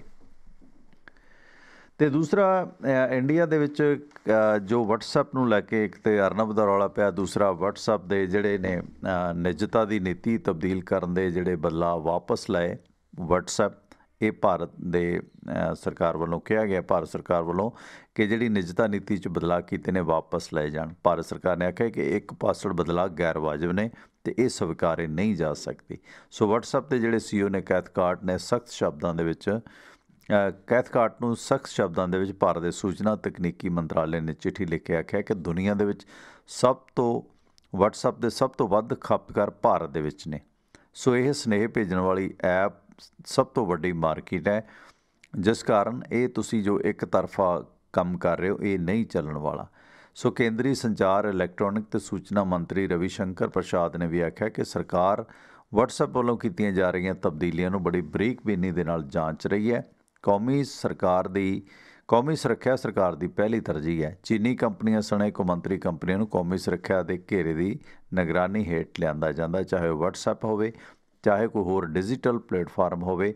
ਅਸੀਂ ਆਪਣੇ ਭਾਰਤੀ ਨਾਗਰਿਕਾਂ ਦੀ ਹੱਕਾਂ ਦੀ ਉਲੰਘਣਾ, ਉਹਨਾਂ ਦੀ ਨਿੱਜਤਾ ਦੇ ਵਿੱਚ ਸੇਂਧ ਨਹੀਂ ਲੱਗਣ ਦੇਵਾਂਗੇ। ਸੋ ਵਟਸਐਪ ਨੇ 16 ਜਨਵਰੀ ਨੂੰ ਨਵੀਂ ਨਿੱਜਤਾ ਨੀਤੀ ਨੂੰ ਮੁਅੱਤਲ ਕਰ ਦਿੱਤਾ ਸੀ, ਪਰ ਫਿਰ ਵੀ ਖਪਤਕਾਰਾਂ ਨੇ ਵਟਸਐਪ ਦਾ ਡਾਟਾ ਸੂਚਨਾਵਾਂ ਮਾਲਕ ਕੰਪਨੀ ਫੇਸਬੁੱਕ ਨਾਲ ਸਾਂਝੀਆਂ ਕਰਨ ਦੇ ਸਵਾਲ ਉਠਾਏ ਸਨ। ਭਾਰਤ ਦੇ ਵਿੱਚ ਇਸ ਵਕਤ 40 ਕਰੋੜ ਤੋਂ ਵੱਧ ਲੋਕ ਵਟਸਐਪ ਯੂਜ਼ ਕਰ ਰਹੇ ਨੇ। ਤੁਸੀਂ ਦੇਖੋ 40 ਕਰੋੜ ਤੋਂ ਵੱਧ ਲੋਕ ਵਟਸਐਪ ਦੇ ਖਪਤਕਾਰ ਨੇ, ਇਸ ਨੂੰ ਵਰਤੋਂ ਕਰਦੇ ਨੇ। ਸੋ ਇਹ ਇੱਕ ਬਹੁਤ ਵੱਡੀ ਮਾਰਕੀਟ ਹੈ ਜਿਸ ਦੇ ਵਿੱਚ ਹੁਣ ਇਸ ਨਿੱਜਤਾ ਨੂੰ ਲੈ ਕੇ ਰੌਲਾ ਪਿਆ। ਪਰ ਇਸ ਦੌਰਾਨ ਅਰਨਬ ਗੋਸਵਾਮੀ ਅਤੇ ਬਾਰਕ ਦੇ ਮੁਖੀ ਦੀਆਂ ਜਿਹੜੀਆਂ ਸੂਚਨਾਵਾਂ ਲੀਕ ਹੋਈਆਂ ਨੇ ਉਹਨਾਂ ਨੂੰ ਲੈ ਕੇ ਵੀ ਵਾਵ-ਵੇਲਾ ਖੜਾ ਹੋ ਗਿਆ। ਸੋ ਲੋਕ ਇਸ ਦਾ ਬਦਲ ਦੇ ਤੌਰ 'ਤੇ ਜਿਹੜੀਆਂ ਹੋਰ ਸਾਈਟਸ ਵੱਲ ਨੂੰ ਲਗਾਤਾਰ ਜਾਣੇ ਸ਼ੁਰੂ ਹੋਏ ਨੇ। ਅਤੇ ਇਸ ਸੰਬੰਧੀ ਜਿਹੜੀ ਕੇਂਦਰ ਸਰਕਾਰ ਵੱਲੋਂ ਜੋ ਸਖਤੀ ਕੀਤੀ ਜਾ ਰਹੀ ਹੈ ਉਸ ਦਾ ਸੁਪਰੀਮ ਕੋਰਟ ਵੀ ਇਸ ਮਾਮਲੇ ਦੇ ਵਿੱਚ ਨੋਟਿਸ ਲੈ ਰਿਹਾ। ਅਤੇ ਕੁਝ ਹੋਰ ਖਬਰਾਂ ਤੁਸੀਂ ਇਸ ਪ੍ਰੋਗਰਾਮ ਦੇ ਵਿੱਚ ਗੱਲਬਾਤ ਕਰਨੀ ਹੋਵੇ ਤਾਂ 98-763-09655 'ਤੇ ਸੰਪਰਕ ਸਾਧ ਸਕਦੇ ਹੋ। ਅਤੇ ਵਿਰਾਸਤ ਦੀ ਗੱਲ ਅੱਜ ਪ੍ਰਕਾਸ਼ ਪੁਰਬ ਮਨਾਇਆ ਜਾ ਰਿਹਾ ਕਿਉਂਕਿ ਕੈਲੰਡਰਾਂ ਦਾ ਕੁਛ ਵਖਰੇਵਾਂ ਜਿਸ ਦੇ ਚੱਲਦਿਆਂ 2 ਵਾਰੀ ਇਹ ਦਿਹਾੜਾ ਇਸ ਵਾਰੀ ਆ ਗਿਆ। ਅਤੇ ਇਸ ਮੁਤਲਕ ਜਿਹੜੀ ਅੱਜ ਗੁਰੂ ਗੋਬਿੰਦ ਸਿੰਘ ਮਹਾਰਾਜ ਨੇ ਜੋ ਜੰਗਾਂ ਪਹਾੜੀ ਰਾਜਿਆਂ ਦੇ ਨਾਲ ਮੁਗਲਾਂ ਨਾਲ ਲੜੀਆਂ ਉਹਨਾਂ ਦੀ ਸਾਂਝ ਇਤਿਹਾਸਕ ਪੱਖ ਤੋਂ ਤੁਹਾਡੇ ਨਾਲ ਸਾਂਝੀ ਕਰਾਂਗੇ। ਸੋ ਭੰਗਾਣੀ ਦਾ ਯੁੱਧ ਜੋ ਬਚਿੱਤਰ ਨਾਟਕ ਦੇ ਵਿੱਚ ਵੀ ਦਰਜ ਹੈ ਕਿ ਰਾਜਾ ਫਤਿਹ ਸ਼ਾਹ ਕਰੋਧ ਦੇ ਵਿੱਚ ਆ ਗਿਆ, ਬਿਨਾਂ ਕਾਰਨ ਉਸਨੇ ਲੜਾਈ ਛੇੜ ਦਿੱਤੀ, ਜਿਸ ਤੋਂ ਇਹ ਸਪਸ਼ਟ ਹੈ ਕਿ ਗੁਰੂ ਸਾਹਿਬ ਇਹ ਯੁੱਧ ਨਹੀਂ ਸੀ ਚਾਹੁੰਦੇ, ਪਰ ਪਹਾੜੀ ਰਾਜੇ ਨੇ ਜਾਣਬੁੱਝ ਕੇ ਉਹਨਾਂ ਨੂੰ ਇਸ ਲੜਾਈ ਦੇ ਵੱਲ ਤੋਰਿਆ। ਇਸ ਦੇ ਕਈ ਸਾਰੇ ਕਾਰਨ ਸੀ। ਪਹਿਲਾ ਕਾਰਨ ਕਿ ਗੁਰੂ ਸਾਹਿਬ ਦੀਆਂ ਸੈਨਿਕ ਕਾਰਵਾਈਆਂ ਕਾਰਨ ਪਹਾੜੀ ਰਾਜਿਆਂ ਦੇ ਮਨਾਂ ਦੇ ਵਿੱਚ ਕੋਈ ਸ਼ੰਕਾ, ਡਰ ਪੈਦਾ ਹੋ ਗਿਆ ਸੀਗਾ, ਜਿਸ ਕਾਰਨ ਇਹ ਲੜਾਈ ਇਸ ਦਾ ਕਾਰਨ ਬਣੀ ਹੈ। ਇਸ ਵਕਤ ਮੋਗਾ ਤੋਂ ਬਾਈ ਜੀ ਪਰਮਿੰਦਰ ਸਿੰਘ ਕੁੰਡਲ, ਸਵਾਗਤ ਹੈ ਬਾਈ ਜੀ, ਤੁਸੀਂ ਆਨਰ ਹੋ। ਸਤਿ ਸ਼੍ਰੀ ਅਕਾਲ ਟਵਾਣਾ ਸਾਹਿਬ। ਸਤਿ ਸ਼੍ਰੀ ਅਕਾਲ ਸਰ।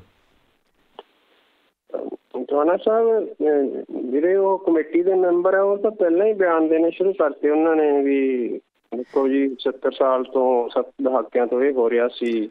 ਹਾਂ, ਇਹਦਾ ਉਹ ਤਾਂ ਸਪਸ਼ਟ ਹੀ ਹੈ, ਉਹ ਤਾਂ ਸਪਸ਼ਟ ਹੀ ਹੈ। ਦੇਖੋ ਸੁਪਰੀਮ ਕੋਰਟ ਪਰਮਿੰਦਰ ਭਾਜੀ ਕਿਵੇਂ ਕਵਰ ਅਪ ਕਰ ਰਿਹਾ ਸੀ ਕੱਲ੍ਹ, ਹਾਲਾਂਕਿ ਸੁਣਵਾਈ ਕਿਸੇ ਹੋਰ ਮਾਮਲੇ ਦੀ ਸੀ, ਪਰ ਸੁਪਰੀਮ ਕੋਰਟ ਦੇ ਜੱਜ ਨੂੰ, ਕਿਉਂਕਿ ਜੋ ਆਲੋਚਨਾ ਖਬਰਾਂ 'ਚ ਹੁੰਦੀ ਹੈ, ਸਾਹਮਣਾ ਅਖਬਾਰ ਨੇ ਧੱਜੀਆਂ ਉਡਾਈਆਂ ਨੇ ਮਰਾਠਿਆਂ ਨੇ, ਇਹ ਜੱਜ ਸਾਹਿਬ ਨੂੰ ਵੀ ਪਤਾ ਹੈ ਕਿ ਭਾਈ ਸਾਡੇ ਫੈਸਲਿਆਂ 'ਤੇ ਬਹੁਤ ਕਿੰਤੂ ਪਰੰਤੂ ਹੋ ਰਿਹਾ। ਤਾਂ ਉਹਨਾਂ ਨੂੰ ਕਹਿਣਾ ਪਿਆ ਕਿ ਕਮੇਟੀ 'ਚ ਜ਼ਰੂਰੀ ਨਹੀਂ ਕਿ ਜੇ ਕੋਈ ਬੰਦਾ ਵਿਚਾਰ ਪੈਦਾ ਕਰਦਾ, ਆਪਣੇ ਪ੍ਰਗਟ ਕਰਦਾ, ਕਿ ਉਹ ਫੈਸਲਾ ਉਹੀ ਲਿਖੂ। ਪਰ ਹੁਣ ਜੱਜ ਸਾਹਿਬ ਨੂੰ ਇਹ ਵੀ ਸੋਚਣਾ ਚਾਹੀਦਾ ਕਿ ਅਯੁੱਧਿਆ ਮੰਦਿਰ ਦੇ ਦਰਵਾਜ਼ੇ ਖਿਲਾਉਣ ਵਾਲੇ ਜੱਜ ਨੇ ਜਦੋਂ ਸਿੱਧਾ ਹੀ ਕਹਿਤਾ ਕਿ ਮੈਂ ਇੱਕ ਬਾਂਦਰ ਤੋਂ ਪ੍ਰਭਾਵਿਤ ਹੋ ਕੇ ਫੈਸਲਾ ਕੀਤਾ, ਫਿਰ ਤੁਸੀਂ ਕਿਵੇਂ ਕਹਿ ਸਕਦੇ ਹੋ ਕਿ ਬੰਦੇ ਦੇ ਵਿਚਾਰ ਉਸ ਦੀ ਜੱਜਮੈਂਟ ਦੇ ਵਿੱਚ ਨਹੀਂ ਆਉਣਗੇ? ਜਦੋਂ ਬੰਦੇ ਨੇ ਵਿਚਾਰ ਹੀ ਪ੍ਰਗਟ ਕਰ ਦਿੱਤੇ, ਆਪਣੇ ਵਿਚਾਰਾਂ ਦਾ ਜਦੋਂ ਵਿਰੋਧ ਹੁੰਦਾ ਬੰਦਾ ਤਲਵਾਰ ਕੱਢ ਲੈਂਦਾ। ਅਤੇ ਕਿਹੜਾ ਵਿਅਕਤੀ ਹੈ ਕਿ ਜਿਹੜਾ ਆਪਣੇ ਵਿਚਾਰਾਂ ਦੇ ਵਿਰੁੱਧ ਜਾ ਕੇ ਆਪਣੀ ਜੱਜਮੈਂਟ ਲਿਖੇਗਾ? ਉਹ ਤਾਂ ਸਪਸ਼ਟ ਹੀ ਹੈ ਕਿ ਧੰਨਵਾਦ ਉਹਨਾਂ ਨੇ ਕੀ ਲਿਖਣਾ। ਫਿਰ ਮਤਲਬ ਸੁਪਰੀਮ ਕੋਰਟ ਕਵਰ ਕਰ ਰਿਹਾ, ਇਹਨੂੰ ਜਸਟੀਫਾਈ ਕਰ ਰਿਹਾ। ਦੇਖੋ ਜੀ, ਉਹ ਤਾਂ ਟਿਵਾਣਾ ਸਾਹਿਬ ਸਪਸ਼ਟ ਹੀ ਹੈ ਕੋਈ, ਕਿਉਂਕਿ ਦੇਸ਼ ਦੀ ਜਿਹੜੀ ਨਿਆਂਪਾਲਿਕਾ ਹੈ ਉਸੇ ਦੇ ਉੱਤੇ ਸਾਰੇ ਲੋਕਾਂ ਦੀ ਟੇਕ ਹੁੰਦੀ ਹੈ ਜਿਹਨੂੰ ਵੀ ਕੋਈ।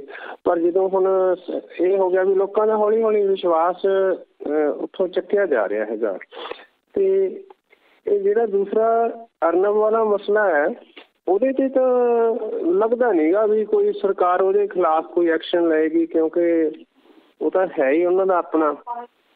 ਗੱਲ ਤਾਂ ਬੜੀ ਗੰਭੀਰ ਹੈ, ਪਰ ਕੁਛ ਨਹੀਂ ਉਹਦਾ ਵਿੱਚੋਂ ਨਿਕਲਣਾ ਨਹੀਂ ਗਾ। ਰੌਲਾ ਰੱਪਾ ਤਾਂ ਮੇਰੇ ਖਿਆਲ ਪਏਗਾ, ਬਦਨਾਮੀ ਵੀ ਹੋ ਰਹੀ ਹੈ, ਪਰ ਕੋਈ ਗੱਲ ਨਹੀਂ ਬਣਦੀ ਲੱਗਦੀ। ਪਰ ਉਹ ਪਤਾ ਲੱਗ ਗਿਆ ਨਾ ਕਿ ਪ੍ਰਧਾਨ ਮੰਤਰੀ ਸਾਹਿਬ ਜਿਹੜੇ ਪੱਤਰਕਾਰ ਨੂੰ ਫਾਲੋ ਕਰਦੇ ਨੇ, ਜਿਹੜੇ ਪੱਤਰਕਾਰ ਨੂੰ ਉਹ ਬਹੁਤ ਸੁਣਦੇ ਨੇ, ਉਹ ਪੱਤਰਕਾਰ ਦੀ ਔਕਾਤ ਕੀ ਹੈ, ਹੁਣ ਕਿਸੇ ਨੂੰ ਸ਼ੰਕਾ ਨਹੀਂ ਰਹਿ ਗਿਆ। ਹਾਂਜੀ ਹਾਂਜੀ। ਤੇ ਬਾਕੀ ਟਿਵਾਣਾ ਸਾਹਿਬ ਅੱਜ ਮੀਟਿੰਗ ਹੋ ਰਹੀ ਹੈ, ਪਤਾ ਲੱਗੇਗਾ। ਕੁਛ ਨਹੀਂ, ਪਹਿਲਾਂ ਹੀ ਹੁਣ ਕੋਈ ਉਤਸ਼ਾਹ ਜਿਹਾ ਨਹੀਂ ਰਿਹਾ ਮੀਟਿੰਗਾਂ ਦਾ ਜਿਹੜੀਆਂ ਹੋ ਰਹੀਆਂ, ਕਿਉਂਕਿ ਗਾਂ ਦੀ ਗਾਂ ਅੱਗੇ ਸਰਕਾਰ ਨੇ ਪਾਉਣਾ ਹੈਗਾ ਤਾਂ ਇਸੇ ਤਰ੍ਹਾਂ ਹੀ ਚੱਲਣਾ ਜੀ। ਜੀ ਮਿਹਰਬਾਨੀ, ਮਿਹਰਬਾਨੀ, ਬਹੁਤ ਬਹੁਤ ਧੰਨਵਾਦ।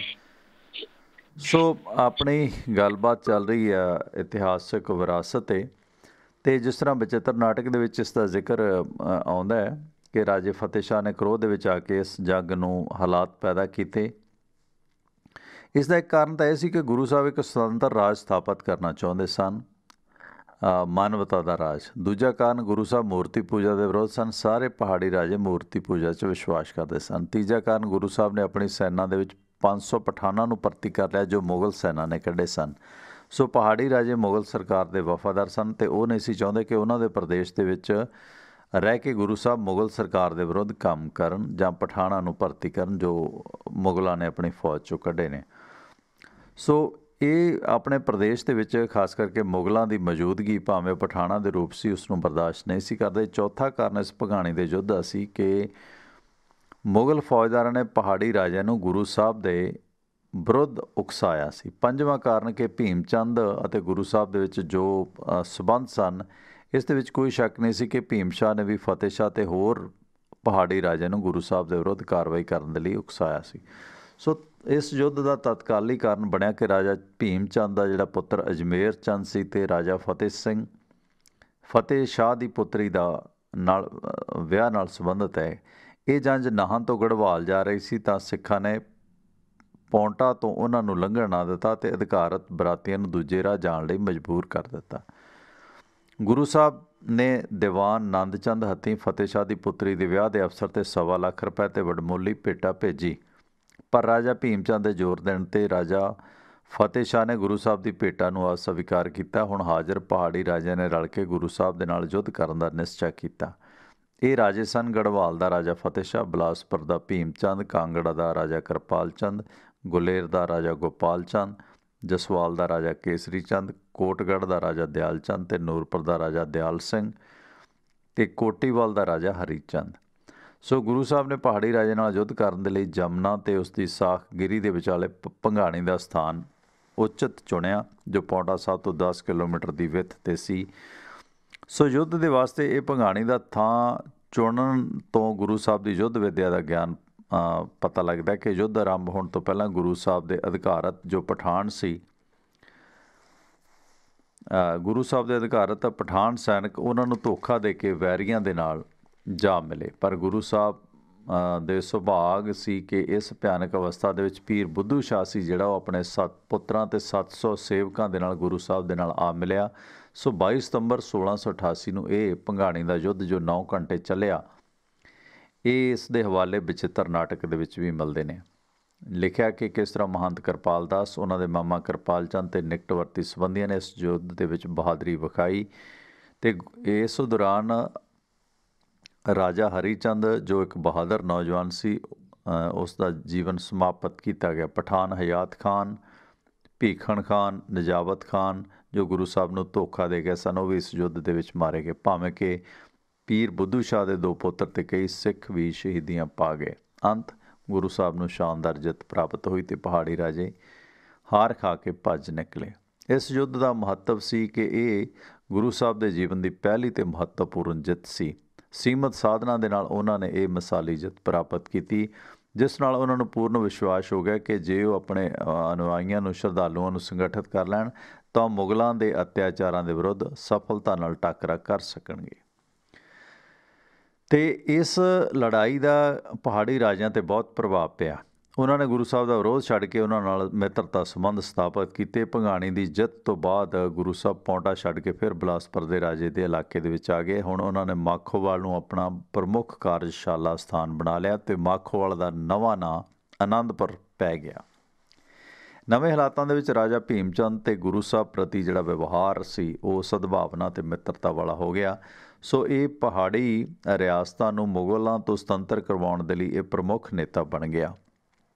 ਤੇ ਭੰਗਾਣੀ ਦੇ ਯੁੱਧ ਨੇ ਇਸ ਖਿੱਤੇ ਦੇ ਵਿੱਚ ਇੱਕ ਨਵੀਂ ਲਹਿਰ ਦੀ ਸ਼ੁਰੂਆਤ ਵੀ ਕੀਤੀ। ਇਸ ਦੌਰਾਨ ਗੁਰੂ ਸਾਹਿਬ ਨੇ ਭੀਮ ਚੰਦ ਦੀ ਮਿੱਤਰਤਾ ਦਾ ਲਾਭ ਲੈਂਦਿਆਂ ਆਨੰਦਪੁਰ ਸਾਹਿਬ ਦੇ ਵਿੱਚ ਆਨੰਦਗੜ੍ਹ, ਕੇਸਗੜ੍ਹ, ਲੋਹਗੜ੍ਹ ਤੇ ਫਤਿਹਗੜ੍ਹ 4 ਕਿਲੇ ਬਣਵਾਏ। ਇਸ ਤੋਂ ਬਾਅਦ ਜ਼ਿਕਰ ਆਉਂਦਾ ਹੈ ਨਦੌਣ ਦੇ ਯੁੱਧ ਦਾ। ਇਹ ਦੋਨੋਂ ਯੁੱਧ ਭੰਗਾਣੀ ਤੇ ਨਦੌਣ ਖਾਲਸਾ ਸਾਜਨਾ ਤੋਂ ਪਹਿਲਾਂ ਦੇ ਸੀਗੇ। 1690 ਦੇ ਵਿੱਚ ਇਸ ਦਾ ਜ਼ਿਕਰ ਮਿਲਦਾ ਹੈ ਕਿ ਗੁਰੂ ਸਾਹਿਬ ਨਾਲ ਮਿੱਤਰਤਾ ਸਥਾਪਿਤ ਕਰਨ ਤੋਂ ਬਾਅਦ ਬਿਲਾਸਪੁਰ ਦੇ ਰਾਜਾ ਭੀਮ ਚੰਦ ਤੇ ਹੋਰ ਪਹਾੜੀ ਰਾਜਿਆਂ ਨੇ ਮੁਗਲਾਂ ਨੂੰ ਸਾਲਾਨਾ ਕਰ ਦੇਣਾ, ਟੈਕਸ ਦੇਣਾ ਬੰਦ ਕਰ ਦਿੱਤਾ। ਇਹਨਾਂ ਰਾਜਿਆਂ ਨੇ ਭੀਮ ਚੰਦ ਦੀ ਅਗਵਾਈ ਦੇ ਵਿੱਚ ਇੱਕ ਸੰਘ ਬਣਾ ਲਿਆ। ਇਸ ਸੰਘ ਦੇ ਵਿੱਚ ਸ਼ਾਮਲ ਹੋਣ ਵਾਲੇ ਰਾਜੇ ਸਨ ਗੁਲੇਰ ਦਾ ਰਾਜਾ ਗੋਪਾਲ, ਜਸਵਾਲ ਦਾ ਰਾਜਾ ਕੇਸਰੀ, ਜਸਵਾਨ ਦਾ ਰਾਜਾ ਰਾਮ ਸਿੰਘ, ਤੰਦਵਾਲ ਦਾ ਰਾਜਾ ਪ੍ਰਿਥਵੀ ਚੰਦ ਤੇ ਜਸਰੋਟਾ ਦਾ ਰਾਜਾ ਸੁਖਦੇਵ। ਇਹ ਦੇਖੋ ਸਿੱਖ ਨਾਂ ਜਿਹੜਾ ਸਿੰਘ ਨਾਂ ਹੈ ਨਾ, ਸਿੱਖ ਲਾਉਂਦੇ ਆ, ਜਿਵੇਂ ਪਰਮਿੰਦਰ ਸਿੰਘ ਮੈਂ ਲਾਉਣਾ, ਇਹ ਕਾਫੀ ਪੁਰਾਣਾ ਵੈਸੇ ਮੈਂ ਇੱਕ ਦਿਨ ਸਟੱਡੀ ਕੀਤਾ ਸੀ। ਇਹ ਖਾਲਸਾ ਸਾਜਨਾ ਤੋਂ ਕਾਫੀ ਪਹਿਲਾਂ ਰਾਜਪੂਤ ਰਾਜੇ ਜਾਂ ਪਹਾੜੀ ਰਾਜੇ ਵੀ ਸਿੰਘ ਨਾਂ ਵਰਤਦੇ ਸੀ, ਪਰ ਕੌਰ ਨਾਂ ਦਾ ਜ਼ਿਕਰ ਘੱਟ ਮਿਲਦਾ ਹੈ। ਤੇ ਜੰਮੂ ਦੇ ਮੁਗਲ ਸੂਬੇਦਾਰ ਮੀਆਂ ਖਾਂ ਨੇ ਕਰ ਨਾ ਦੇਣ ਕਰਕੇ ਇਹਨਾਂ ਪਹਾੜੀ ਰਾਜਿਆਂ ਦੇ ਵਿਰੁੱਧ 1690 ਦੇ ਵਿੱਚ ਆਲਫ ਖਾਂ ਦੀ ਅਗਵਾਈ ਦੇ ਵਿੱਚ ਇੱਕ ਫੌਜ ਮੁਹਿੰਮ ਭੇਜੀ। ਕਾਂਗੜਾ ਤੋਂ 32 ਕਿਲੋਮੀਟਰ ਦੂਰ ਬਿਆਸ ਨਦੀ ਦੇ ਤੱਟ ਤੇ ਨਦੌਣ ਨਾਮੀ ਸਥਾਨ ਤੇ ਇਹ ਯੁੱਧ ਹੋਇਆ। ਇਸ ਯੁੱਧ ਵਿੱਚ ਕਾਂਗੜਾ ਦਾ ਰਾਜਾ ਕਿਰਪਾਲ ਚੰਦ ਨੇ ਆਲਫ ਖਾਂ ਦਾ ਸਾਥ ਦਿੱਤਾ, ਜਦੋਂ ਕਿ ਗੁਰੂ ਸਾਹਿਬ ਨੇ ਰਾਜਾ ਰਾਮ ਸਿੰਘ ਤੇ ਉਸਦੇ ਪਹਾੜੀ ਰਾਜਿਆਂ ਦਾ ਪੱਖ ਦੇ ਵਿੱਚ ਯੁੱਧ ਦੇ ਵਿੱਚ ਭਾਗ ਲਿਆ। ਇਸ ਯੁੱਧ ਦੇ ਵਿੱਚ ਗੁਰੂ ਸਾਹਿਬ ਤੇ ਉਹਨਾਂ ਦੇ ਸਿੱਖਾਂ ਨੇ ਬਹਾਦਰੀ ਦਾ ਸਬੂਤ ਦਿੱਤਾ। ਅੰਤ ਨੂੰ ਮੁਗਲ ਫੌਜ ਆਲਫ ਖਾਂ ਦੀ ਹਾਰ ਗਈ ਤੇ ਲੜਾਈ ਦੇ ਮੈਦਾਨ ਦੇ ਵਿੱਚੋਂ ਆਲਫ ਖਾਂ ਭੱਜ ਗਿਆ। ਤੇ ਇਸ ਜਿੱਤ ਤੋਂ ਬਾਅਦ ਭੀਮ ਚੰਦ ਨੇ ਗੁਰੂ ਸਾਹਿਬ ਨੂੰ ਬਿਨਾਂ ਪੁੱਛੇ ਆਲਫ ਖਾਂ ਦੇ ਨਾਲ ਗੁਪਤ ਸਮਝੌਤਾ ਵੀ ਕਰ ਲਿਆ। ਮੁਗਲ ਸਰਕਾਰ ਨੂੰ ਟੈਕਸ ਦੇਣਾ ਵੀ ਮੰਨ ਲਿਆ ਤੇ ਹੁਣ ਗੁਰੂ ਸਾਹਿਬ ਨੇ ਇਹ ਮਹਿਸੂਸ ਕਰ ਲਿਆ ਕਿ ਭੀਮ ਚੰਦ ਦੀ ਮਿੱਤਰਤਾ ਤੇ ਉਹ ਨਿਰਭਰ ਨਹੀਂ ਰਹਿ ਸਕਦੇ। ਸ਼ਾਇਦ ਇੱਥੋਂ ਹੀ ਕਿਤੇ ਨਾ ਕਿਤੇ ਦੇਖੋ, ਸਾਰੇ ਬੰਦੇ ਕਿਸੇ ਵੀ ਕੌਮ ਕਮਿਊਨਿਟੀ ਦੇ ਚੰਗੇ ਮੰਦੇ ਨਹੀਂ ਹੁੰਦੇ। ਜਿਹੜੇ ਮੁਹਾਵਰੇ ਬਣੇ ਨੇ ਨਾ ਕਿ ਜਿੱਤਣ ਤੋਂ ਬਾਅਦ ਵੀ ਭੀਮ ਚੰਦ ਨੇ ਜਿਸ ਤਰ੍ਹਾਂ ਫਿਰ ਮੁਗਲਾਂ ਦੀ ਅਧੀਨਤਾ ਸਵੀਕਾਰ ਕਰ ਲਈ, ਉੱਥੇ ਫਿਰ ਕਿਹਾ ਗਿਆ ਕਿ ਪਹਾੜੀ ਯਾਰ ਕਿਸ ਕੇ ਦਾਲ ਭਾਤ ਖਾ ਕਿਸ ਕੇ। ਸੋ ਗੁਰੂ ਜੀ ਨੇ ਪਹਾੜੀ ਰਾਜਿਆਂ ਤੇ ਮੁਗਲਾਂ ਦੇ ਵਿਰੁੱਧ ਕਈ ਸਾਰੀਆਂ ਮੁਹਿੰਮਾਂ ਜਿਹੜੀਆਂ ਨੇ ਉਹ ਸ਼ੁਰੂ ਕੀਤੀਆਂ, ਜਿਵੇਂ ਖਾਨਜ਼ਾਦਾ ਰੁਸਤਮ ਦੀ ਮੁਹਿੰਮ, ਉਸ ਤੋਂ ਬਾਅਦ ਹੁਸੈਨ ਖਾਂ ਦੀ ਮੁਹਿੰਮ। ਤੇ ਗੁਰੂ ਜੀ ਤੇ ਪਹਾੜੀ ਰਾਜਿਆਂ ਦੇ ਵਿਰੁੱਧ ਇਹ ਮੁਗਲਾਂ ਦੀਆਂ ਕਈ ਸਾਰੀਆਂ ਮੁਹਿੰਮਾਂ ਲਗਾਤਾਰ ਚੱਲਦੀਆਂ ਰਹੀਆਂ। ਇਸ ਦੇ ਕਈ ਸਾਰੇ ਕਾਰਨ ਸੀ। ਇੱਕ ਤਾਂ ਇਹ ਸੀ ਕਿ ਪਹਾੜੀ ਰਾਜੇ ਅੰਦਰੋਂ ਬਹੁਤ ਡਰੇ ਹੋਏ ਸਨ। ਜਿੱਤਣ ਦੇ ਬਾਵਜੂਦ ਵੀ ਉਹ ਗੁਰੂ ਸਾਹਿਬ ਦਾ ਸਾਥ ਦੇਣ ਤੋਂ ਮੁਨਕਰ ਸਨ। ਕੁਝ ਉਹਨਾਂ ਦੇ ਜਿਹੜੇ ਪੁਜਾਰੀ ਲੋਕ ਸੀ, ਉਹ ਉਹਨਾਂ ਨੂੰ ਗੁਰੂ ਘਰ ਦੀਆਂ ਜੋ ਨੀਤੀਆਂ ਸੀ ਕਿ ਜਾਤ ਪਾਤ ਵਰਨ ਵੰਡ ਛੱਡ ਕੇ ਸਾਰੇ ਇਕੱਠੇ ਖਾਣਾ ਖਾਣ, ਜਾਣੀ ਕਿ ਖਾਲਸਾ ਸਾਜਨਾ ਤੋਂ ਪਹਿਲਾਂ ਦਾ ਜਿਸ ਤਰ੍ਹਾਂ ਦੀ ਸਥਿਤੀ ਸੀ ਕਿ ਕੋਈ ਭੇਦਭਾਵ ਜਾਤ ਆਧਾਰਿਤ ਵਰਨ ਵੰਡ ਜਿਹੜੇ ਊਚ ਨੀਚ ਹੈ ਉਹ ਨਹੀਂ ਸੀ ਮੰਨੀ ਜਾਂਦੀ। ਸੋ ਇਹ ਕਈ ਸਾਰੇ ਕਾਰਨ ਸੀ ਜਿਸ ਕਰਕੇ ਪਹਾੜੀ ਰਾਜਿਆਂ ਦੇ ਅੰਦਰੂਨ ਮਤਭੇਦ ਵੀ ਸੀ। ਸੋ ਧਰਮ ਦੇ ਆਧਾਰ 'ਤੇ ਜਿਹੜਾ ਹੈਗਾ ਇਸ ਨੂੰ ਹੋਰ ਵਧਾਵਾ ਦਿੱਤਾ ਗਿਆ। ਹਾਲਾਂਕਿ ਜੇ ਦੇਖੇ ਕਿ ਮੁਗਲਾਂ ਦੀ ਅਧੀਨਗੀ ਉਹਨਾਂ ਨੇ ਬਰਦਾਸ਼ਤ ਕਰ ਲਈ, ਪਰ ਆਪਣੇ ਜਿਹੜੇ ਧਰਮ ਦੇ ਉਹਨਾਂ ਦੇ ਕਾਨੂੰਨ ਬਣਾਏ ਸੀਗੇ ਵਰਨ ਵੰਡ ਦੇ, ਉਹ ਨਹੀਂ ਛੱਡੇ। ਇਸੇ ਤਰ੍ਹਾਂ ਉੱਤਰ ਖਾਲਸਾ ਕਾਲ ਜਿਹੜਾ 1699 ਤੋਂ 1708 ਤੱਕ ਦਾ ਹੈ। ਜਦੋਂ ਖਾਲਸਾ ਦੀ ਸਥਾਪਨਾ ਹੋ ਗਈ ਉਦੋਂ ਤੋਂ ਲੈ ਕੇ ਗੁਰੂ ਸਾਹਿਬ ਦੇ ਜੋਤੀ ਜੋਤ ਸਮਾਉਣ ਤੱਕ ਦੇ ਕਾਲ ਨੂੰ ਉੱਤਰ ਖਾਲਸਾ ਕਾਲ ਕਿਹਾ ਜਾਂਦਾ ਹੈ। ਇਸ ਦੌਰਾਨ ਵੀ ਗੁਰੂ ਸਾਹਿਬ ਦੇ ਕਈ ਯੁੱਧ ਹੋਏ। ਅਨੰਦਪੁਰ ਸਾਹਿਬ ਦਾ ਪਹਿਲਾ ਯੁੱਧ 1701 ਦੇ ਵਿੱਚ ਹੁੰਦਾ ਹੈ। ਖਾਲਸਾ ਸਾਜਨਾ ਤੋਂ 2 ਵਰ੍ਹੇ ਪਿੱਛੋਂ ਪਹਾੜੀ ਰਾਜਿਆਂ ਦੇ ਵਿਰੁੱਧ ਗੁਰੂ ਸਾਹਿਬ ਨੂੰ ਫਿਰ ਸ਼ਸਤਰ ਚੁੱਕਣੇ ਪਏ। ਇਸ ਦਾ ਮੁੱਖ ਕਾਰਨ ਕਿ ਖਾਲਸਾ ਦੀ ਸਥਾਪਨਾ ਦੇ ਨਾਲ ਪਹਾੜੀ ਰਾਜਿਆਂ ਦੇ ਵਿੱਚ ਘਬਰਾਹਟ ਸੀ। ਉਹ ਫਿਰ ਗੁਰੂ ਸਾਹਿਬ ਦੇ ਵਿਰੁੱਧ ਇਕਜੁੱਟ ਹੋਣ ਲੱਗੇ। ਉਹਨਾਂ ਨੂੰ ਲੱਗਿਆ ਕਿ ਸ਼ਾਇਦ ਸਾਡਾ ਰਾਜ ਨਾ ਖੁੱਸ ਜਾਵੇ। ਅਤੇ ਇਸ ਦੌਰਾਨ ਪਹਾੜੀ ਰਾਜੇ ਕਿਉਂਕਿ ਮੂਰਤੀ ਪੂਜਕ ਸਨ, ਰਾਜਪੂਤ ਜਾਤ ਦੇ ਬਹੁਤ ਅਭਿਮਾਨੀ ਵੀ ਸਨ। ਇਹ ਕਈ ਸਾਰੇ ਕਾਰਨ ਬਣੇ ਕਿਉਂਕਿ ਗੁਰੂ ਘਰ ਹਮੇਸ਼ਾ, ਗੁਰੂ ਖਾਲਸਾ ਹਮੇਸ਼ਾ ਮੂਰਤੀ ਪੂਜਾ ਦਾ ਅਤੇ ਵੰਡ ਦਾ ਵਿਰੋਧ ਕਰਦਾ ਸੀ। ਸੋ ਇਸ ਲਈ ਬਿਲਾਸਪੁਰ ਦੇ ਰਾਜੇ ਭੀਮ ਚੰਦ ਨੇ ਗੁਰੂ ਸਾਹਿਬ ਕੋਲ ਆਪਣਾ ਦੂਤ ਭੇਜਿਆ, ਜਿਸ ਦੇ ਵਿੱਚ ਕਿਹਾ ਕਿ ਜਾਂ ਤਾਂ ਉਹ ਅਨੰਦਪੁਰ ਸਾਹਿਬ ਛੱਡ ਜਾਣ ਜਾਂ ਜਿੰਨਾ ਸਮਾਂ ਅਨੰਦਪੁਰ ਰਹੇ ਨੇ ਉਸ ਦਾ ਕਿਰਾਇਆ ਦੇਣ। ਇਸ ਮੰਗ ਨੂੰ ਗੁਰੂ ਸਾਹਿਬ ਨੇ ਅਸਵੀਕਾਰ ਕਰ ਦਿੱਤਾ ਤਾਂ ਰਾਜਾ ਭੀਮ ਚੰਦ ਅਤੇ ਕੁਝ ਪਹਾੜੀ ਰਾਜਿਆਂ ਦੀਆਂ ਸੈਨਾਵਾਂ 1701 ਦੇ ਵਿੱਚ ਅਨੰਦਪੁਰ ਸਾਹਿਬ ਨੂੰ ਘੇਰਾ ਪਾਉਣ ਆ ਗਈਆਂ।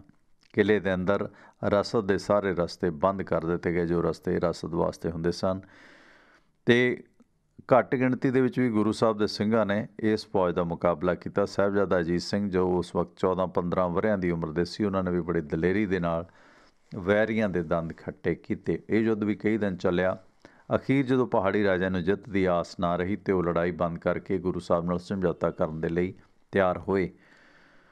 ਉਹਨਾਂ ਨੇ ਵਚਨ ਕੀਤਾ ਕਿ ਜੇ ਗੁਰੂ ਸਾਹਿਬ ਕੁਝ ਸਮੇਂ ਲਈ ਅਨੰਦਪੁਰ ਸਾਹਿਬ ਛੱਡ ਦੇਣ ਤਾਂ ਮਿੱਤਰਤਾ ਹੋ ਸਕਦੀ ਹੈ। ਅਤੇ ਜੋ ਲੜਾਈ ਪਹਾੜੀ ਰਾਜਿਆਂ ਦੇ ਨਾਲ ਸੀ ਉਹ ਗੁਰੂ ਸਾਹਿਬ ਵੀ ਉਸ ਦੇ ਹੱਕ ਦੇ ਵਿੱਚ ਨਹੀਂ ਸੀ। ਸੋ ਇਸ ਕਰਕੇ ਪਹਾੜੀ ਰਾਜਿਆਂ ਦੇ ਸਮਝੌਤੇ ਦੀ ਸ਼ਰਤ ਨੂੰ ਮੰਨਦਿਆਂ ਗੁਰੂ ਸਾਹਿਬ ਨੇ ਅਨੰਦਪੁਰ ਛੱਡ ਕੇ ਕੁਝ ਸਮੇਂ ਦੇ ਲਈ ਉਹ 2 ਕਿਲੋਮੀਟਰ ਦੂਰ ਕੀਰਤਪੁਰ ਦੇ ਸਥਾਨ 'ਤੇ ਨਿਰਮੋਹ ਪਿੰਡ ਦੇ ਵਿੱਚ ਚਲੇ ਗਏ। ਜਾਣੀ ਕਿ ਹਾਲਾਂਕਿ ਲੜਾਈ ਵਿਚਕਾਰ ਹੀ ਸੀ ਕਿ ਚਲੋ ਗੁਰੂ ਸਾਹਿਬ ਨੇ ਉਹਨਾਂ ਦਾ ਫੈਸਲਾ ਪ੍ਰਵਾਨ ਕੀਤਾ। ਉਹਨਾਂ ਦੀ ਜਿੱਦ ਨੂੰ ਮੰਨਦਿਆਂ ਅਨੰਦਪੁਰ ਸਾਹਿਬ ਨੂੰ ਖਾਲੀ ਕੀਤਾ ਅਤੇ ਨਿਰਮੋਹ ਦੇ ਸਥਾਨ 'ਤੇ ਚਲੇ ਗਏ। 1702 ਦੇ ਵਿੱਚ ਫਿਰ ਨਿਰਮੋਹ ਦੀ ਬੈਟਲ ਹੁੰਦੀ ਹੈ, ਯੁੱਧ ਹੁੰਦਾ ਹੈ। ਜਦੋਂ ਗੁਰੂ ਸਾਹਿਬ ਚਲੇ ਗਏ ਨਿਰਮੋਹ ਦੇ ਵਿੱਚ ਤਾਂ ਸਿੱਖਾਂ ਦੀਆਂ ਆਲੇ ਦੁਆਲੇ ਦੇ ਪਿੰਡਾਂ ਦੇ ਲੋਕਾਂ ਨਾਲ ਝੜਪਾਂ ਹੋਣ ਲੱਗੀਆਂ। ਸਿੱਖਾਂ ਤੋਂ ਭੈਭੀਤ ਹੋ ਕੇ ਨਿਰਮੋਹ ਦੇ ਬਹੁਤ ਸਾਰੇ ਪੇਂਡੂ ਲੋਕ ਆਪਣਾ ਘਰ ਛੱਡ ਕੇ ਜੰਗਲਾਂ ਦੇ ਵਿੱਚ ਚਲੇ ਗਏ। ਰਾਜੇ ਭੀਮ ਚੰਦ ਨੇ ਫਿਰ ਮਹਿਸੂਸ ਕੀਤਾ ਕਿ ਉਸ ਦੇ ਲਈ ਸਿੱਖਾਂ ਦੀ ਸ਼ਕਤੀ ਨੂੰ ਖਤਮ ਕਰਨਾ ਮੁਸ਼ਕਿਲ ਹੈ। ਸੋ ਉਸਨੇ ਮੁਗਲ ਸਰਕਾਰ ਅੱਗੇ ਸਹਾਇਤਾ ਦੇ ਵਾਸਤੇ ਪ੍ਰਾਰਥਨਾ ਕੀਤੀ। ਸਰਹੰਦ ਦੀ ਫੌਜ ਦੀ ਅਗਵਾਈ ਦੇ ਵਿੱਚ ਮੁਗਲ ਸੈਨਾ ਇਕੱਠੀ ਹੋਈ। ਸਰਹੰਦ ਦੇ ਫੌਜਦਾਰ ਦੀ ਅਗਵਾਈ ਦੇ ਵਿੱਚ 1702 ਦੇ ਸ਼ੁਰੂਆਤ ਦੇ ਵਿੱਚ ਰਾਜਾ ਭੀਮ ਚੰਦ ਦੀ ਸੈਨਾ, ਦੂਜੇ ਪਾਸੋਂ ਮੁਗਲ ਸੈਨਾ ਨੇ ਨਿਰਮੋਹ ਦੇ ਉੱਤੇ ਹਮਲਾ ਕਰ ਦਿੱਤਾ। ਗੁਰੂ ਸਾਹਿਬ ਅਤੇ ਉਹਨਾਂ ਦੇ ਸਿੱਖ ਯੁੱਧ ਲਈ ਤਿਆਰ ਹੋਏ। ਇਸ ਯੁੱਧ ਦੇ ਵਿੱਚ ਨੇੜੇ ਤੇੜੇ ਦੇ ਗੁੱਜਰਾਂ ਨੇ ਵੀ ਹਮਲਾਵਰਾਂ ਦਾ ਜਾਣੀ ਕਿ ਇਸ ਪਹਾੜੀ ਅਤੇ ਮੁਗਲ ਫੌਜ ਦਾ ਸਾਥ ਦਿੱਤਾ, ਕਿਉਂਕਿ ਉਹ ਵੀ ਆਪਣੇ ਇਲਾਕੇ ਦੇ ਵਿੱਚ ਸਿੱਖਾਂ ਦੀ ਮੌਜੂਦਗੀ ਦੀ ਮੁਖਾਲਫਤ ਕਰਦੇ ਸਨ।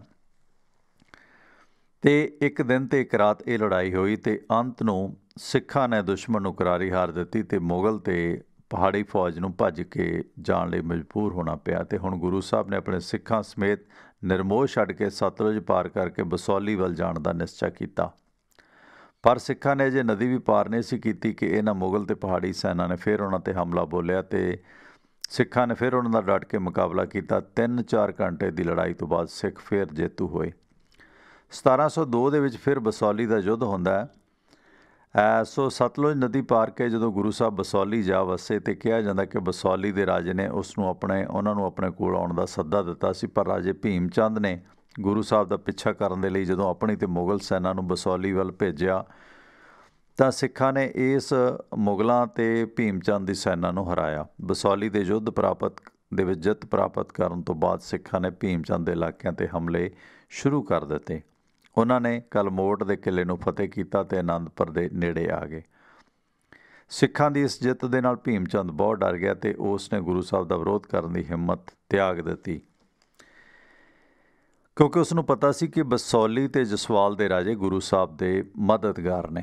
ਇਸ ਦੇ ਲਈ ਗੁਰੂ ਸਾਹਿਬ ਦੇ ਨਾਲ ਉਹਨਾਂ ਨੇ ਸੰਧੀ ਦੇ ਵਿੱਚ ਹੀ ਸਿਆਣਪ ਸਮਝੀ ਅਤੇ 1702 ਦੇ ਵਿੱਚ ਮੱਧ ਦੇ ਵਿੱਚ ਇਹ ਸੰਧੀ ਹੋਈ ਭੀਮ ਚੰਦ ਦੇ ਨਾਲ ਅਤੇ ਗੁਰੂ ਸਾਹਿਬ ਫਿਰ ਅਨੰਦਪੁਰ ਸਾਹਿਬ ਆ ਗਏ ਅਤੇ 2 ਵਰ੍ਹਿਆਂ ਤੋਂ ਵੱਧ ਸਮਾਂ ਕੋਈ ਲੜਾਈ ਨਾ ਹੋਈ। ਇਸ ਕਾਲ ਦੇ ਵਿੱਚ ਉਹਨਾਂ ਨੇ ਆਪਣੀ ਸੈਨਿਕ ਸ਼ਕਤੀ ਨੂੰ ਸਿੱਖਾਂ ਨੇ ਮਜ਼ਬੂਤ ਕੀਤਾ ਅਤੇ ਕਿਲ੍ਹੇ ਆਨੰਦਗੜ੍ਹ ਦੀ ਫਿਰ ਉਸਾਰੀ ਕਰਾਈ। ਅਨੰਦਪੁਰ ਦਾ ਦੂਜਾ ਯੁੱਧ 1704 ਦੇ ਵਿੱਚ ਹੁੰਦਾ ਹੈ। ਗੁਰੂ ਸਾਹਿਬ ਦੀ ਵੱਧਦੀ ਸ਼ਕਤੀ ਸ਼ਾਨੋ ਸ਼ੌਕਤ ਨੂੰ ਵੇਖਦਿਆਂ ਪਹਾੜੀ ਰਾਜਿਆਂ ਨੂੰ ਫਿਰ ਈਰਖਾ ਹੋਈ ਅਤੇ ਫਿਰ ਉਹਨਾਂ ਰਾਜਿਆਂ ਨੇ ਇੱਕ ਸੰਘ ਬਣਾ ਲਿਆ ਅਤੇ ਗੁਰੂ ਸਾਹਿਬ ਨੂੰ ਫਿਰ ਅਨੰਦਪੁਰ ਛੱਡਣ ਦੇ ਵਾਸਤੇ ਸੁਨੇਹੇ ਭੇਜੇ। ਭੀਮ ਚੰਦ ਅਤੇ ਹੋਰ ਪਹਾੜੀ ਰਾਜਿਆਂ ਨੇ ਮੁਗਲਾਂ ਤੋਂ ਵੀ ਸਹਾਇਤਾ ਮੰਗੀ। ਕਿਹਾ ਜਾਂਦਾ ਕਿ ਭੀਮ ਚੰਦ ਨੇ ਸਮਰਾਟ ਔਰੰਗਜ਼ੇਬ ਨੂੰ ਇਹ ਸੁਨੇਹਾ ਭੇਜਿਆ ਕਿ ਗੁਰੂ ਸਾਹਿਬ ਦੀ ਸ਼ਕਤੀ ਵੱਧ ਰਹੀ ਹੈ, ਪਹਾੜੀ ਰਾਜਿਆਂ ਲਈ ਨਹੀਂ ਬਲਕਿ ਮੁਗਲ ਸਰਕਾਰ ਵਾਸਤੇ ਵੀ ਖਤਰਾ ਹੈ। ਤਾਂ ਔਰੰਗਜ਼ੇਬ ਨੇ ਝੱਟ ਲਾਹੌਰ ਦੇ ਸੂਬੇਦਾਰ ਅਤੇ ਸਰਹੰਦ ਦੇ ਫੌਜਦਾਰ ਨੂੰ ਗੁਰੂ ਸਾਹਿਬ 'ਤੇ ਕਾਰਵਾਈ ਦੇ ਹੁਕਮ ਭੇਜੇ।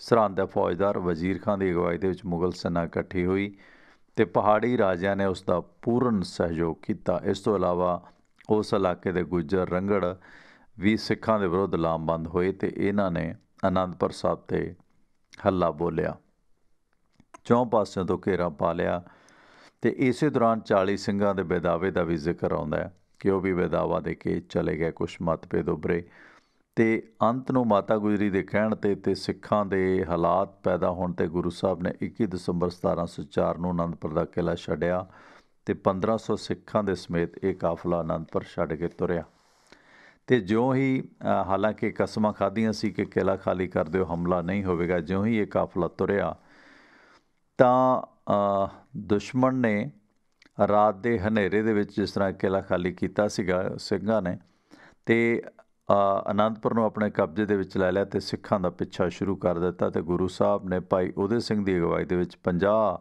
ਸਿੰਘਾਂ ਦੇ ਜਥੇ ਨੂੰ ਵੈਰੀਅਨ ਰੋਕਣ ਦਾ ਕੰਮ ਸੌਂਪਿਆ ਸੀ। ਸੋ ਇਹਨਾਂ ਸਿੰਘਾਂ ਨੇ ਸ਼ਾਹੀ ਟਿੱਬੀ ਦੇ ਨਾਂ 'ਤੇ ਇਸ ਸਿੰਘ ਉਦੈ ਸਿੰਘ ਨੇ, ਜਿਸ ਦੇ ਨਾਲ 50-60 ਸੈਨਿਕ ਸੀ, ਇਸ ਸੈਨਾ ਦਾ ਮੁਕਾਬਲਾ ਕੀਤਾ, ਬਹੁਤ ਬਹਾਦਰੀ ਦਿਖਾਈ ਅਤੇ ਸੈਂਕੜੇ ਮੁਗਲ ਅਤੇ ਪਹਾੜੀ ਸੈਨਿਕ ਵੀ ਇਹਨਾਂ ਨੇ ਮੌਤ ਦੇ ਘਾਟ ਉਤਾਰੇ। ਪਰ ਇਹ ਉਦੈ ਸਿੰਘ ਸਮੇਤ 50 ਸਿੱਖ ਇਸ ਸ਼ਾਹ ਟਿੱਬੀ ਦੀ ਲੜਾਈ ਦੇ ਵਿੱਚ ਸ਼ਹਾਦਤ ਨੂੰ ਪ੍ਰਾਪਤ ਕਰ ਗਏ। ਇਸ ਤੋਂ ਬਾਅਦ ਸਰਸਾ ਦਾ ਜੰਗ ਹੁੰਦੀ ਹੈ, ਜਿਸ ਦੌਰਾਨ ਗੁਰੂ ਸਾਹਿਬ ਦਾ ਕਾਫਲਾ ਸਰਸਾ ਨਦੀ 'ਤੇ ਪੁੱਜਾ ਅਤੇ ਦੁਸ਼ਮਣ ਸੈਨਾ ਉਹਨਾਂ ਦਾ ਪਿੱਛਾ ਕਰਨ ਦੇ ਲਈ ਬੜੀ ਵਾਹੋ-ਦਾਹੀ ਅੱਗੇ ਵੱਧ ਰਹੀ ਸੀ। ਉਹਨਾਂ ਨੇ ਗੁਰੂ ਸਾਹਿਬ ਨੇ ਰੰਘਰੇਟੇ ਸਿੱਖ ਭਾਈ ਜੈਤਾ ਜੀ ਸਮੇਤ 100 ਸਿੱਖਾਂ ਨੂੰ ਇਸ ਸੈਨਾ ਦਾ ਮੁਕਾਬਲਾ ਕਰਨ ਦੇ ਵਾਸਤੇ ਕਿਹਾ ਅਤੇ ਇਹਨਾਂ 100 ਸਿੱਖਾਂ ਨੇ ਸਰਸਾ ਨਦੀ ਦੇ ਕੰਢੇ ਭਾਈ ਜੈਤਾ ਜੀ ਦੀ ਅਗਵਾਈ ਦੇ ਵਿੱਚ ਇਹਨਾਂ ਮੁਗਲਾਂ ਪਹਾੜੀਆਂ ਨਾਲ ਯੁੱਧ ਕੀਤਾ, ਵੈਰੀਆਂ ਦਾ ਬਹੁਤ ਨੁਕਸਾਨ ਕੀਤਾ। ਪਰ ਇਹ ਸਾਰੇ ਸਿੰਘ ਭਾਈ ਜੈਤਾ ਜੀ ਸਮੇਤ ਕੁਰਬਾਨ ਹੋ ਗਏ। ਉਸ ਸਮੇਂ ਸਰਸਾ ਦੇ ਵਿੱਚ ਹੜ੍ਹ ਵੀ ਸੀ। ਗੁਰੂ ਸਾਹਿਬ ਅਤੇ ਉਹਨਾਂ ਦੇ ਸਿੰਘ ਘੋੜਿਆਂ ਸਮੇਤ ਇਸ ਸਰਸਾ ਨੂੰ ਪਾਰ ਕਰਨ ਲੱਗੇ। ਬਹੁਤ ਨੁਕਸਾਨ ਹੋਇਆ, ਬਹੁਤ ਸਾਰਾ ਸਿੱਖ ਲਿਟਰੇਚਰ ਰੁੜ ਗਿਆ, ਪਰਿਵਾਰ ਵਿਛੜ ਗਿਆ, ਪਰਿਵਾਰ ਵਿਛੋੜਾ ਪੈ ਗਿਆ।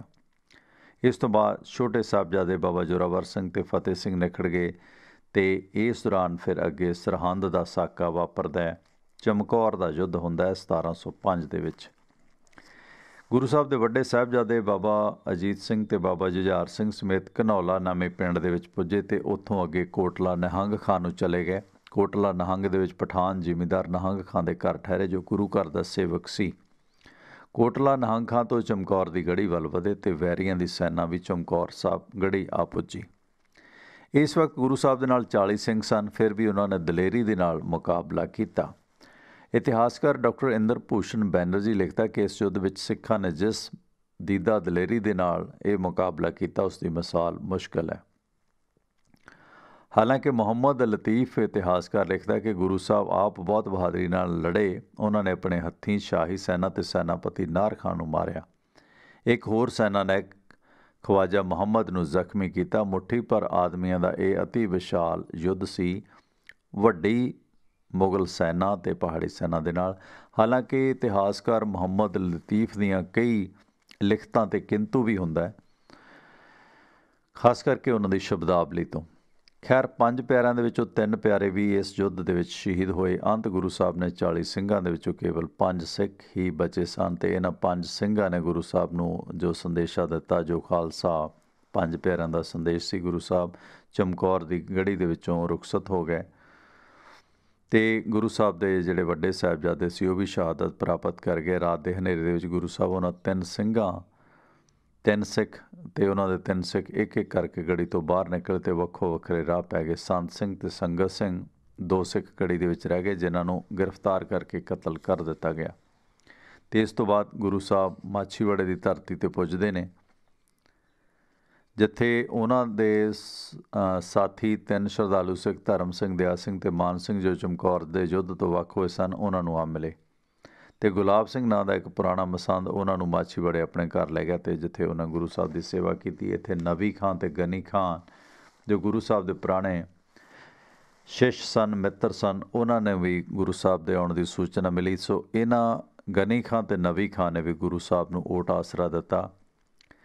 ਅਤੇ ਇਸ ਦੌਰਾਨ ਵਜ਼ੀਰ ਖਾਂ ਸੂਬੇ ਦੇ ਸੂਹੇ ਇੱਧਰ ਆ ਪੁੱਜੇ, ਤਾਂ ਨਬੀ ਖਾਂ ਅਤੇ ਗਨੀ ਖਾਂ ਨੇ ਗੁਰੂ ਸਾਹਿਬ ਨੂੰ ਉੱਚ ਦੇ ਪੀਰ ਦੇ ਨੀਲੇ ਵਸਤਰ ਪਵਾ ਕੇ ਪਾਲਕੀ ਦੇ ਵਿੱਚ ਬਿਠਾ ਕੇ ਸੁਰੱਖਿਅਤ ਕੱਢਿਆ। ਇਸ ਤੋਂ ਬਾਅਦ ਦੀਨਾ ਵਿਖੇ ਔਰੰਗਜ਼ੇਬ ਨੂੰ ਗੁਰੂ ਸਾਹਿਬ ਵੱਲੋਂ ਜ਼ਫਰਨਾਮਾ ਲਿਖਿਆ ਜਾਂਦਾ ਹੈ। ਫਿਰ ਖਿਦਰਾਣੇ ਦਾ ਯੁੱਧ ਹੁੰਦਾ ਹੈ। ਲੱਖੀ ਜੰਗਲ ਦੇ ਵਿੱਚ ਖਿਦਰਾਣੇ ਦੀ ਢਾਬ ਦੇ ਸਥਾਨ 'ਤੇ ਗੁਰੂ ਸਾਹਿਬ ਦੇ ਡੇਰੇ ਸਨ। 1705 ਦੀਆਂ ਇਹ ਗੱਲਾਂ ਨੇ। ਉਦੋਂ ਸਿੱਖ ਕਾਫੀ ਸੰਖਿਆ 'ਚ ਇਕੱਠੇ ਹੋ ਗਏ। ਮਾਝੇ ਦੇ ਬੇਦਾਵੇ ਵਾਲੇ 40 ਸਿੰਘ ਵੀ ਆ ਗਏ ਗੁਰੂ ਸਾਹਿਬ ਤੋਂ ਖਿਮਾ ਮੰਗਣ ਦੇ ਵਾਸਤੇ, ਅਤੇ ਵਜ਼ੀਰ ਖਾਨ 10,000 ਸੈਨਾ ਦਾ ਕਾਫਲਾ ਲੈ ਕੇ ਵੀ ਇਸ ਮੌਕੇ ਦੀ ਤਾਕਤ ਵਿੱਚ ਸੀ ਕਿ ਕਦੋਂ ਉਹ ਗੁਰੂ ਦੇ ਸਿੰਘਾਂ ਨੂੰ ਅਤੇ ਗੁਰੂ ਸਾਹਿਬ ਨੂੰ ਸ਼ਹੀਦ ਕਰ ਸਕੇ। ਇਸ ਵਕਤ ਸਿੱਖਾਂ ਦੀ ਕੁੱਲ ਸੰਖਿਆ 2000 ਦੇ ਕਰੀਬ ਦੱਸੀ ਜਾਂਦੀ ਹੈ। 29 ਦਸੰਬਰ 1705 ਨੂੰ ਖਿਦਰਾਣਾ ਦੇ ਵਿੱਚ ਇਹ ਘਸਮਾਨ ਦਾ ਯੁੱਧ ਹੋਇਆ। ਹਾਲਾਂਕਿ ਇਹਨਾਂ ਤਾਰੀਖਾਂ ਨੂੰ ਲੈ ਕੇ ਕੁਝ ਵਖਰੇਵੇਂ ਵੀ ਨੇ, ਕਿਉਂਕਿ ਇਹ ਕੁਝ ਇਤਿਹਾਸਕਾਰ ਦਸੰਬਰ ਲਿਖਦੇ ਨੇ, ਜਿਸ ਤਰ੍ਹਾਂ ਮਾਘੀ ਉਦੋਂ ਮਨਾਈ ਜਾਂਦੀ ਹੈ, ਅਤੇ ਕੁਛ ਇਸ ਨੂੰ ਮਈ ਜੂਨ ਲਿਖਦੇ ਨੇ। ਸੋ ਇਤਿਹਾਸਕ ਇਸ ਦੇ ਵਿੱਚ ਵਖਰੇਵੇਂ ਹੈ ਨੇ ਸਬੂਤ ਦੇ। ਖੈਰ, ਖਿਦਰਾਣੇ ਦੀ ਢਾਬ 'ਤੇ ਇਹ ਜਿਹੜੀ ਅਦੁੱਤੀ ਲੜਾਈ ਹੋਈ, ਪਰ ਮੁਗਲਾਂ ਦੇ ਵਾਸਤੇ ਅਧਿਕ ਸਮਾਂ ਲੜਨਾ ਕਠਿਨ ਸੀ, ਕਿਉਂਕਿ ਉਹਨਾਂ ਨੂੰ ਪੀਣ ਨੂੰ ਪਾਣੀ ਨਾ ਮਿਲਿਆ। ਇੱਕੋ ਤਲਾਅ ਸੀ ਜੋ ਸਿੱਖਾਂ ਦੇ ਕਬਜ਼ੇ ਦੇ ਵਿੱਚ ਸੀ। ਅੰਤ 10,000 ਦੀ ਵਜ਼ੀਰ ਖਾਨ ਦੀ ਸੈਨਾ ਨੂੰ ਵਾਪਸ ਜਾਣਾ ਪਿਆ, ਅਤੇ ਇਹ ਗੁਰੂ ਸਾਹਿਬ ਦੀ ਸ਼ਾਨਦਾਰ ਜਿੱਤ ਸੀ। ਹਾਲਾਂਕਿ 40 ਮੁਕਤੇ ਵੀ ਇਸ ਦੌਰਾਨ ਸ਼ਹੀਦ ਹੋਏ, ਅਤੇ ਇਸ ਦੌਰਾਨ ਇਹਨਾਂ 40 ਸਿੰਘਾਂ ਨੂੰ ਮੁਕਤਿਆਂ ਦਾ ਵਰ ਬਖਸ਼ਿਆ, ਜਿੱਥੋਂ ਮੁਕਤਸਰ ਨਾਂ ਪਿਆ।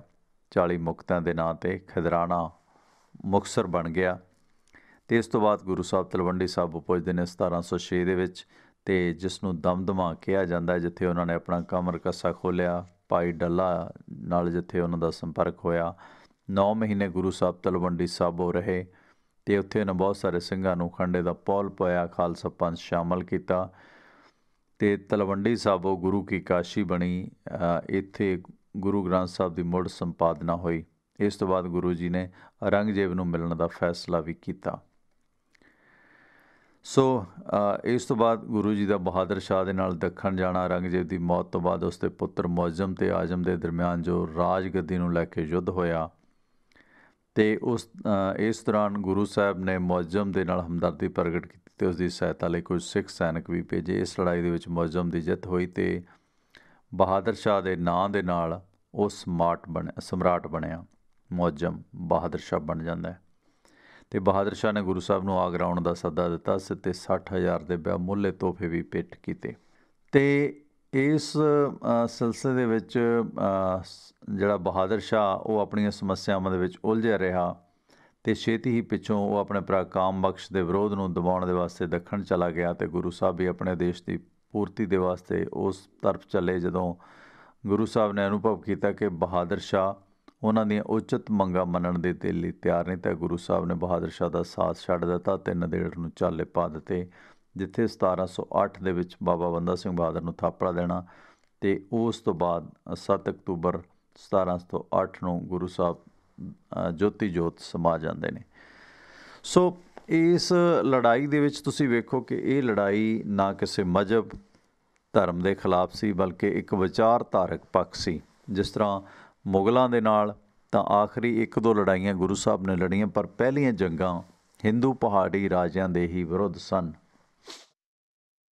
ਕਿਉਂਕਿ ਇੱਕ ਵਿਚਾਰਧਾਰਕ ਵਿਰੋਧ ਸੀ, ਸਵੈ ਪ੍ਰਗਟਾਵੇ ਦਾ ਮਾਮਲਾ ਸੀ, ਜਾਂ ਜਿਹੜੀਆਂ ਧਰਮਾਂ ਦੇ ਵਿੱਚ ਕੁਝ ਕੁਰੈਤਾਂ ਸੀ। ਵੱਖ-ਵੱਖ ਧਰਮਾਂ ਦੇ ਵਿੱਚ ਇਹ ਕੁਰੈਤਾਂ ਸ਼ਾਮਲ ਹੁੰਦੀਆਂ ਨੇ। ਭਾਵੇਂ ਸਿੱਖੀ ਜਾਤ ਪਾਤ ਤੋਂ ਦੂਰ ਹੈ, ਪਰ ਅੱਜ ਜਾਤ ਪਾਤ ਵੀ ਬਹੁਤ ਸਾਰੇ ਮਾਮਲਿਆਂ ਦੇ ਵਿੱਚ ਸਿੱਖ ਸਿਧਾਂਤ 'ਤੇ ਭਾਰੂ ਪੈਂਦਾ ਹੈ। ਇਸ ਗੱਲ ਤੋਂ ਮੁਨਕਰ ਨਹੀਂ ਹੋਇਆ ਜਾ ਸਕਦਾ। ਸੋ ਦੁਨੀਆ ਦੇ ਵਿੱਚ ਨਵੇਂ ਧਰਮ ਪੈਦਾ ਹੁੰਦੇ ਰਹਿਣਗੇ। ਇਹ ਸਿੱਖ ਧਰਮ ਨਾ ਆਖਰੀ ਹੈ ਨਾ ਪਹਿਲਾ, ਕਿਉਂਕਿ ਇਹ ਜਦੋਂ ਤੱਕ ਮਨੁੱਖਤਾ ਹੈ, ਜਦੋਂ ਧਰਮ ਦੇ ਵਿੱਚ ਕੁਝ ਚੀਜ਼ਾਂ ਅਜਿਹੀਆਂ ਵਾਪਰਦੀਆਂ ਨੇ ਅਤੇ ਉਸ ਦੇ ਵਿੱਚ ਬਦਲਾਵਾਂ ਦੀ ਜ਼ਰੂਰਤ ਹੁੰਦੀ ਹੈ, ਅਤੇ ਫਿਰ ਉਸ ਸੰਦਰਭ ਦੇ ਵਿੱਚ ਪੁਰਾਣੇ ਜਿਹੜੇ ਧਰਮ ਨੇ ਜੋ ਹੁੰਦੇ ਨੇ ਪਹਿਲਾਂ, ਉਹਨਾਂ ਦੇ ਵਿੱਚ ਪੁਜਾਰੀ ਆਪਣੇ ਹਿਸਾਬ ਦੇ ਨਾਲ ਜਦੋਂ ਕੋਈ ਹੇਰ ਫੇਰ ਕਰਦਾ, ਉਹ ਸਿਧਾਂਤ ਜੋ ਉਸ ਧਰਮ ਨੂੰ ਸ਼ੁਰੂ ਕਰਨ ਵਾਲਿਆਂ ਗੁਰੂਆਂ, ਪੀਰਾਂ, ਫਕੀਰਾਂ ਨੇ ਸ਼ੁਰੂ ਕੀਤੇ ਹੁੰਦੇ ਨੇ, ਜਦੋਂ ਉਹਨਾਂ ਸਿਧਾਂਤਾਂ ਨੂੰ ਆਪਣੇ ਸਵਾਰਥ ਦੇ ਵਾਸਤੇ ਪੁਜਾਰੀ ਵਰਤਣ ਲੱਗਦਾ, ਅਤੇ ਫਿਰ ਉੱਥੇ ਨਵੇਂ ਧਰਮਾਂ ਦੀ ਸ਼ੁਰੂਆਤ ਹੁੰਦੀ ਹੈ। ਇਹ ਧਰਮ ਭਾਵੇਂ ਅੱਜ ਕੱਲ੍ਹ ਜੇ ਇਹ ਕਹਿ ਲਈਏ ਕਿ ਪੰਜਾਬ ਦੇ ਵਿੱਚ ਡੇਰਿਆਂ ਦੇ ਰੂਪ ਦੇ ਵਿੱਚ ਪਨਪਦੇ ਨੇ, ਕਿਉਂਕਿ ਡੇਰੇਦਾਰ ਨੇ ਜਿਹੜੇ ਉਹ ਭਾਵੇਂ ਛੋਟੇ ਛੋਟੇ ਨੇ, ਇਹਨਾਂ ਦੀ ਕਾਮਯਾਬੀ ਦਾ ਕਾਰਨ ਵੀ ਇਹੀ ਹੈ ਕਿ ਪੁਰਾਤਨ ਧਰਮ ਭਾਵੇਂ ਉਹ ਸਿੱਖ ਹੈ, ਹਿੰਦੂ ਹੈ, ਮੁਸਲਿਮ ਹੈ, ਬੋਧੀ ਹੈ, ਪਾਰਸੀ ਹੈ, ਜਦੋਂ ਉਹਨਾਂ ਧਰਮਾਂ ਦੇ ਵਿੱਚ ਉਹਨਾਂ ਸੰਬੰਧਿਤ ਲੋਕਾਂ ਨੂੰ ਸੈਟਿਸਫੈਕਸ਼ਨ ਨਹੀਂ ਮਿਲਦੀ, ਉਹਨਾਂ ਨੂੰ ਸਤਿਕਾਰ ਨਹੀਂ ਮਿਲਦਾ, ਅਤੇ ਫਿਰ ਉਹ ਬਦਲ ਲੱਭਦੇ ਨੇ। ਇਹ ਮਨੁੱਖ ਦੀ ਫਿਤਰਤ ਹੈ। ਕਿਉਂਕਿ ਹੁਣ ਤੱਕ ਮੇਰੇ ਕੋਲ ਇੱਕ ਬੜੀ ਵਧੀਆ ਕਿਤਾਬ ਪਈ ਹੈ, ਸੰਸਾਰ ਦੇ ਪ੍ਰਮੁੱਖ ਧਰਮ। ਪਿਛਲੇ ਕਰੋਨਾ ਦੇ ਦੌਰਾਨ ਕਾਫੀ ਕੁਝ ਪੜ੍ਹਿਆ ਗੁੜਿਆ ਆਪਣੀ ਸਮਰੱਥਾ ਦੇ ਮੁਤਾਬਕ, ਅਤੇ ਕਈ ਚੀਜ਼ਾਂ ਉਸ ਦੇ ਵਿੱਚੋਂ ਮਹਿਸੂਸ ਕੀਤੀਆਂ। ਆਪਣਾ ਮਜ਼ਹਬ ਅਤੇ ਆਪਣਾ ਮੁੰਡਾ ਹਰ ਇੱਕ ਨੂੰ ਮੁਕੱਦਸ ਜਾਪਦਾ ਹੁੰਦਾ ਹੈ, ਪਰ ਇਸ ਦੇ ਵਿੱਚ ਜਦੋਂ ਜਿਹੜੇ ਐਬ ਆਉਂਦੇ ਨੇ ਨਾ, ਉਹ ਸਾਨੂੰ ਨਜ਼ਰ ਨਾ ਆਪਣੇ ਮੁੰਡੇ 'ਚ ਆਉਂਦੇ ਨੇ, ਨਾ ਮਜ਼ਹਬ 'ਚ ਆਉਂਦੇ ਨੇ। ਜੇ ਅਸੀਂ ਥੋੜ੍ਹੀ ਫਰਾਖ ਦਿਲੀ ਨਾਲ ਆਪਣੇ ਮੁੰਡੇ ਅਤੇ ਆਪਣੇ ਮਜ਼ਹਬ ਦੇ ਵਿੱਚ ਜੋ ਮਾੜੀਆਂ ਗੱਲਾਂ ਉੱਭਰ ਰਹੀਆਂ ਨੇ, ਉਹਨਾਂ ਨੂੰ ਮਨਫੀ ਨਾ ਕਰੀਏ, ਬਲਕਿ ਉਹਨਾਂ ਨੂੰ ਮਨਸੂਖ ਕਰਨ ਦੀ ਥੋੜ੍ਹਾ ਜਿਹਾ ਸਾਹਸ ਕਰੀਏ, ਤਾਂ ਮੈਂ ਸਮਝਦਾ ਆਪਣਾ ਮੁੰਡਾ ਅਤੇ ਆਪਣਾ ਮਜ਼ਹਬ ਬਚ ਸਕਦਾ ਹੈ। ਪਰ ਜਦੀ ਅਸੀਂ ਉਸ ਦੇ ਨਾਲ ਇੱਕ ਅੰਨਾ ਲਗਾ ਰੱਖਦੇ ਹਾਂ, ਹਾਲਾਂਕਿ ਦੇਖੋ ਗੁਰਮਤਿ ਫਲਸਫੇ ਨੂੰ ਤੁਸੀਂ ਸਟੱਡੀ ਕਰੋ, ਉਸ ਦੇ ਵਿੱਚ ਧਰਮ ਦੇ ਵਿੱਚ ਜੋ ਗਲਤ ਸੀ ਉਸ ਦੀ ਨਿੱਠ ਕੇ ਆਲੋਚਨਾ ਕੀਤੀ ਹੈ ਕਿ ਇਕੱਲੇ ਪੜ੍ਹਨ, ਬਹੁਤ ਸਾਰੇ ਲੋਕ ਕਹਿੰਦੇ ਨੇ ਇੰਨੇ ਘਾਟੇ ਪਾਠ ਪੜ੍ਹੋ ਇਹੋ ਜਿਹੇ, ਉਹ 'ਚ ਲਿਖਿਆ ਕਿ ਪੜ੍ਹਨ ਨਾਲ ਕੁਛ ਨਹੀਂ ਹੋਣਾ, ਪੜ੍ਹ ਪੜ੍ਹ ਗੱਡੀ ਲੱਦੀਏ, ਪੜ੍ਹ ਪੜ੍ਹ ਪਾਈਏ ਖਾਤ, ਨਾਨਕ ਲਿਖੇ ਇੱਕ ਗੱਲ ਹੋਰ ਹਉਮੈ ਚਖਣਾ ਚਾਹ। ਜੇ ਨਹਾਉਣ ਨਾਲ ਰੱਬ ਮਿਲਦਾ ਤਾਂ ਡੱਡੂ ਮੱਛੀਆਂ ਨੂੰ ਮਿਲਦਾ। ਰੁੱਖੀ ਮਿੱਸੀ ਖਾਣ ਦੀ ਸਲਾਹ ਦਿੱਤੀ ਗਈ, ਹੱਕ ਭਰਾ ਨਾਨਕਾ ਉਹ ਸੂਰ ਉਸ ਗਾਏ ਦੀ ਗੱਲ ਕੀਤੀ ਗਈ, ਅਵਲ ਅੱਲਾ ਨੂਰ ਪਾਏ ਕੁਦਰਤ ਕੇ ਸਭ ਬੰਦੇ। ਸੋ ਦੁਨੀਆ ਦਾ ਉਦੁੱਤੀ ਫਲਸਫਾ ਗੁਰੂ ਸਾਹਿਬ ਨੇ, ਇਹ ਨਹੀਂ ਕਿ ਗੁਰੂ ਸਾਹਿਬ 10 ਚੋਂ ਸਾਰੇ ਗੁਰੂ ਸਾਹਿਬ ਨੇ ਆਪਣੀ ਬਾਣੀ ਦਰਜ ਨਹੀਂ ਕੀਤੀ। ਸੋ ਇਸ ਦੌਰਾਨ ਇਹ ਜਿਹੜਾ ਵਰਤਾਰਾ ਨਾ ਕਿ ਗੁਰੂ ਸਾਹਿਬ ਨੇ ਭਾਵੇਂ ਕਿ ਗੁਰਗੱਦੀ ਪ੍ਰਾਪਤ ਹੋਈ, ਪਰ ਉਹਨਾਂ ਨੇ ਆਪਣੇ ਜਿਹੜੇ ਪਹਿਲੇ ਗੁਰੂ ਸਾਹਿਬਾਨ ਸੀ ਉਹਨਾਂ ਦੇ ਫਲਸਫੇ ਨੂੰ ਹੀ ਜਿਹੜਾ ਹੈਗਾ ਅੱਗੇ ਵਧਾਇਆ। ਇਹ ਨਹੀਂ ਕਿ ਆਪਣਾ ਫਲਸਫਾ ਉਸ ਦੇ ਵਿੱਚ ਪਾਇਆ, ਸਾਰੇ ਗੁਰੂ ਸਾਹਿਬ ਨੇ ਨਹੀਂ ਪਾਇਆ। 6 ਗੁਰੂਆਂ ਦੀ ਬਾਣੀ ਆ। ਦਸ਼ਮੇਸ਼ ਪਿਤਾ ਨੇ ਵੀ ਗੁਰੂ ਗ੍ਰੰਥ ਸਾਹਿਬ ਦੇ ਵਿੱਚ ਆਪਣੀ ਬਾਣੀ ਦਰਜ ਨਹੀਂ ਕੀਤੀ। ਇਹ ਸਾਨੂੰ ਸਮਝਣਾ ਪਏਗਾ। ਪਰ ਜਿਸ ਦੌਰਾਨ ਜੋ ਫਲਸਫਾ ਉਹਨਾਂ ਨੇ ਦਿੱਤਾ ਉਸ 'ਤੇ ਕਿੰਤੂ ਹਰਗਿਜ਼ ਨਹੀਂ ਕੀਤਾ ਜਾ ਸਕਦਾ। ਆਉਣ ਵਾਲੀਆਂ ਸਦੀਆਂ ਤੱਕ ਵੀ, ਅੱਗੇ ਪਤਾ ਨਹੀਂ, ਮਨੁੱਖਾਂ ਦੀ ਸੋਚ ਆਪਣੀ ਆਪਣੀ ਹੁੰਦੀ ਹੈ, ਕਰਨ ਵਾਲੇ ਤਾਂ ਹੁਣ ਵੀ ਬਥੇਰੇ ਕਰੀ ਜਾਣਗੇ, ਉਹਨਾਂ ਦਾ ਕੀ ਹੈ। ਪਰ ਜੇ ਤਰਕ ਦੇ ਆਧਾਰ 'ਤੇ ਤੁਸੀਂ ਸਟੱਡੀ ਕਰੋ ਤਾਂ ਤੁਹਾਨੂੰ ਸੈਟਿਸਫਾਈ ਹੋਣਾ ਪਏਗਾ। ਜੇ ਤੁਹਾਡੇ 'ਤੇ ਕੋਈ ਕਿਸੇ ਕਿਸਮ ਦਾ ਮੈਂ ਸਮਝਦਾ ਲਗਾ ਨਹੀਂ ਹੈ ਤੁਹਾਨੂੰ ਕਿਸੇ ਖਾਸ ਚੀਜ਼ ਨਾਲ। ਪਰ ਅਫਸੋਸ ਕਿ ਪੁਜਾਰੀ ਨੇ ਜਦੋਂ ਉਸ ਦੇ ਵਿੱਚ ਆਪਣੇ ਸਵਾਰਥ ਦੇ ਵਾਸਤੇ ਉਸ ਸਿਧਾਂਤ ਨੂੰ ਹੈ ਜਿਹੜਾ ਵਰਤਣਾ ਸ਼ੁਰੂ ਕੀਤਾ, ਤਾਂ ਉੱਥੇ ਕਿੰਤੂ ਪਰੰਤੂ ਹੋਏ। ਬਹੁਤ ਸਾਰੇ ਲੋਕ ਜਿਨ੍ਹਾਂ ਨੂੰ ਗੁਰੂ ਘਰਾਂ ਦੇ ਵਿੱਚੋਂ ਦਲਿਤ ਹੋਣ ਕਰਕੇ ਜਾਂ ਕੁਛ ਹੋਰ ਕਾਰਨਾਂ ਕਰਕੇ ਪੂਰਨ ਰੂਪ ਦੇ ਵਿੱਚ ਕੇਸਾਧਾਰੀ ਨਾ ਹੋਣ ਕਰਕੇ ਜਦੋਂ ਨਕਾਰਿਆ ਜਾਂਦਾ ਹੈ, ਅਤੇ ਫਿਰ ਉਹ ਇੱਕ ਨਵੀਂ ਦਿਸ਼ਾ ਵੱਲ ਨੂੰ ਉਹਨਾਂ ਦਾ ਜਾਣਾ ਸੁਭਾਵਿਕ ਹੈ, ਜਾਂ ਜਿਹੜਾ ਉਹਨਾਂ ਨੂੰ ਥੋੜ੍ਹਾ ਕੰਫਰਟੇਬਲ ਲੱਗਦਾ। ਜਿਵੇਂ ਹੁਣ ਇਸਲਾਮ ਸੀ, ਇਸਲਾਮ ਦੇ ਵਿੱਚੋਂ ਸੂਫੀ ਮਤ ਕਿਉਂ ਪੈਦਾ ਹੁੰਦਾ? ਕਿਉਂਕਿ ਉਹ ਥੋੜ੍ਹਾ ਜਿਹਾ ਉਹ ਸੰਗੀਤ, ਥੋੜ੍ਹੀ ਜਿਹੀ ਖੁੱਲ੍ਹ ਚਾਹੁੰਦੇ ਨੇ ਨਮਾਜ਼ਾਂ ਤੋਂ, ਚਲੀਸਿਆਂ ਤੋਂ। ਉਹ ਥੋੜ੍ਹਾ ਰਿਲੈਕਸ ਚਾਹੁੰਦੇ ਨੇ, ਉਹ ਥੋੜ੍ਹਾ ਸੰਗੀਤ ਵੱਲ ਨੂੰ ਜਾਣਾ ਚਾਹੁੰਦੇ ਨੇ। ਹਾਲਾਂਕਿ ਇਸਲਾਮ ਇਸ ਮਾਮਲੇ 'ਚ ਪੂਰਾ ਸਖਤ ਹੈ। ਫਿਰ ਸੁੰਨੀ ਅਤੇ ਸ਼ੀਆ ਦਾ ਜਿਹੜਾ ਵਖਰੇਵਾਂ ਹੁੰਦਾ, ਅੱਗੇ ਅੱਗੇ ਵਖਰੇਵੇਂ ਹਰ ਧਰਮ 'ਚ ਹੁੰਦੇ ਨੇ। ਪਰ ਧਰਮ ਜੇ ਵਿਸ਼ਾਲਤਾ ਦੇ ਵਿੱਚ ਚੱਲਦਾ ਹੈ, ਹੁਣ ਬਹੁਤ ਸਾਰੇ ਲੋਕਾਂ ਦਾ ਮੰਨਣਾ ਕਿ ਧਾਰਮਿਕ ਸਿਧਾਂਤ ਦੇ ਵਿੱਚ ਜੇ ਜੋ ਕੁਛ ਕਹਿ ਦਿੱਤਾ ਅਸੀਂ ਉੱਥੇ ਹੀ ਪਾਬੰਦ ਹੋਣਾ। ਪਰ ਵਕਤ ਦੇ ਹਿਸਾਬ ਦੇ ਨਾਲ ਸਾਨੂੰ ਜ਼ਿੰਦਗੀ ਜਿਉਂਦਿਆਂ ਬਹੁਤ ਸਾਰੀਆਂ ਚੀਜ਼ਾਂ ਕਰਨੀਆਂ ਪੈਂਦੀਆਂ ਨੇ। ਤੁਸੀਂ ਉਸ ਤੋਂ ਮੁਨਕਰ ਨਹੀਂ ਹੋ ਸਕਦੇ। ਹੁਣ ਮਸਲਨ ਬਹੁਤ ਸਾਰੇ ਲੋਕ ਸਟੋਰ ਚਲਾਉਂਦੇ ਨੇ, ਪੂਰਨ ਸਿੱਖ ਨੇ, ਪਰ ਉਹਨਾਂ ਨੂੰ ਉਹਨਾਂ ਸਟੋਰਾਂ ਦੀ ਲੋੜ ਮੁਤਾਬਕ ਕਈ ਚੀਜ਼ਾਂ ਸੇਲ ਵੀ ਕਰਨੀਆਂ ਪੈਂਦੀਆਂ ਨੇ, ਸ਼ਰਾਬ, ਤੰਬਾਕੂ ਵਗੈਰਾ ਵਗੈਰਾ, ਕਿਉਂਕਿ ਉਹ ਉਹਨਾਂ ਦੇ ਰੁਜ਼ਗਾਰ ਨਾਲ ਜੁੜੀ ਚੀਜ਼ ਹੈ, ਉਸ ਤੋਂ ਮੁਨਕਰ ਨਹੀਂ ਹੋਇਆ ਜਾ ਸਕਦਾ। ਉੱਥੇ ਫਿਰ ਉਹਨਾਂ ਦਾ ਜਿਹੜਾ ਸਿਧਾਂਤ ਹੈ ਕਿਤੇ ਨਾ ਕਿਤੇ ਉਹ ਸਿਧਾਂਤ ਵੀ ਤਾਕ 'ਤੇ ਲੱਗਦਾ, ਦਾਅ 'ਤੇ ਲੱਗਦਾ। ਭਾਵੇਂ ਉਸ ਤੋਂ ਬਚ ਵੀ ਸਕਦੇ ਨੇ, ਪਰ ਉਹ ਹੁਣ ਜਿਸ ਤਰ੍ਹਾਂ ਪੱਗਾਂ ਦਾ ਹੀ ਹੈ। ਹੁਣ ਕਈ ਲੋਕ ਕਹਿੰਦੇ ਨੇ ਕਿ ਜਿਹੜੀ ਆਹ ਲੜ ਰੱਖ ਕੇ ਜੋ ਆਪਾਂ ਆਮ ਪੱਗ ਬੰਨ੍ਹਦੇ, ਜੋ ਇਸ ਤਰ੍ਹਾਂ ਮੈਂ ਬੰਨ੍ਹੀ ਹੁੰਦੀ ਹੈ ਸਿਰ ਢੱਕ ਕੇ, ਦੂਸਰੀ ਗੋਲ ਦਸਤਾਰ ਨਹੀਂ, ਇਸ ਪੱਗ ਨੂੰ ਵੀ ਸੁੱਚੀ ਨਹੀਂ ਸਮਝਿਆ ਜਾਂਦਾ। ਇੱਕ ਵਾਰੀ ਅਸੀਂ ਗੁਰੂ ਗ੍ਰੰਥ ਸਾਹਿਬ ਲੈਣ ਗਏ ਪ੍ਰਕਾਸ਼ ਵਾਸਤੇ, ਕਿਤੇ ਪੁਰਾਣੀ ਗੱਲ ਹੈ, ਅਤੇ ਉੱਥੇ ਹੁੰਦਾ ਹੀ ਹਰ ਇੱਕ ਨੂੰ ਸਤਿਕਾਰ ਘਰ ਵਾਲੇ ਨੂੰ ਜਿਨ੍ਹਾਂ ਦੇ ਘਰੇ ਪ੍ਰਕਾਸ਼ ਹੋਣਾ, ਕਿ ਮੈਂ ਗੁਰੂ ਗ੍ਰੰਥ ਸਾਹਿਬ ਆਪਣੇ ਸੀਸ 'ਤੇ ਸਜਾ ਕੇ ਲੈ ਕੇ ਜਾਵਾਂ। ਅਤੇ ਪਾਠੀ ਪੈ ਨਿਕਲਿਆ, ਉਹਨੂੰ ਕਹਿੰਦਾ ਕਾਕਾ ਪਿੱਛੇ ਹੋ ਤੂੰ, ਗੋਲ ਦਸਤਾਰ ਵਾਲਾ ਬੰਦਾ ਲਿਆਓ। ਉਹਨਾਂ 'ਚੋਂ ਗੋਲ ਦਸਤਾਰ ਵਾਲਾ ਕੋਈ ਵੀ ਨਾ, ਫਿਰ ਪਾਠੀ ਸਿੰਘ ਨੇ ਆਪਣੇ ਸਹਿਯੋਗੀ ਨੂੰ ਲਾਇਆ। ਬਾਅਦ ਦੇ ਵਿੱਚ ਅਸੀਂ ਉਹਨੂੰ ਪੁੱਛ ਬੈਠੇ ਵੀ ਬਾਬਾ ਜੀ ਕੀ ਚੱਕਰ ਹੈ, ਵੀ ਇਹ ਪੱਗ 'ਚ ਕੀ ਦਿੱਕਤ ਸੀਗੀ? ਉਹ ਕਹਿੰਦਾ ਤੁਹਾਡੀ ਪੱਗ ਸੁੱਚੀ ਨਹੀਂ ਹੈ। ਅਸੀਂ ਕਿਹਾ ਜੀ ਸੁੱਚੀ ਨਹੀਂ, ਅਸੀਂ ਤਾਂ ਨਹਾ ਧੋ ਕੇ ਸਾਰੇ ਆਪਣੇ ਤੌਰ 'ਤੇ ਪੂਰੇ ਬੰਨ੍ਹ ਕੇ ਆਏ ਹਾਂ, ਇਸ਼ਨਾਨ ਕਰਾ ਕੇ ਭੇਜੇ ਆ ਸਾਰੇ ਘਰਦਿਆਂ ਨੇ। ਕਹਿੰਦਾ ਨਹੀਂ ਤੁਹਾਡੀ ਪੱਗ ਸੁੱਚੀ ਨਹੀਂ ਹੈ। ਅਸੀਂ ਹੈਰਾਨ। ਜਦੋਂ ਬਾਬਾ ਠੰਡਾ ਹੋਇਆ ਅਤੇ ਅਸੀਂ ਕਿਹਾ ਜੀ ਸੁੱਚੀ ਕੀ ਨਹੀਂ ਹੈ? ਜਿਸ ਤਰ੍ਹਾਂ ਉਹ ਬਿਰਤੀ ਸੀ ਪਹਿਲਾਂ ਹੀ ਜਾਣਨ ਦੀ, ਜਰਨਲਿਜ਼ਮ। ਕਹਿੰਦਾ ਤੁਸੀਂ ਆ ਜਿਹੜਾ ਲੜ ਜਦੋਂ ਲੈਂਦੇ ਹੋ ਮੂੰਹ 'ਚ ਲੈ ਕੇ ਨਾ, ਪਹਿਲਾ ਲੜ ਲਾਉਂਦੇ ਹੋ। ਅਸੀਂ ਕਿਹਾ ਹਾਂਜੀ। ਕਹਿੰਦਾ ਜਦੋਂ ਤੁਸੀਂ ਇਹ ਲੜ ਮੂੰਹ 'ਚ ਲੈ ਲਿਆ ਨਾ, ਤੁਹਾਡੀ ਪੱਗ ਜੂਠੀ ਹੋ ਗਈ। ਇਸ ਕਰਕੇ ਜੂਠੀ ਪੱਗ 'ਤੇ ਸ਼੍ਰੀ ਗੁਰੂ ਗ੍ਰੰਥ ਸਾਹਿਬ ਦੀ ਸਵਾਰੀ ਨਹੀਂ ਰੱਖੀ ਜਾ ਸਕਦੀ। ਹੁਣ ਇਹਨੂੰ ਧਰਮ ਦੇ ਹਿਸਾਬ ਨਾਲ ਤੁਸੀਂ ਸਹੀ ਵੀ ਕਰ ਸਕਦੇ ਹੋ, ਪਰ ਇਹਦੇ 'ਚ ਹੁਣ ਮੈਂ ਇੱਕ ਦਿਨ ਕੋਸ਼ਿਸ਼ ਕਰੀ ਵੀ ਲੜ ਮੂੰਹ 'ਚ ਪਾਏ ਬਿਨਾਂ ਪੱਗ ਬੰਨ੍ਹੀ ਜਾਵੇ। ਜੇ ਤਾਂ ਲੜ ਤੁਹਾਡਾ ਲੰਬਾ, ਫਿਰ ਤਾਂ ਚਲੋ ਤੁਸੀਂ ਕੱਛ 'ਚ ਲੈ ਲਓਗੇ, ਪਰ ਉਹ ਬਾਅਦ 'ਚ ਟੰਗਣ 'ਚ ਦਿੱਕਤ ਆਉਂਦੀ ਹੈ। ਉਹ ਲੜ ਤੁਹਾਨੂੰ ਮੂੰਹ 'ਚ ਲੈਣਾ ਹੀ ਪੈਂਦਾ। ਫਿਰ ਮੈਨੂੰ ਧਿਆਨ 'ਚ ਆਇਆ ਵੀ ਜੇ ਇਹ ਮੰਨਿਆ ਕਿ ਭਾਈ ਇਹ ਜੇ ਲੜ ਮੂੰਹ 'ਚ ਪਾ ਲਿਆ ਨਾ, ਇਹ ਜੂਠੀ ਹੋ ਗਈ। ਬਹੁਤ ਸਾਰੇ ਲੋਕ ਜਦੋਂ ਪਾਠ ਕਰਦੇ ਨੇ ਜਾਂ ਬੈਠਦੇ ਨੇ ਗੁਰੂ ਘਰ, ਉਹ ਮੂੰਹ 'ਤੇ ਢਾਠਾ ਵੀ ਬੰਨ੍ਹ ਲੈਂਦੇ ਨੇ, ਹੈ ਨਾ, ਵੀ ਉਹ ਤੁਹਾਡਾ ਠੀਕ ਹੈ, ਥੁੱਕ ਵਗੈਰਾ ਕਈ ਵਾਰੀ ਤੁਹਾਡਾ ਡਿੱਗਦਾ ਹੈ ਨਾ। ਵੈਸੇ ਵੀ ਇਨਫੈਕਸ਼ਨ ਆਉਂਦੀ ਹੈ ਅੱਜ ਕੱਲ੍ਹ, ਤਾਂ ਅਸੀਂ ਮਾਸਕ ਪਹਿਨ ਲੱਗ ਪਏ, ਅੱਛੀ ਗੱਲ ਹੈ। ਪਰ ਮੈਂ ਕਿਹਾ ਵੀ ਜੇ ਹੁਣ ਇਹ ਕਹਿੰਦੇ ਵੀ ਤੁਸੀਂ ਜੇ ਲੜ ਮੂੰਹ 'ਚ ਪਾ ਲਿਆ, ਪੱਗ ਜੂਠੀ ਹੋ ਗਈ, ਵੀ ਮੂੰਹ ਵੀ ਤਾਂ ਤੁਹਾਡਾ ਮੂੰਹ ਨਾਲ ਬੋਡੀ ਦੇ ਨਾਲ ਹੀ ਲੱਗਿਆ ਨਾ। ਜਿਸ ਥੁੱਕ ਨੂੰ ਤੁਸੀਂ ਮੰਨਦੇ ਕਿ ਉਹ ਥੁੱਕ ਲੱਗਣ ਨਾਲ ਜੂਠੀ ਹੋ ਗਈ, ਉਹ ਥੁੱਕ ਤੁਹਾਡੇ ਬੁੱਲ੍ਹਾਂ 'ਤੇ ਵੀ ਹੈ। ਜਦੋਂ ਤੁਸੀਂ ਪਾਠ ਕਰਦੇ ਹੋ ਅਤੇ ਉਹ ਥੁੱਕ ਨਾਲ ਫਿਰ ਉਹ ਪਾਠ ਵੀ ਤਾਂ, ਉਸ 'ਤੇ ਵੀ ਤਾਂ ਕਿੰਤੂ ਹੋ ਸਕਦਾ ਨਾ। ਫਿਰ ਉਹਦਾ ਕੀ ਹੱਲ ਹੈ ਤਾਂ ਇਹ ਮਤਲਬ ਅਜੀਬ ਜਿਹੀ ਵਰਤਾਰਾ। ਬਚਪਨ 'ਚ ਨਾ ਮੈਨੂੰ ਵੀ ਕਈ ਫੋਬੀਏ ਹੁੰਦੇ ਸੀਗੇ, ਖੈਰ ਆਪਣੀਆਂ ਗੱਲਾਂ ਕਰੀ। ਹੁਣ ਤੁਸੀਂ ਵੀ ਕਾਲ ਕਰ ਸਕਦੇ ਹੋ। ਬਚਪਨ 'ਚ ਮੈਂ ਕਈ ਵਾਰੀ, ਇੱਕ ਵਾਰੀ ਮੇਰੇ ਪਾਪਾ ਨੂੰ ਪੁੱਛ ਬੈਠਾ, ਮੈਨੂੰ ਯਾਦ ਨਹੀਂ ਵੀ ਕਦੇ, ਮੈਂ ਕਿਹਾ ਬਈ ਪਾਪਾ ਵੀ ਕੋਈ ਬੰਦਾ ਇਹੋ ਜਿਹਾ ਹੋਊ ਜਿਹੜਾ ਆਪਣਾ ਹੀ ਜੂਠਾ ਪਾਣੀ ਨਾ ਪੀਂਦਾ ਹੋਵੇ? ਕਹਿੰਦਾ ਇਹ ਕਿਵੇਂ ਹੋ ਸਕਦਾ? ਮੈਂ ਜੀ ਸਪੋਜ਼ ਕਰੋ ਆਪਾਂ ਚਾਹ ਪੀਂਦੇ ਹਾਂ, ਆਪਾਂ 10 ਘੋਟਾਂ ਭਰਦੇ ਹਾਂ, ਵੀ ਇੱਕ ਵਾਰੀ ਜਦੋਂ ਮੂੰਹ ਨੂੰ ਲਾ ਲਈ ਤਾਂ ਛੱਡੇ ਨਾ, ਇਹਦਾ ਮਤਲਬ ਜੂਠਾ ਨਹੀਂ ਹੋਇਆ। ਇੱਕੋ ਵਾਰੀ ਵੀ ਮਤਲਬ ਇੱਕ ਵਾਰੀ ਜਿਹੜੀ ਚੀਜ਼ ਖਾ ਲਈ, ਉਸ ਭਾਂਡੇ ਨੂੰ ਦੁਬਾਰਾ ਮੂੰਹ ਨਹੀਂ ਲਾਉਣਾ ਕਿਉਂਕਿ ਜੂਠਾ ਹੋ ਗਿਆ। ਵੀ ਕੋਈ ਬੰਦਾ ਇੱਦਾਂ ਦਾ ਵੀ ਹੋਊ ਵੀ ਜਿਹੜਾ ਆਪਣੀ ਜੂਠ ਵੀ ਨਾ ਖਾਂਦਾ ਹੋਵੇ। ਮੈਨੂੰ ਕਹਿੰਦਾ ਵੀ ਤੂੰ ਤਾਂ ਫਿਲਾਸਫਰ ਬੰਦਾ, ਮੇਰੇ ਸਮਝੋਂ ਬਾਹਰ ਆਏ। ਮੈਂ ਵੀ ਹੋ ਸਕਦਾ। ਕਹਿੰਦਾ ਕਿੱਦਾਂ? ਇਹਨੇ ਭਾਂਡੇ ਕੌਣ ਦਊ? ਵੀ ਚਾਹ ਦੀ ਇੱਕ ਘੁੱਟ ਤੂੰ ਇਸ ਕੱਪ 'ਚੋਂ ਭਰੇ, ਦੂਜੀ ਘੁੱਟ ਇਸ 'ਚੋਂ ਭਰੇ, ਤੀਜੀ ਇਸ 'ਚੋਂ ਭਰੇ, ਹੈ ਨਾ। ਦਾਲ ਸਬਜ਼ੀ ਖਾਵੇਂ, ਇੱਕ ਚਮਚਾ ਇਹ 'ਚੋਂ ਲਾਵੇਂ, ਦੂਜਾ ਦੂਜੀ ਕੌਲੀ 'ਚੋਂ ਲਾਵੇਂ, ਸੁੱਚੀ 'ਚੋਂ। ਮੈਂ ਜੀ ਕੰਮ ਔਖਾ ਹੈ। ਵੈਸੇ ਸ਼ੁੱਧ ਬਣਨ ਦੇ ਲਈ ਵੀ ਇੱਦਾਂ ਵੀ ਕੀਤਾ ਜਾ ਸਕਦਾ ਵੀ ਇਹ ਤਾਂ ਬਹੁਤ ਸੁੱਚਮ ਵਾਲਾ ਬੰਦਾ ਹੈ, ਇਹ ਤਾਂ ਆਪਣਾ ਜੂਠਾ ਵੀ ਨਹੀਂ ਖਾਂਦਾ, ਦੂਜੇ ਦਾ ਤਾਂ ਕੀ ਖਾਣਾ।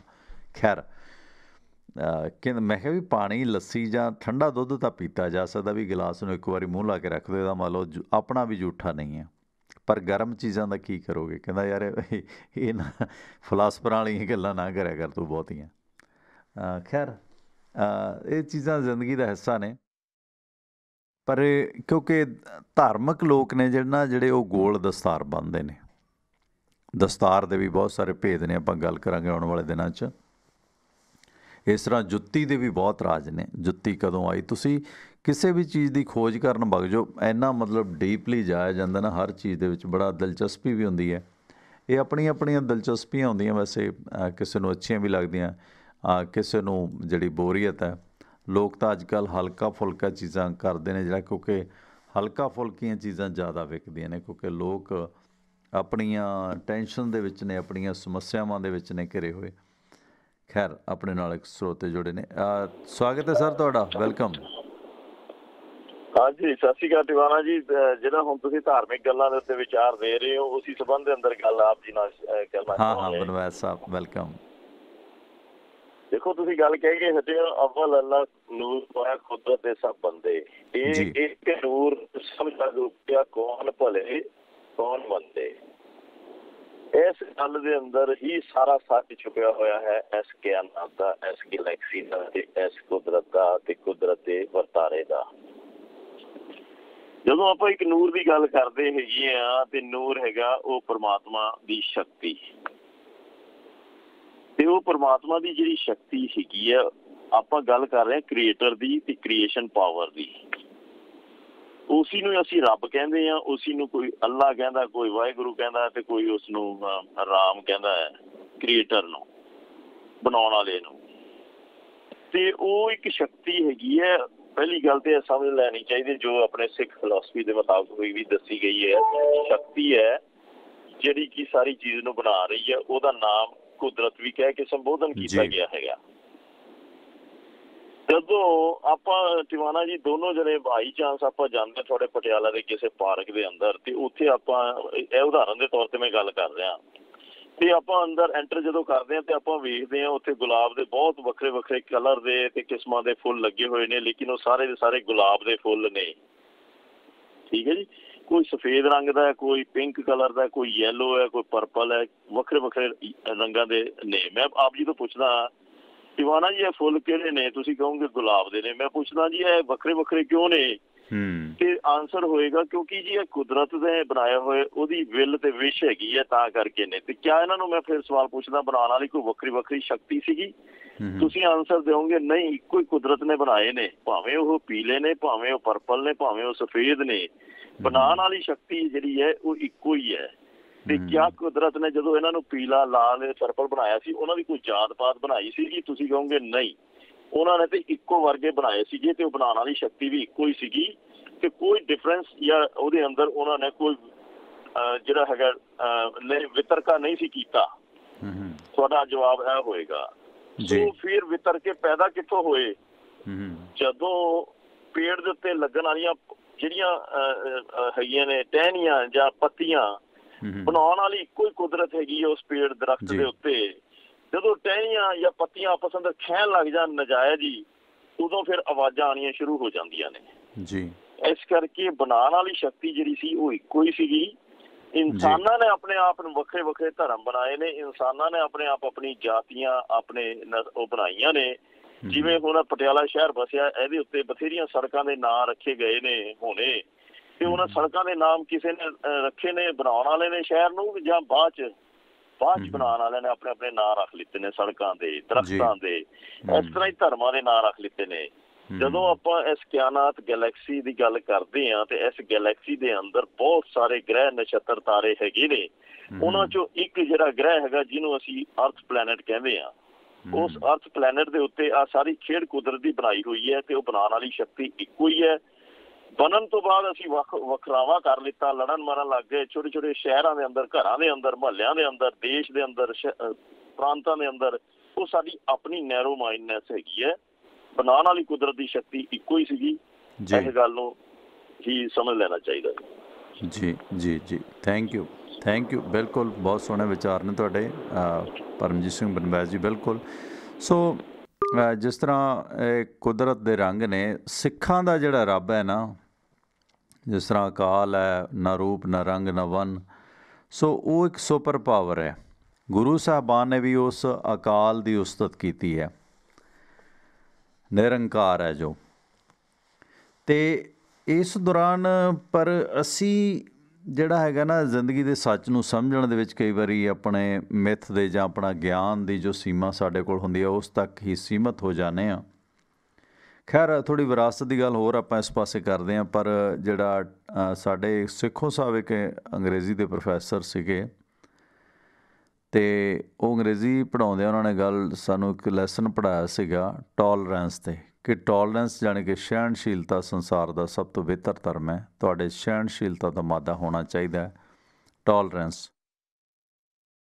ਜੇ ਤੁਹਾਡੇ 'ਚ ਕਿਸੇ ਚੀਜ਼ ਨੂੰ ਬਰਦਾਸ਼ਤ ਕਰਨ ਦਾ ਮਾਦਾ, ਤਾਂ ਸੰਸਾਰ ਸੁਖੀ ਵੱਸ ਸਕਦਾ ਹੈ।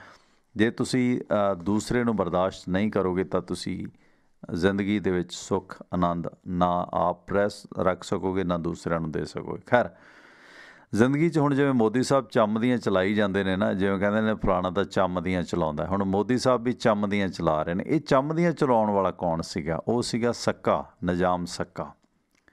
ਥੋੜ੍ਹੀ ਇੱਕ ਗੱਲ ਕਰਦੇ ਹਾਂ ਕਿ ਇਹ ਕਿਉਂ ਕਿਹਾ ਜਾਂਦਾ ਕਿ ਫਲਾਣਾ ਬੰਦਾ ਤਾਂ ਚੰਮ ਦੀਆਂ ਚਲਾ ਗਿਆ, ਕਿ ਆਪਣੀ ਮਰਜ਼ੀ ਦੀਆਂ ਚਲਾ ਗਿਆ। ਇਹ ਇੱਕ ਮੁਸਲਮਾਨ ਜਾਤ ਸੀ ਜਿਸ ਦਾ ਪੇਸ਼ਾ ਪਾਣੀ ਢੋਣਾ ਸੀ, ਜਿਸ ਨੂੰ ਮਾਸ਼ਕੀ ਜਾਂ ਬਹਿਸ਼ਤੀ ਵੀ ਕਿਹਾ ਜਾਂਦਾ। ਬਹਿਸ਼ਤ ਇੱਕ ਸਵਰਗ ਦੇ ਵਿੱਚ ਨਦੀ ਹੈ ਜਿਸ ਦਾ ਪਾਣੀ ਬਹੁਤ ਪਵਿੱਤਰ ਮੰਨਿਆ ਜਾਂਦਾ। ਸੋ ਇਸ ਕਰਕੇ ਇਸ ਨੂੰ ਬਹਿਸ਼ਤੀ ਜਾਂ ਮਾਸ਼ਕੀ ਵੀ ਕਿਹਾ ਜਾਂਦਾ। ਜੋ ਮਸ਼ਕ ਪਾਣੀ, ਜਿਵੇਂ ਇੱਕ ਖੇਡ ਹੁੰਦੀ ਸੀ, ਇੱਕ ਹੁੰਦੀਆਂ ਮਸ਼ਕਾਂ ਕਰਨੀਆਂ, ਐਕਸਰਸਾਈਜ਼ ਕਰਨਾ, ਇੱਕ ਹੁੰਦੀਆਂ ਮਸ਼ਕਾਂ ਪਾਣੀ ਦੀਆਂ, ਜਿਹਨੂੰ ਕਹਿੰਦੇ ਹੁੰਦੇ ਸੀ ਅੱਗ ਲੱਗੀ ਤੇ ਮਸ਼ਕਾਂ ਦਾ ਭਾਅ ਨਹੀਂ ਪੁੱਛੀਦਾ। ਜਾਣੀ ਬੱਕਰੇ ਦੀ ਪੂਰੀ ਖੱਲ, ਬੱਕਰੇ ਦਾ ਸਾਬਤ ਸਰੀਰ ਹੈ ਜਿਹੜੇ ਨਾ ਖੱਲ, ਉਹਨੂੰ ਸਿਉਂ ਕੇ ਉਹਦੇ ਗਲ ਵਿੱਚ ਦੀ ਪਾਣੀ ਪਾਇਆ ਜਾਂਦਾ ਸੀ। ਜਿਸ ਤਰ੍ਹਾਂ ਤੁਸੀਂ ਭਾਈ ਕਨ੍ਹਈਆ ਦੀ ਜਿਹੜੀ ਤਸਵੀਰ ਵੇਖਦੇ ਹੋ ਨਾ, ਉਹਨਾਂ ਦੇ ਮਸ਼ਕ ਪਾਈ ਹੋਈ ਆ। ਉਹ ਮਤਲਬ ਅੱਜ ਕੱਲ੍ਹ ਕਿਤੇ ਕਿਤੇ ਹੈਗੀਆਂ ਮਸ਼ਕਾਂ, ਨਹੀਂ ਤਾਂ ਖ਼ਤਮ ਹੋ ਗਈਆਂ। ਉਹ ਮਸ਼ਕ ਦੇ ਨਾਲ ਪਾਣੀ ਢੋਇਆ ਜਾਂਦਾ ਸੀਗਾ। ਬਠਿੰਡਾ ਸਾਈਡ ਅਜੇ ਵੀ ਹੈਗੀਆਂ ਮਸ਼ਕਾਂ, ਕਿਤੇ ਵਿਰਾਸਤ ਦੇ ਤੌਰ 'ਤੇ ਪੁਰਾਣੀਆਂ ਰੱਖੀਆਂ ਹੋਈਆਂ ਲੋਕਾਂ ਨੇ। ਖੈਰ, ਇਹ ਮੁਸਲਮਾਨ ਲੋਕ ਸੀਗੇ ਜਿਹੜੇ ਖੂਹਾਂ ਤੋਂ ਪਾਣੀ ਭਰ ਕੇ, ਟੋਭਿਆਂ ਤੋਂ ਪਾਣੀ ਭਰ ਕੇ ਲੋਕਾਂ ਦੇ ਘਰਾਂ ਦੇ ਵਿੱਚ ਪਾਉਂਦੇ ਸੀ।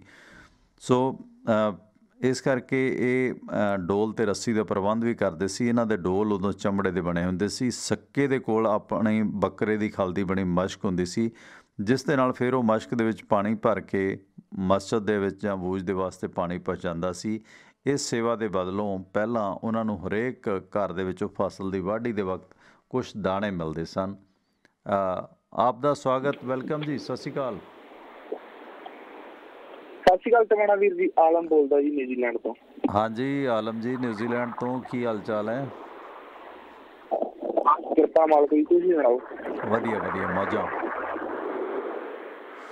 ਜੀ।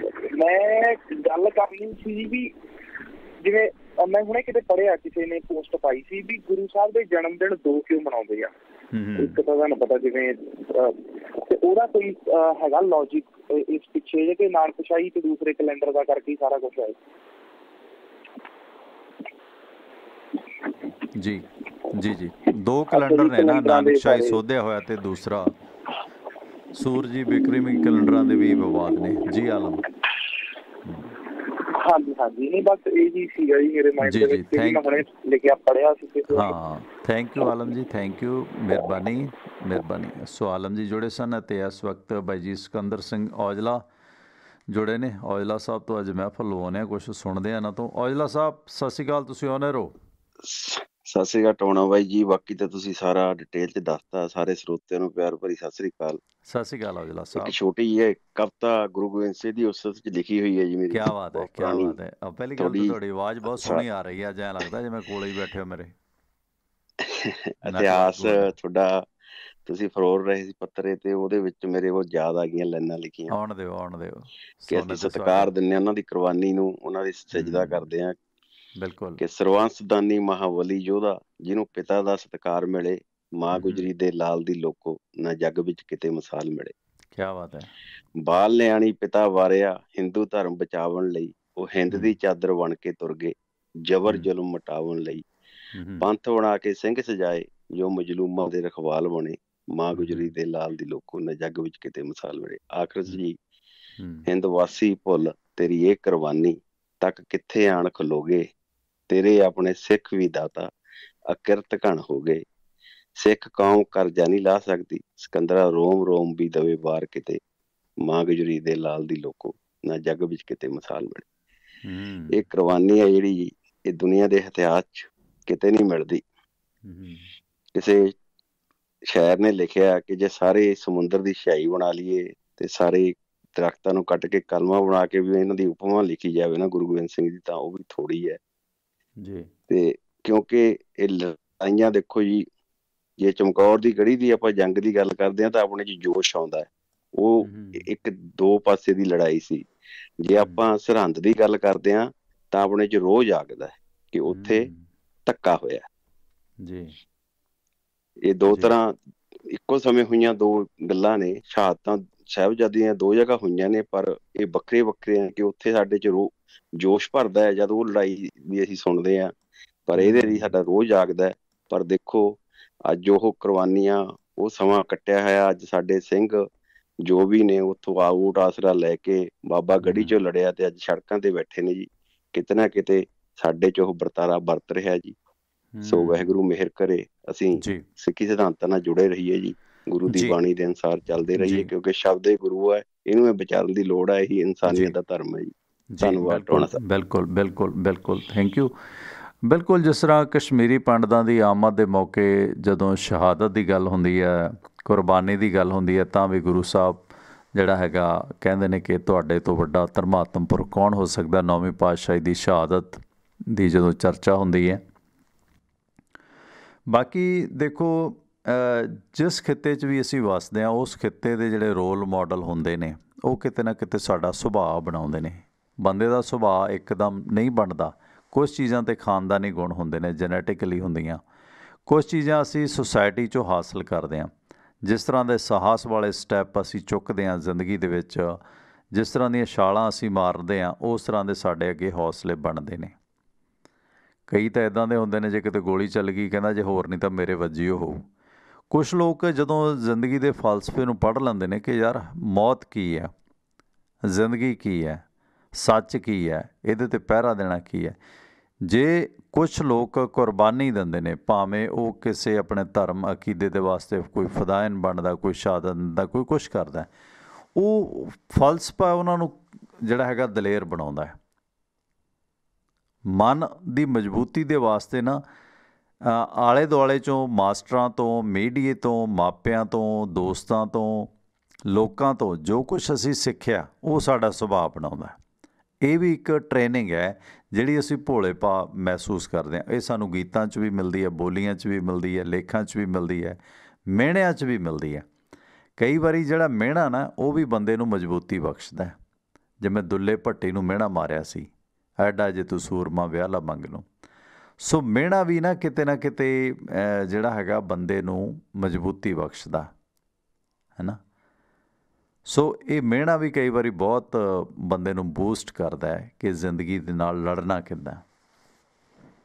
ਖੈਰ, ਪਰ ਜਿਵੇਂ ਬਾਬਾ ਬੁੱਲੇ ਸ਼ਾਹ ਦਾ ਲਿਖਿਆ ਉਹ ਗੱਲ, ਨਾ कहूँ अब की ना कहूँ जब की, ना कहूँ तब की, मैं बात करूँ ना करूँ जब की, ना करूँ तब की, मैं बात करूँ अब की, अगना होते गुरु गोबिंद सिंह तो सुन्नत होती सब की। जिस तरह औरंगजेब ने तहैया ਕੀਤਾ ਸੀ ਕਿ ਇੰਨੇ ਮਣ ਜਨੇਊ ਰੋਜ਼ ਲਾਉਣੇ ਨੇ, ਤੁਸੀਂ ਵੇਖੋ ਕਿ ਇੱਕ ਜਨੇਊ ਦਾ ਕਿੰਨਾ ਕੁ ਵਜ਼ਨ ਹੁੰਦਾ ਹੈ। ਉਸ ਔਰੰਗਜ਼ੇਬ ਵਰਗੇ ਮੁਗਲ ਬਾਦਸ਼ਾਹ ਦੇ ਵਾਸਤੇ ਕਿੰਨਾ ਕੁ ਮੁਸ਼ਕਲ ਸੀਗਾ ਕਿਸੇ ਨੂੰ ਬੁਰਕੀ, ਕਿਸੇ ਨੂੰ ਕੁਰਕੀ ਦੇ ਕੇ ਇਸਲਾਮ ਧਾਰਨ ਕਰਾਉਣਾ।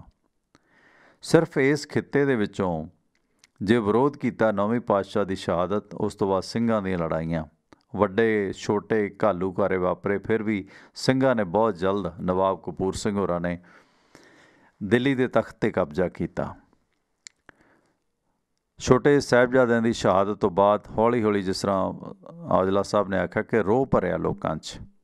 ਬਾਬਾ ਬੰਦਾ ਸਿੰਘ ਬਹਾਦਰ ਨੇ ਜਦੋਂ ਉਹ ਵਾਕਿਆਤ ਸੁਣਿਆ, ਉਹ ਬੰਦਾ ਜਿਹੜਾ ਇੱਕ ਹਿਰਨੀ ਦੇ ਪੇਟ ਦੇ ਵਿੱਚੋਂ ਬੱਚਿਆਂ ਦੇ ਮਰਨ 'ਤੇ ਆਪਣੀ ਸਾਰੀ ਜ਼ਿੰਦਗੀ ਦੀ ਰੂਪ ਰੇਖਾ ਬਦਲ ਕੇ ਸਾਧ ਹੋ ਗਿਆ ਸੀ, ਜਦੋਂ ਉਸਨੇ ਉਸ ਜ਼ੁਲਮ ਦੀ ਗਾਥਾ ਨੂੰ ਸੁਣਿਆ ਤਾਂ ਉਸ ਦੇ ਵਿੱਚ ਜੋਸ਼ ਭਰਿਆ, ਉਸ ਦਾ ਕਾਰਮਾ ਵੱਧਦਾ ਗਿਆ। ਇਹ ਨਹੀਂ ਕਿ ਸਾਹਿਬਜ਼ਾਦਿਆਂ ਦੀ ਸ਼ਹਾਦਤ ਤੋਂ ਬਾਅਦ, ਕਿਉਂਕਿ ਉਸ ਵਕਤ ਕਮਿਊਨੀਕੇਸ਼ਨ ਵੀ ਨਹੀਂ ਸੀਗਾ, ਕਿ ਜੋ ਕੁਛ ਵਾਪਰਿਆ ਨਹੀਂ ਸੀ ਪਤਾ ਲੱਗਦਾ ਲੋਕਾਂ ਨੂੰ ਕਿ ਕੀ ਵਾਪਰਿਆ। ਕੁਛ ਮੁਗਲਾਂ ਦਾ ਦਬਕਾ ਬਹੁਤ ਸੀ। ਜਦੋਂ ਬੰਦਾ ਬਹਾਦਰ ਜਿੱਤਦਾ ਆਇਆ, ਸਮਾਣੇ ਨੂੰ ਫਤਿਹ ਕਰਦਾ ਆਇਆ, ਅਤੇ ਲੋਕਾਂ ਨੂੰ ਜਦੋਂ ਸੀਨਾ ਬਸੀਨਾ ਇਹ ਗੱਲਾਂ ਪਹੁੰਚੀਆਂ, ਅਤੇ ਫਿਰ ਲੋਕ ਕੋਈ ਭਾਵੇਂ ਕਿੱਦਾਂ ਦੇ ਪੇਸ਼ੇ ਵਾਲਾ ਸੀ, ਮਾੜਾ ਸੀ, ਚੰਗਾ ਸੀ, ਉਸ ਦਾ ਰੋਸ ਹੈ ਨਾ ਜਿਹੜਾ ਉਸ ਮੁਗਲੀਆ ਹਕੂਮਤ ਦੇ ਵਿਰੁੱਧ ਹੋਇਆ, ਅਤੇ ਫਿਰ ਉਹ ਵੀ ਉਸ ਦੇ ਨਾਲ ਕਾਫਲਾ ਜੁੜਦਾ ਗਿਆ। ਇਸੇ ਤਰ੍ਹਾਂ ਅੱਜ ਵੀ ਕਿਸਾਨੀ ਅੰਦੋਲਨ ਜੇ ਲੱਗਦਾ ਨਾ ਲੋਕਾਂ ਨੂੰ ਕਿ ਯਾਰ ਇਹ ਲੁੱਟ ਹੈ, ਇਸ ਕਰਕੇ ਹਰ ਵਰਗ ਦਾ ਬੰਦਾ ਇਸ ਨੂੰ ਸਪੋਰਟ ਕਰੀ ਜਾਂਦਾ। ਸੋ ਚੰਮ ਦੀਆਂ ਨਾ ਔਰੰਗਜ਼ੇਬ ਦੀਆਂ ਚੱਲੀਆਂ, ਨਾ ਵਜੀਦੇ ਦੀਆਂ ਚੱਲੀਆਂ, ਨਾ ਮੌਜੂਦਾ ਹਾਕਮਾਂ ਦੀਆਂ ਚੱਲਣਗੀਆਂ। ਸੋ ਚੰਮ ਦੀਆਂ ਚਲਾਉਣ ਵਾਲੇ ਚਲੇ ਗਏ, ਪਰ ਚੰਮ ਦੀਆਂ ਚਲਾਉਣ ਵਾਲੇ ਵੀ ਇਮਾਨਦਾਰ ਹੁੰਦੇ ਸੀ, ਉਹਨਾਂ ਦਾ ਵੀ ਕੋਈ ਕਿਰਦਾਰ ਸੀ। ਖੈਰ, ਆਪਾਂ ਵਿਰਾਸਤੀ ਗੱਲ ਸੱਕੇ ਦੀ ਕਰ ਰਹੇ ਹਾਂ ਕਿ ਇਹ ਜਿਸ ਤਰ੍ਹਾਂ ਸਾਡੇ ਪਾਣੀ ਢੋਣ ਦਾ ਕੰਮ ਕਰਦੇ ਸੀਗੇ, ਜਿਵੇਂ ਆਮ ਸਿੱਖਾਂ ਜਾਂ ਹਿੰਦੂਆਂ ਦੇ ਵਿੱਚ ਝਿਊਰ ਭਾਈਚਾਰੇ ਦੇ ਲੋਕ ਕਰਦੇ ਨੇ, ਮਹਿਰਾ ਜਾਤੀ ਵੀ ਕਹਿ ਲੈਂਦੇ ਇਹਨਾਂ ਨੂੰ ਕੁਛ ਲੋਕ, ਮਾਫ਼ ਕਰਨਾ। ਸੋ ਇਹ ਜਿਹੜਾ ਪਾਣੀ ਢੋਣ ਦਾ ਕੰਮ ਕਰਦੇ ਸੀ ਅਤੇ ਇਹ ਮਸਜਿਦ ਦੇ ਵਿੱਚ ਜਿਹੜੇ ਸੱਕੇ ਨੇ ਇਹ ਬੂਝ ਦੇ ਵਾਸਤੇ ਪਾਣੀ ਭਰਦੇ ਸੀ ਅਤੇ ਇਸ ਸੇਵਾ ਦੇ ਮੁਆਵਜ਼ੇ ਵਜੋਂ ਪਹਿਲਿਆਂ ਦੇ ਵਿੱਚ ਹਰੇਕ ਮੁਸਲਿਮ ਘਰ ਦੇ ਵਿੱਚ ਉਸ ਨੂੰ ਫਸਲ ਦੀ ਵਾਢੀ ਸਮੇਂ ਕੁਛ ਦਾਣਿਆਂ ਦੀਆਂ ਪੁਲੀਆਂ ਮਿਲਦੀਆਂ ਸੀ, ਭਾਰ ਮਿਲਦੇ ਸੀਗੇ, ਅਤੇ ਹਰ ਰੋਜ਼ ਘਰ ਪ੍ਰਤੀ ਉਸ ਨੂੰ ਇੱਕ ਟੋਕਰ ਉਗਰਾਇਆ ਜਾਂਦਾ ਸੀ ਕਿ ਹਰ ਘਰੋਂ ਇੱਕ ਰੋਟੀ ਜਾਂ ਟੋਕਰ। ਇਹ ਪ੍ਰਥਾ ਖਤਮ ਹੋ ਗਈ ਹੌਲੀ ਹੌਲੀ। ਸੋ ਵਾਢੀ ਦੇ ਦਿਨਾਂ ਦੇ ਵਿੱਚ ਜਿਸ ਤਰ੍ਹਾਂ ਲਾਗੀ ਸੇਪੀ ਜੋ ਵੀ ਲੋਕ ਹੁੰਦੇ ਨੇ ਕਿਸਾਨ ਨੂੰ ਜੋ ਮਦਦ ਕਰਦੇ ਨੇ, ਉਹਨਾਂ ਨੂੰ ਆਪਣੇ ਹਿੱਸੇ ਦੇ ਮੁਤਾਬਕ ਕੁਛ ਅਨਾਜ ਮਿਲਦਾ ਹੈ ਅਤੇ ਇਸ ਦੇ ਬਦਲੇ ਸੱਕਿਆਂ ਨੂੰ ਦਿਨ ਪ੍ਰਤੀ ਦਿਨ ਇੱਕ ਛੋਟੀ ਜਿਹੀ ਪੂਲੀ ਦਿੱਤੀ ਜਾਂਦੀ ਸੀਗੀ। ਵਿਆਹ ਸ਼ਾਦੀ ਅਤੇ ਹੋਰ ਉਤਸਵਾਂ ਵਕਤ ਵੀ ਸੱਕੇ ਨੂੰ ਮੁਸਲਮਾਨਾਂ ਦੇ ਘਰਾਂ ਦੇ ਵਿੱਚ ਪਾਣੀ ਦੀ ਪੂਰਤੀ ਕਰਨ ਵਕਤ ਵੀ ਜਿਹੜਾ ਹੈਗਾ ਉਹਦਾ ਮਿਹਨਤਾਨਾ ਮਿਲਦਾ ਸੀ। ਅਤੇ ਹਿੰਦੂਆਂ ਦੇ ਵਿੱਚ ਇਹ ਕੰਮ ਝੀਵਰ ਭਾਈਚਾਰੇ ਦੇ ਲੋਕ ਕਰਦੇ ਸੀ ਅਤੇ ਸੱਕੇ ਮੁਸਲਮਾਨਾਂ ਦੇ ਕਰਦੇ ਸੀਗੇ, ਯਾਨੀ ਜੋ ਪਾਣੀ ਢੋਣ ਦਾ ਕੰਮ ਮੁਸਲਮਾਨਾਂ ਦੇ ਘਰੇ ਕਰਦੇ ਸੀ ਉਸ ਨੂੰ ਸੱਕਾ ਜਾਤੀ ਕਿਹਾ ਜਾਂਦਾ ਸੀ। ਭਾਵੇਂ ਕਿ ਸੱਕੇ ਆਪਣਾ ਰਾਜਪੂਤੀ ਮੁੱਢ ਦਾ ਦਾਅਵਾ ਕਰਦੇ ਨੇ, ਇਹਨਾਂ ਦੇ ਕਈ ਉਪਗੋਤ ਰਾਜਪੂਤੀ ਨੇ, ਜਿਵੇਂ ਕਿ ਚੌਹਾਨ, ਪਵਾਰ, ਭੱਟੀ। ਵੈਸੇ ਤਾਂ ਜੱਟਾਂ ਦੇ ਵੀ ਬਹੁਤ ਸਾਰੇ ਗੋਤ ਜਿਹੜੇ ਨੇ ਉਹ ਰਾਜਪੂਤਾਂ 'ਚੋਂ ਹੀ ਆਏ ਨੇ ਅਤੇ ਇਹਨਾਂ 'ਤੇ ਵੀ ਕਦੇ ਜ਼ਿਕਰ ਕਰਾਂਗੇ। ਪਰ ਰਾਜਪੂਤ ਸੱਕੇ ਨੇ ਨਾ ਜਿਹੜੇ, ਪਹਿਲ ਵਿਆਹ ਦੇ ਵਾਸਤੇ 4 ਗੋਤ ਨਿਸ਼ੇਧ ਮੰਨਦੇ ਸੀ, ਜਾਣੀ ਕਿ ਪਾਬੰਦੀ ਸੀ 4 ਗੋਤਾਂ ਦੀ, 2 ਪਿਓ ਦੇ ਅਤੇ 2 ਮਾਂ ਦੇ। ਨਾਨੀ ਅਤੇ ਦਾਦੀ ਦੇ 2 ਗੋਤ ਨੇ ਜਿਹੜੇ ਉਹ ਛੱਡੇ ਜਾਂਦੇ ਸੀ। ਇਹਨਾਂ ਗੋਤਾਂ 'ਚ ਵਿਆਹ ਨਹੀਂ ਸੀ ਹੁੰਦਾ, ਪਰ ਮਗਰੋਂ ਉਹ ਸ਼ਰਾਧ ਦੇ ਧਾਰਨੀ ਹੋ ਗਏ ਅਤੇ ਉਹਨਾਂ ਦੇ ਵਿੱਚ ਕਰੇਵਾ ਅਤੇ ਬਹੁ ਪਤਨੀ ਪ੍ਰਥਾ ਵੀ ਚੱਲੀ। ਸੋ ਹੁਣ ਚੰਮ ਦੀਆਂ ਚਲਾਉਣ ਵਾਲਾ ਨਿਜ਼ਾਮ ਸੱਕਾ ਕੀ ਸੀ, ਸਮਾਂ ਥੋੜ੍ਹਾ ਜਾਂਦੇ ਜਾਂਦੇ ਇਹਦੇ ਬਾਰੇ ਦੱਸ ਦਈਏ ਕਿ ਹਮਾਯੂੰ ਸੀ ਜਦੋਂ ਜਿਹੜਾ ਬਾਦਸ਼ਾਹ ਹਮਾਯੂੰ, ਉਸ ਨੇ ਖੁਸ਼ ਹੋ ਕੇ ਨਿਜ਼ਾਮ ਸੱਕਾ ਜਿਸ ਨੇ ਹਮਾਯੂੰ ਨੂੰ ਡੁੱਬਣ ਤੋਂ ਬਚਾਇਆ ਸੀ, ਸੋ ਹਮਾਯੂੰ ਨੇ ਖੁਸ਼ ਹੋ ਕੇ ਉਸ ਨੂੰ 3 ਦਿਨ ਵਾਸਤੇ ਬਾਦਸ਼ਾਹੀ ਬਖਸ਼ਿਸ਼ ਸੀ ਅਤੇ ਇੱਕ ਚੰਮ ਦਾ ਸਿੱਕਾ ਚਲਾਇਆ ਸੀ। ਇਸ ਇਤਿਹਾਸਕ ਘਟਨਾ ਨੇ ਪੰਜਾਬੀ ਸੱਭਿਆਚਾਰ ਦੇ ਵਿੱਚ 2 ਮੁਹਾਵਰੇ ਦਿੱਤੇ ਨੇ। ਇੱਕ ਤਾਂ ਕਿ ਸੱਕੇ ਦੀ ਪਾਤਸ਼ਾਹੀ, ਕਿ ਭਾਈ ਸੱਕੇ ਦੀ ਪਾਤਸ਼ਾਹੀ ਹੈ, ਹੁਣ ਤੱਕ ਇਹ ਆਮ ਬੰਦਿਆਂ ਨੂੰ ਵੀ ਜੋਬ ਮਿਲ ਗਈ ਹੈ। ਦੂਜਾ ਕਿ ਚੰਮ ਦੀਆਂ ਚਲਾਉਣਾ, ਅਤੇ ਉਦੋਂ ਚੰਮ ਦੇ ਵਿੱਚ ਥੋੜ੍ਹਾ ਜਿਹਾ ਸੋਨਾ ਪਾ ਕੇ ਇੱਕ ਸਿੱਕਾ ਬਣਾਇਆ ਸੀਗਾ, ਚੰਮ ਦਾ ਸਿੱਕਾ, ਜਿਹੜਾ ਨਿਜ਼ਾਮ ਸੱਕੇ ਦੇ ਵਕਤ ਸੀ। ਸੋ ਨਿਜ਼ਾਮ ਸੱਕੇ ਦੇ ਬਾਰੇ ਆਉਣ ਵਾਲੇ ਦਿਨਾਂ 'ਚ ਚਰਚਾ ਕਰਾਂਗੇ। ਇਹ ਸੀ ਉਹ ਨਿਜ਼ਾਮ ਸੱਕਾ ਜਿਹੜਾ ਚੰਮ ਦੀਆਂ ਚਲਾ ਗਿਆ ਆਪਣੀ ਬਹਾਦਰੀ ਦੀ ਬਿਨਾਂ 'ਤੇ। ਪਰ ਜਦੋਂ ਕੋਈ ਕਿਤੇ ਜ਼ਿਆਦਾ ਖੁੱਲ੍ਹਾ ਕਰਦਾ ਉਦੋਂ ਵੀ ਕਹਿੰਦੇ ਕਿ ਇਹਦੀਆਂ ਤਾਂ ਹੁਣ ਚੰਮ ਦੀਆਂ ਚੱਲਦੀਆਂ ਨੇ। ਖੈਰ, ਇਸ ਦੇ ਨਾਲ ਹੀ ਵਕਤ ਤੁਹਾਡੇ ਤੋਂ ਵਿਦਾਇਗੀ ਦਾ ਹੋ ਗਿਆ ਅਤੇ ਸ਼ਾਮੀ ਫੇਰ ਭਾਰਤੀ ਸਮਾਂ 7 ਵਜੇ ਤੋਂ 9 ਵਜੇ ਤੱਕ ਸਿਆਸਤੀ ਅਤੇ ਵਿਰਾਸਤੀ ਸਾਂਝਾਂ ਲੈ ਕੇ ਤੁਹਾਡੇ ਨਾਲ ਮੈਂ ਭੁਪਿੰਦਰ ਸਿੰਘ ਟਿਵਾਣਾ ਜੁੜਾਂਗਾ। 667 930 9260 ਕਾਲ ਟੂ ਲਿਸਨ ਨੰਬਰ ਹੈ USA ਦਾ। ਮੇਰੇ ਨਾਲ ਕੋਈ ਗੱਲ ਕਰਨੀ ਹੋਵੇ ਤਾਂ 98 763 09655 'ਤੇ ਗੱਲ ਕਰ ਸਕਦੇ ਹੋ। WhatsApp ਮੈਸੇਜ ਵੀ ਕਰ ਸਕਦੇ ਹੋ। ਮੈਸੇਜ ਮੈਂ ਅੱਜ ਤੁਹਾਡੇ ਨਹੀਂ ਪੜ੍ਹ ਸਕਾਂਗਾ, ਇਸ ਦੇ ਲਈ ਮੁਆਫੀ। ਸੋ ਇਸ ਦੇ ਨਾਲ ਹੀ ਪਰਮਿੰਦਰ ਸਿੰਘ ਟਿਵਾਣਾ ਨੂੰ ਇੱਥੇ ਦਿਓ ਆ ਗਿਆ। ਕੋਈ ਅਪਡੇਟ ਲੈਣੀ ਹੋਵੇ, ਕੋਈ ਸਲਾਹ ਅਤੇ ਸਪੋਰਟ ਹੋਵੇ ਤਾਂ tiwanaradio.com 'ਤੇ ਸੰਪਰਕ ਕੀਤਾ ਜਾ ਸਕਦਾ। ਸੋ ਦਿਓ ਆ ਗਿਆ। ਧੰਨਵਾਦ। ਸਤਿ ਸ਼੍ਰੀ ਅਕਾਲ।